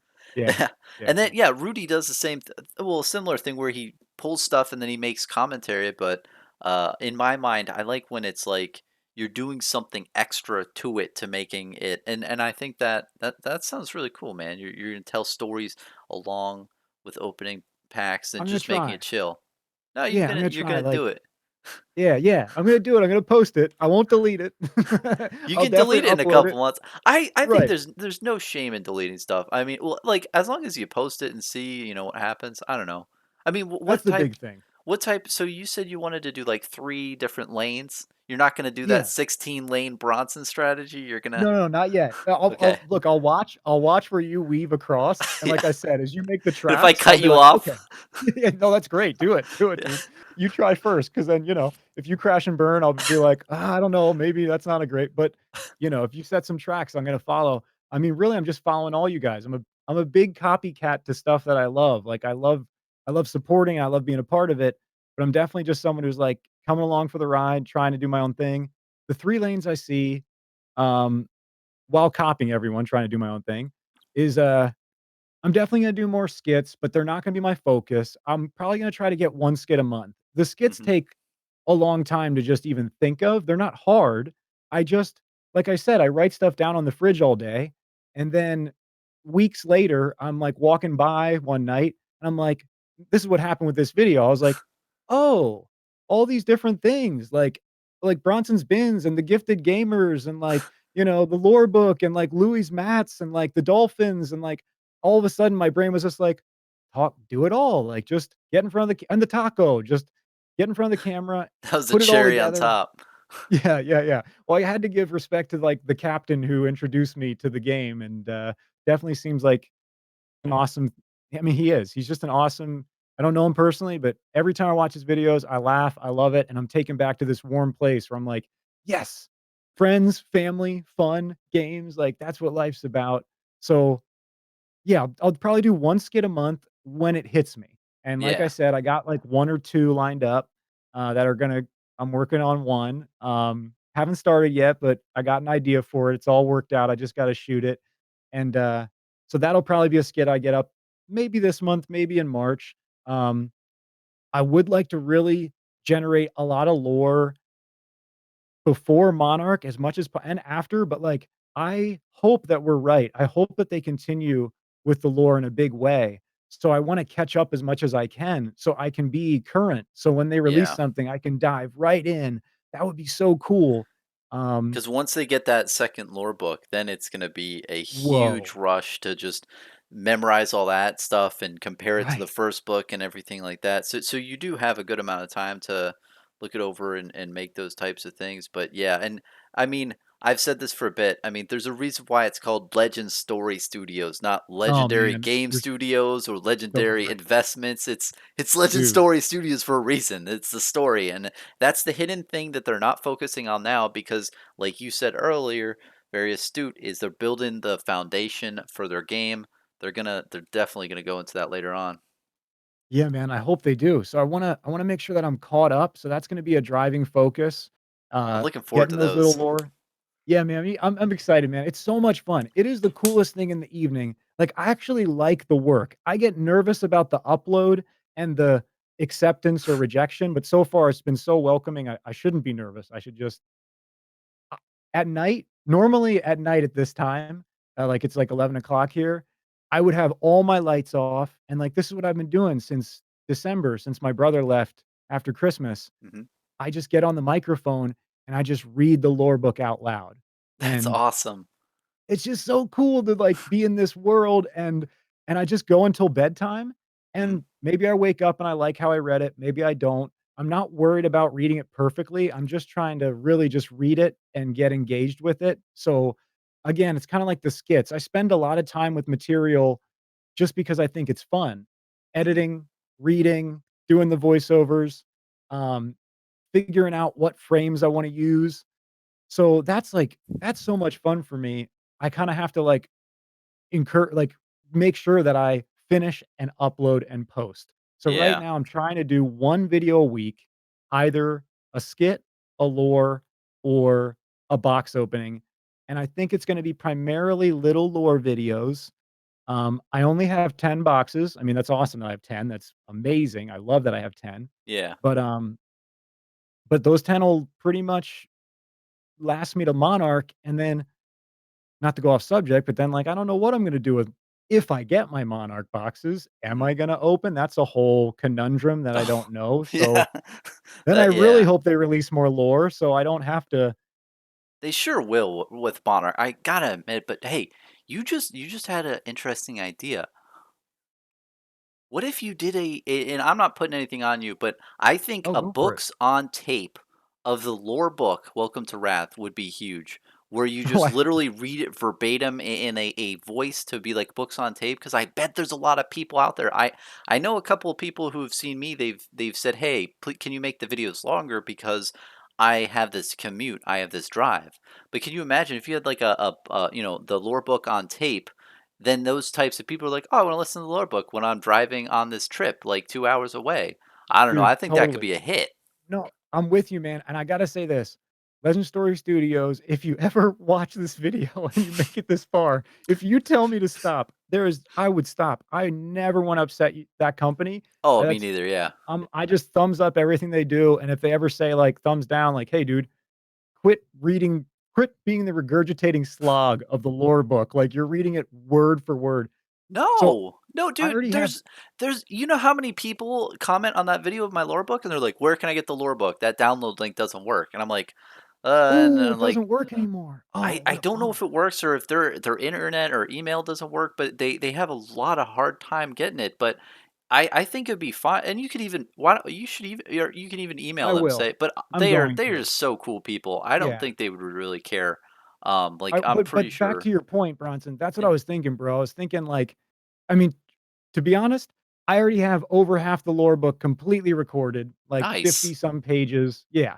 And, like, I probably have more, but I'm not comfortable with how the voice sounded because I just keep reading it and keep reading it, um, just for fun Hmm. and practicing voices. Like, that's one of the fun things for me is, like, little teasers, but, like, I think that alright, like Scarborough, like, I haven't figured out the journal, like, with all the plants and the fungi of the scavenge lands, you know? Yeah, it's Like, like a book within a book. It looks so dude, cool. dude, it's so cool, man, like and have you ever heard of the Voynich manuscript? Do you know what that thing is? Like, No. so if you look up I think it's like Voynich, it'll Hmm. autocorrect in Google. Voynich manuscript is this book that kinda resembles the Scarborough journals where there's all these fictional plants and animals and, like, recipes and, like, remedies, but not one of them is real, and they are so well illustrated and so well detailed that people and this book is hundreds of years old, they don't even know where it came from, what it is.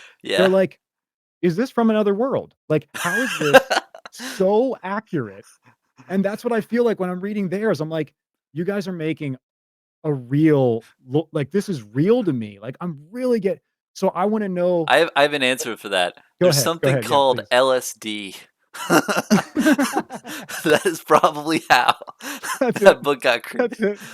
That's it. But that Right. sounds awesome, Someone like, you cook this meal and it's, like, 3 snozzberries and, like, true juju right, trees and right, you mix them around and yeah, that's right. hilarious. But you're So right, you're it is the yeah, way they detailed all these different things, it's and have you right. seen the one where it's, there's, like, a mushroom, and it's, like, a Oh, psychedelic mushroom, and it gets yep, this guy, like, completely baked, and his yep. lieutenant's like, "I don't know what's up with this guy, he hasn't, like, moved for, like, 3 hours." Dude, totally, man. And, like, I know we already have some, like, poison tips, like, Yeah. the arrows and stuff, but, like, right when I read that mushroom thing, I was like, "Are you gonna be able to psychedelically influence your opponent?" Like, you Oh. an item that's a mushroom, and now suddenly, like, they have to roll a die just to be able to attack or something? Like, you're under the influence of the such and such, the lace of the mushroom or whatever. Yeah, there's a class called The Illusionist, it's in the lore book, and Ooh, that yeah. maybe it's something like that, or you're right, maybe Hey, there's psychological. Hmm? let me ask you something. Yeah, What do yeah, you think and maybe you could help me with some of this, like the D&D sure. side of your life. Like, Yeah. I'm not trying to be mean, I'm trying to understand. What is a I know a bard plays music, but how is that a hero? How can a bard do something I The don't bard know. is I'm the not trying to be weirdest mean. thing. Yeah, no, no, it's a Okay. good point. It's not really explained in the D&D world. It's just like you play melodies and it like heals you and it's just supposed to be like Okay. inspiring. I think Okay. a good way to explain it is that health points represent also your mood and your morale. So if you have low morale, then you're probably not going to fight the best you can, but if you hear like Okay. an enchanting melody, then you but it is kind of a weird thing because it doesn't really I all these people are hacking and slashing and firing Right. fireballs, and the bard's just in the back with his guitar, like, jamming Well, out so and having a are we session, get so right, like, are we getting cold foil guitars in yeah. Sunset? Like, I'm wondering, like, how far will this go? Is there gonna be a weapon that's like a stringed like a flute or a lute or, like, who knows, a didgeridoo? Like, Yeah. yeah, No, that's a good point, and maybe it does something else like you're saying to where maybe it does arcane damage or some right. other type of damage. Oh, man. It's Okay, just yeah, I was just wondering, just, thinking, that's the one that I always see. I see the illusionist, and I'm like, "Oh, yeah," and the necromancer, and I'm like, "Oh, yeah," and the cleric, and then I'm like, "Bard." I'm like, "Huh, I'm how'd not he get I don't here? wanna." Yeah, exactly, like, Yeah. and I'm not trying to be mean to the bard, but, like, No, "What it's are you so doing?" totally true. It's like the weirdest, like, out of all the D&D classes, the bard is the weirdest thing. It's like it doesn't on paper it doesn't make sense, but yeah, it is a thing. Maybe that's But, why hey, they didn't man. open with it. They're saving Right, it but they're for doing so much. Who knows, yeah. man? Like, they're doing so much right. Uh Anyway, yeah, just to loop back around, I haven't figured out Scarborough's voice yet. So, like, that's one of the things I'm doing is I'm not doing the same voice the whole time because I have Mhm. a lot of fun thinking like, well, if you're reading from Solana, you kinda wanna have, like, a confident voice, and if you're reading from, like, Demonastery or Savage Lands, it might be a little more raw, and, at least that's how I like to think of it because it makes me kinda get into, like, the character and the world, Oh, for so, sure. Does he come from yeah, Aria? who's that? Scarborough, or who's he? Oh, I don't all I know is he's the guy who did all the journal entries in the Savage Lands of the poisonous plants and the fungi, and he's the guy who wrote down all the animals. I don't know where he comes from, or if they said it, I don't recall. So I'll definitely have to pay attention and try to link him to an area to try to figure out what he sounds like. Yeah. That sounds cool. You're doing like different like voice acting for it. That's awesome, Yeah. man. Yeah, that's kinda like my little twist on it. I started doing Fiverr voiceovers this year to make Mhm. some money, um, and that's been really nice. It's been really easy, and, like, I get cast to, play, like, cowboys and ninjas and robots because like, that's, like, what I'm confident, like, with, like, my effects and, like, I've watched ninja movies my whole life and, Yeah. cowboys basically just, like, whisper, like, and growl, so pretty easy. Yeah. Cowboys are essentially ninjas of the West world. Oh, dude, totally, yeah. Cowboys, I mean, seriously, they're like samurai, ninja, cowboys, that's all the Yeah, they're same thing, and hired then hired muscle. yeah, exactly, exactly. So, yeah, and then robots, there's just a great easy effect that you can put on that I have that, makes it's not even effort, it's just like, "Oh, you want a robot voice? I'll just read what you want, and I'll click this effect," and everyone so far has been really happy with it, so, That's yeah. awesome, man. That's a cool Yeah, it's not side a hustle. yeah, it's not a living, but, it gave me $500 to put into, um, cards, so I That's was really very good, man. That excited. sounds like a really good, setup you got there. That's cool. Yeah. Yeah, Yeah. and that Yeah. that is really what makes some sort of lore things good, I feel. I know Kale does what is it? He did a couple little things. Like, did you see how he did the one journal page that you can't read all of it? And he Oh my like gosh. he Yep, murmured out like that was so creative. But it was. And it was yeah. so creative that at first I thought my audio was going out because Me too. I was in my, like, little gym area and I was, like, on my little treadmill and, I was like, "Wait, what's going on with the audio?" And, like, I went over to my computer, I hopped off, and I was like, "Oh my gosh, he doesn't have the words. Yeah. This is so cool." So we're hearing this. Oh, it was perfect, man. And then he did something else with, like, Visceri, like, he did, like, a really evil voice and then, like, an extra evil voice, and that was super cool. Yeah, for Lord Uh, Sutcliffe, I think, and it's like getting you yes. into yeah, and man, I can't wait to watch your lore videos. This is gonna be really cool. Dude, another person who just did something really cool, Mhm. Flesh and Bones just put out a Data Doll video, and Yeah. did you see that? I Dude, his saw that. intro's It's all so glitching, brilliant. and the audio's that was awesome, dude. Oh, it was Yeah, so man. good. And it's like fatal error, fatal error. Yeah, It's yeah, like yeah, yes, yes. reprocessing. Yeah, that was Yeah. that was top notch. That was really cool. It And was. he melded that into a deck tech video, which is That very was the coolest part. yeah, which you won't expect. I don't think I've ever No, seen a deck tech video that focused on the lore as well. And the way he did it too was nice because he read like the tidbit of information about Data Doll, but just yep. that 30-second thing just put you into the feel of what the character was all It about. did, it did. It made the rest of the video so much more engaging. Again, this whole, like, I love the role-playing side of it. So, like, cue me in to the sounds and the sights and, like, the smell not the smells, but, "Oh, hey, the smell of cardboard." Dude, those I love those videos of yours, dude. That Oh, yeah. that Well, was what's so weird is great. I didn't like the smell at first because I didn't think I it was know, distinct enough, but now I miss the old smell. I right? don't Because know. now this dude, I know, and I 'Cause know you're a that Magic the Gathering player, you know what that yep. smells like. It's You know, I yeah. know, man. We know, and it's a trip because when you were saying that, I can smell it, like, when we're talking about it. Like, Mhm. my memory bank knows that, and I know. Flesh and Blood's different, but, yeah, and they did change it.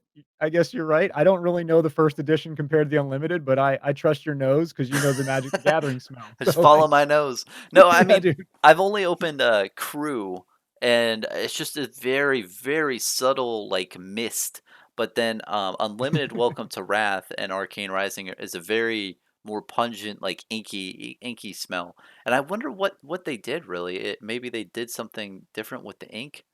I don't I don't know. know. I don't know. It's interesting, though. But, yeah, I smell my cards. I can't it's just it's part of it. It's part of the Yeah, it's part of the experience. experience because you have that memory of it, and well, that smell is gonna stay with you. I mean, it stayed with me since I was a Oh, kid. yeah. When I open packs and you open, sniff the cards. Oh man, Yep. it's a trip. Yep. I know, man. Me too, dude. Man, and I feel, I mean, this is off subject. I mean, it's on what we're talking, but it's way off Flesh and Blood. I've I talked to mean, some it's people in the 4 hours, so hopefully You're people like right, us dude, we're enough to listen fine. to Right, anything they we say. can right, I think we're good. Um, it's a trip. I only learned this year, and it was from watching the internet, just seeing people talk about it. Some people don't have that smell memory bank. So, like, if I Really? said to you, "Did you eat cereal when you were a kid?" Hmm. Okay, so if I say to you, "Oh, like the follow your nose, Fruit Loops," you can taste what that's like in your mind, right? Like, Oh yeah. me too, man. Now, I'll give you a little tricky one. What if I say Apple Jacks? Do you know the difference in your mind between Fruit Loops and Apple Jacks? It's really subtle. It's like the cinnamon. No, but it's a the Apple Jack well, Yeah, they're kind of the actually, same. Bronson, holy shit, that might be the difference, the cinnamon. There I've is solved a the case. little I was gonna say I don't know the difference, like, verbally, but I think I'm gonna have to go eat both now. Holy shit. I thought I was gonna blow your mind, you just blew my mind. Well, Might be is the like apple cinnamon. and cinnamon kind of taste. It Yeah. is, dude, and the fruit is sweeter, and the Apple Jacks have an edge. Well, Fruit I'm Loops is like impressed. colored sugar. I mean, it's Yes, just, it is. it's a It is. sh- It is. It's so it's but dude, I ate all that stuff as a kid. I don't oh, eat any of same. it now, but I ate it all, and I learned this year that some people don't have that, like, Hmm. they don't smell things when you think them, and I am very attached to that, like, it's just part of it. It happens naturally. That's it. That was my whole point, and No, you bring up a good point. Is that there are, I think, certain toucan Sams out there in the world who are more adept with their nose, and they they really do have that sense. I mean, it's like, have you heard of when people go blind? Very very unfortunately, but all their other senses are heightened. Well, I think yeah. it's something similar to where maybe if you don't have the best vision, maybe you smell a lot better, so your Oh, yeah. sense of smell is a lot better, or maybe sometimes yeah people are born with different nostrils that can do different things. I mean, it's the same thing with have you heard of a lot of men can't see red and blue, like the I've red heard blue about that. colorblind. So I think Yeah. that that's a really underrated thing that I haven't heard about, the smell thing. Yeah. But it brings you back. It's nostalgic. I mean, just Yeah, it is, I man. can picture to my nose what I know. all those scents are from opening booster packs, and I Dude, don't we know. used to get the Brings you little back. box used to get I used like, my first pack, like, I got some boosters in that Ice Age pack, and it had that little instruction booklet on the inside. Oh, yeah, yeah. Yeah, man. It's just very attached to all that, What man. was My Ice s Age like? I thought it was a cool set. Like that's the other one Me I too. collected later on in life, like 2 years ago. I had like Homelands, Fallen Empires. Fallen Empires was my probably favorite. I just love the scene and it's like Oh, we I were get it, talking dude. before with like Graham Hancock and like Fallen Empires. You know, Yes. empires fall and then new things come Yeah, up. dude. But what was it like with Ice Age? I mean, that must have been really Yeah. hot. That was, so, like, I was so new to it, and some of my cards were, like, removed from my gameplay for a period of time that, like, it was just I think it was socially a bigger experience than it was mechanically a game for me for a moment. Like, just Hmm.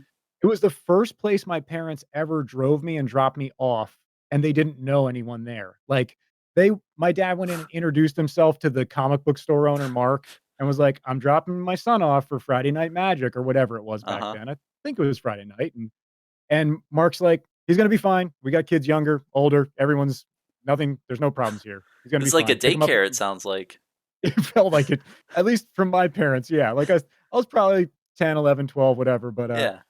they were overprotective, but very good, and they're not overprotective now, so it all works, but, it was just very exciting, and socially, I was very nervous because I had big kids around me from high school for the first time, and those kids had money, and they knew what to do, man, and, like, I knew that I wasn't supposed to trade any of my cards. I understood that I didn't know what cards were good, Hmm. so I I was just so excited to get in there, and I didn't even know what deck I was building. Just seeing the cards come out of the deck was exciting. Just dude, just the feeling back then of tapping a land felt so cool. It was like, "I I'd tapped tap this." that.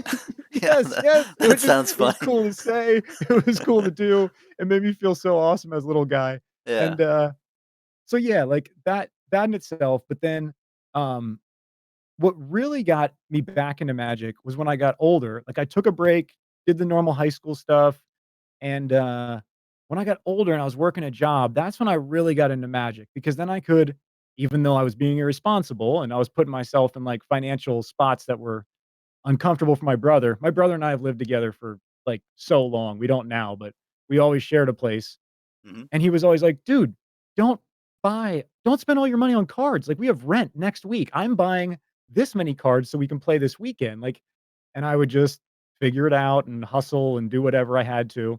Um, Yeah, it's but tough. I mean, yeah, I mean, I was being irresponsible, but I'm also a young single guy. That's why I think the dolphin analogy is perfect. Like, no kids, didn't have a dog then. Actually, I'm sorry. At that point I did. I don't now. But mhm. I had very little to take care of other than rent and food. And it was a blast. That's when I got really into Magic because I was able to build the decks the way I wanted. Ice Age, I don't have my cards anymore from Ice Age, but my friends at the time still have their decks, and my sister, who doesn't play Magic at all, Mhm. she bought an Ice Age deck, and it's in perfect condition. It looks like it's brand new. The pamphlet's still in there. When you pull out the cards, the smell is still there. Yeah, man. So That's that's kinda crazy. special. Yeah. Yeah, and it's those types of moments it seems that Flesh and Blood is trying to recapture. I mean, James White has said it many times, and you've probably heard the videos where, he had the best experience of his life up to that point when he competed in a tournament of Magic the Gathering when he Yeah. was a kid. And yeah, I mean, it's cool to see something else try to, compete against it, but man, It is, it's and the interesting thing is I love Magic, so I'm gonna be a little mean. There's no competition for me. I have my Magic cards, and they will be there, and if a brother or a friend wants to play, okay, I'll get out the old deck, but I have no interest right now in continuing to collect or game Magic.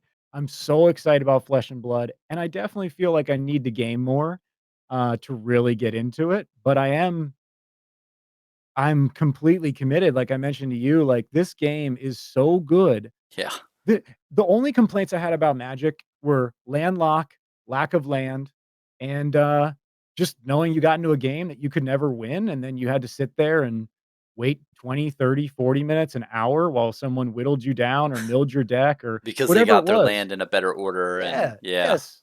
That's it. Just the the randomness of Magic has been changed from randomness to skill in Flesh and Blood, Yep. and that is profound that they're like, "Oh, no, no, let's remove this random thing that screwed some people over, and let's just make it every single turn."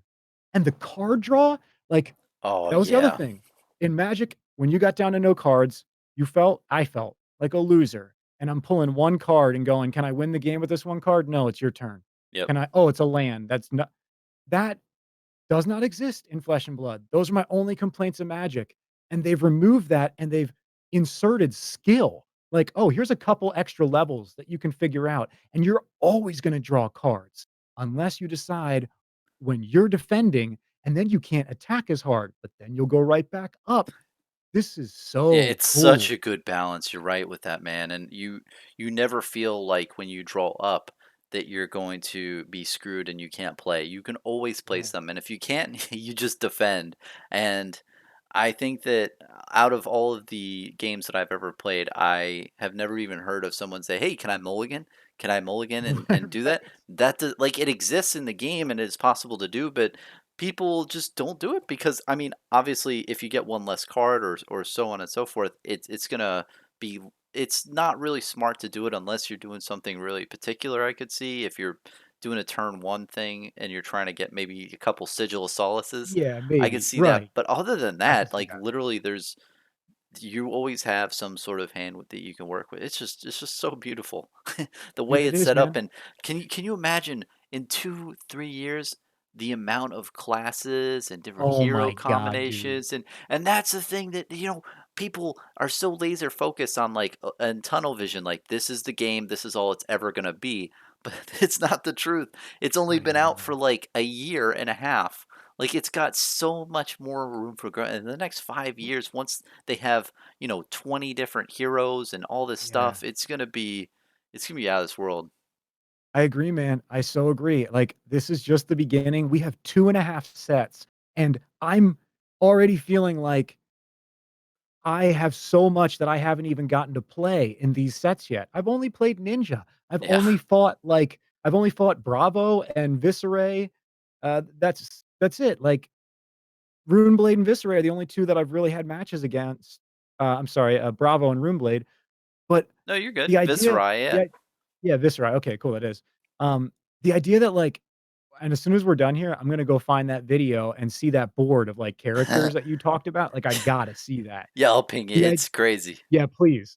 The idea that they have that in their pocket, or in their mind, and, I heard Kale say this, and I think he's right. I think in the lore book, they have already warned us about a bunch of heroes. Every time we say Kale's name, he's like, "Ah, God, guys." I mean, I don't really know that, but it's like, "Sorry, Kale." No, but it's good. Um, It's good, man. I'm the same. I'm very down to earth, and I always like to plug people when I'm 'Cause taking it's not stuff my from them. idea. Like, I didn't Exactly. say it. It's not Like, mine, and I he always like said it. to give credit where Right. credit's due. So I And yeah. as I'm reading the lore book, I'm going, "Dude, I think he's right. I think he's right."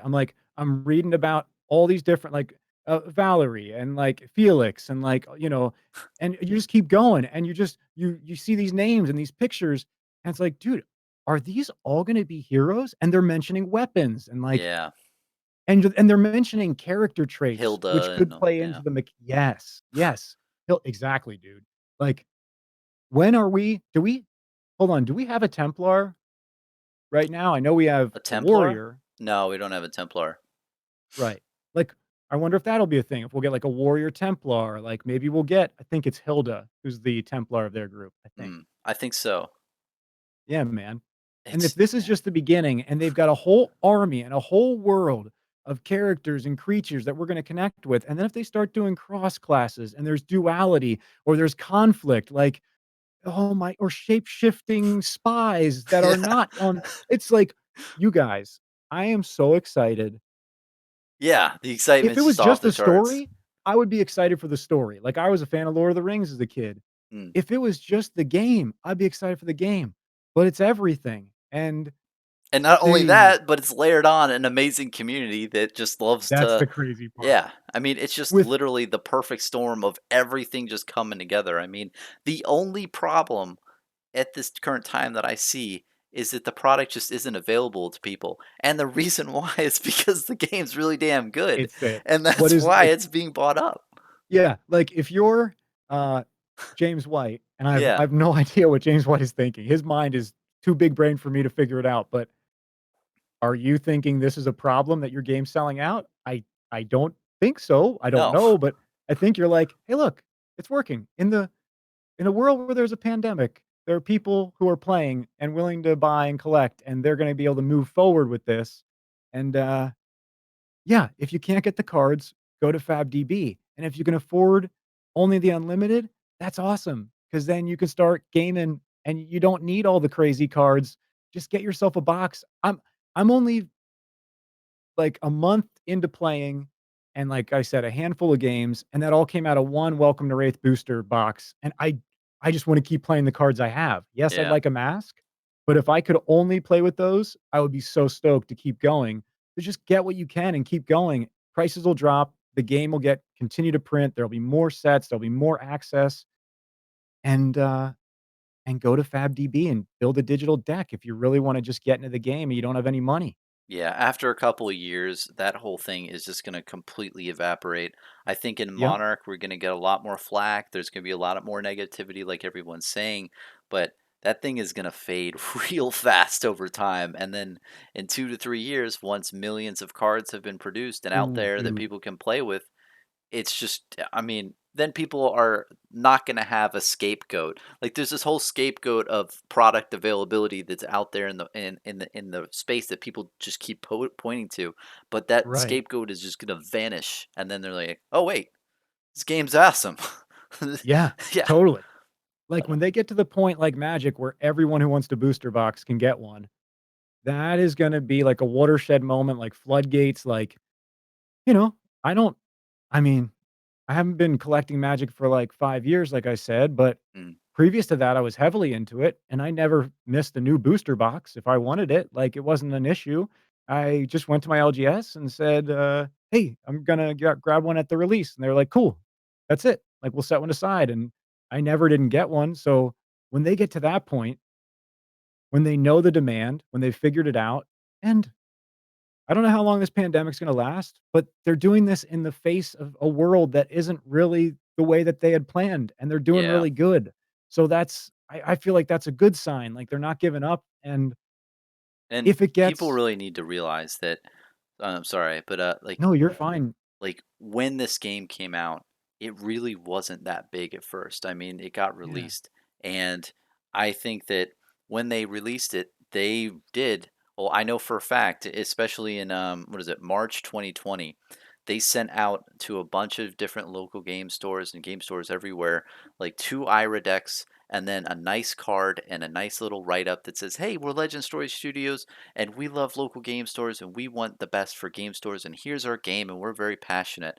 And I don't think many game stores really replied back and said, I don't "Hey, think they did. we're full force and really we like what you're doing. Let's do this." And even though they said, "Hey, we have 40% profit margins and all this," I think a lot of game stores and I don't blame them. I mean, it must suck Right. to be a game store and you get burned so many times in the past with other games that just go belly Yeah, up, and then you're screwed with you spend $1,000 and you aren't in. So I think that people need to see that this game wasn't as popular, but then once it did get Steam and gain traction, then everybody wanted it and everybody. dude. So, I mean, it really did reward the people who got in early. But It did, man, and, on that note, so back in, I guess, November, I thought, "Okay, I'll call all the local game stores around me in Montana," and I called, like, a half a dozen, like, all the way up to, like, 3 hours away, mhm, and, only about 2 or 3, I think, heard of the game. One of them said at that time that they had the Ira decks, and all of them said that they either hadn't heard it or they got something and they weren't gonna do anything, like, "Yeah, we got yep, the Ira decks in, but they're still here." This is back in November. We didn't touch it, no one came in." I understand, Yeah. Oh, but I do too. I ended up talking to this one guy who was really nice, only 1 out of the 6 that I called, and he's like, "Yeah, we got that. I never got into it. I didn't even look. Could you tell me, like, what do you like about it?" And I we just like we just said, I was like, "Magic without the landlock, without the lack of lands. You never don't have cards in your hand. Yeah. Every single turn is super engaging. Like, everyone's putting a card or more down that." And he says to me, "This sounds like a faster version of Magic." And I said, "It is. And they have That's a blitz awesome. format where you play with 40 cards and it's even quicker, like 15-minute games." And he said, "Okay, I gotta get into this." Now he couldn't get the product. So I did Oh. talk to him. He's like, "Okay, I don't know how to get the product right now." But that was right when Crew spiked, and it was in between the unlimiteds really being, like, out there and restocked. Oh, So yeah, then that was that the boat had left the yeah. port at that moment. Yeah, it was just a weird one where he was like, he couldn't figure out how to get it, and I just told him he has my number. I just said, "Well, look, man, if you ever end up actually doing something with it," he's 2 hours away. I was like, I'll put on a mask. I'll come out, dude. Like, if I have someone to play, I will drive 4-hour round trip just to, Yeah. like, get a game in, like, let me know, dude." Yeah, So, maybe you can pre-order hopefully Monarch. I mean, you could be like, "Hey, I'll buy whatever case you have." Like, dude, I would love that. Yeah, if he yeah. maybe I'll give him a call, I'll see, but, yeah, I've got hopefully some Team Covenant Monarch coming, both first edition and unlimited, 'cause, I don't know if I'm gonna open first, and I definitely don't wanna miss out on opening some Monarch and Yeah. kinda split the difference between the 2. It's nuts, man. But yeah, hey, thanks so much for joining me and doing this chat thing. And I know I did a little last minute, but I think we Oh, that's set awesome. a new record here at like 4.5 minutes. I love it, man. Well, I don't know how much I'll crop out. I'll probably crop out the moments where you're like, I don't know if I should say this, but There you go. Yeah, yeah. yeah, remove all those, that way they I'll never tease yeah. everyone out there. But Yep. nah, man, I really appreciate it, and I really appreciate that you're jumping in the community and you're doing Thanks, it in man. style, very classy. Oh, And thanks, I dude. did check out your page and everything, and I watched your intro video a bunch, and like in the about section, man, you're just so real and saying, hey. I love Flesh and Blood. I love this community. I want everyone to succeed. Fab to the moon. Yeah, dude. 2021, and you listed all the Flesh and Blood content creators that are out there and all Oh, the nice man. stores and everything, and that is beautiful to me because I really Thanks, want the dude. community to grow as well. I Yeah. see a fellow farmer. You and I are Yeah. farmers. We're watering that seed, and Yeah, the dude. little plants going up, and there's green leaves. So when I see a fellow farmer, man, I Right definitely want on. to swap stories and figure out how to do stuff. But I'm really looking Awesome, forward to more bro. of your content, man, and I Thanks, I dude. wish you the best. And is there Same here, anything man. else you want to plug? You have the Uh, FABCrax YouTube channel, right? That's the name. yeah, I got yep, FabCrax. I'm on all the social medias as that, and I'm just gonna, just keep posting. It's been really awesome so far, man. And dude, anytime you want to do this, like I said, like to me, you're like the Joe Rogan of the Fab community. Just keep inviting anyone and everyone, and I'm always willing to come back. And bro, if you ever want a game, I don't know what your schedule is, but you just hit me up, last minute schedule, like whenever, dude. I'm always down. I got I'll all my definitely cameras do set that up to you, and man. You have TTS and cool, dude. everything set up? Yeah, yeah, yeah, I Okay, got we'll that, definitely yep. do a I game or haven't two. played yet, but I got everything set up. Nah, nah, you'll get it fine. You're my Okay, Graham. cool. You're my Graham Okay, Hancock, right on, my Joe. Joe Alright, Rogan. dude. Right on. Yeah, I'll bring all the historical alternate, lore, Well, you go uh deep, man. You know the lore, and it really shows. And I love to hear how you're like piecing things together. So I mean, you're catching on to a lot of stuff. man, I would love to hear one day, like, if they were into some of this stuff. If they listen to Graham Hancock or Agartha or the Voynich manuscript or, like, whatever, like, I would just love if they were like, "Oh, yeah, the Enochian alphabet, that's what inspired the arcane language," or and maybe not, but I just it's been awesome, dude. Thanks, man. Thanks for having me on the show, and, anytime. It's been so cool, dude. Yeah, man, it's awesome. Later, man. Have a good one. Hey, good night, brother.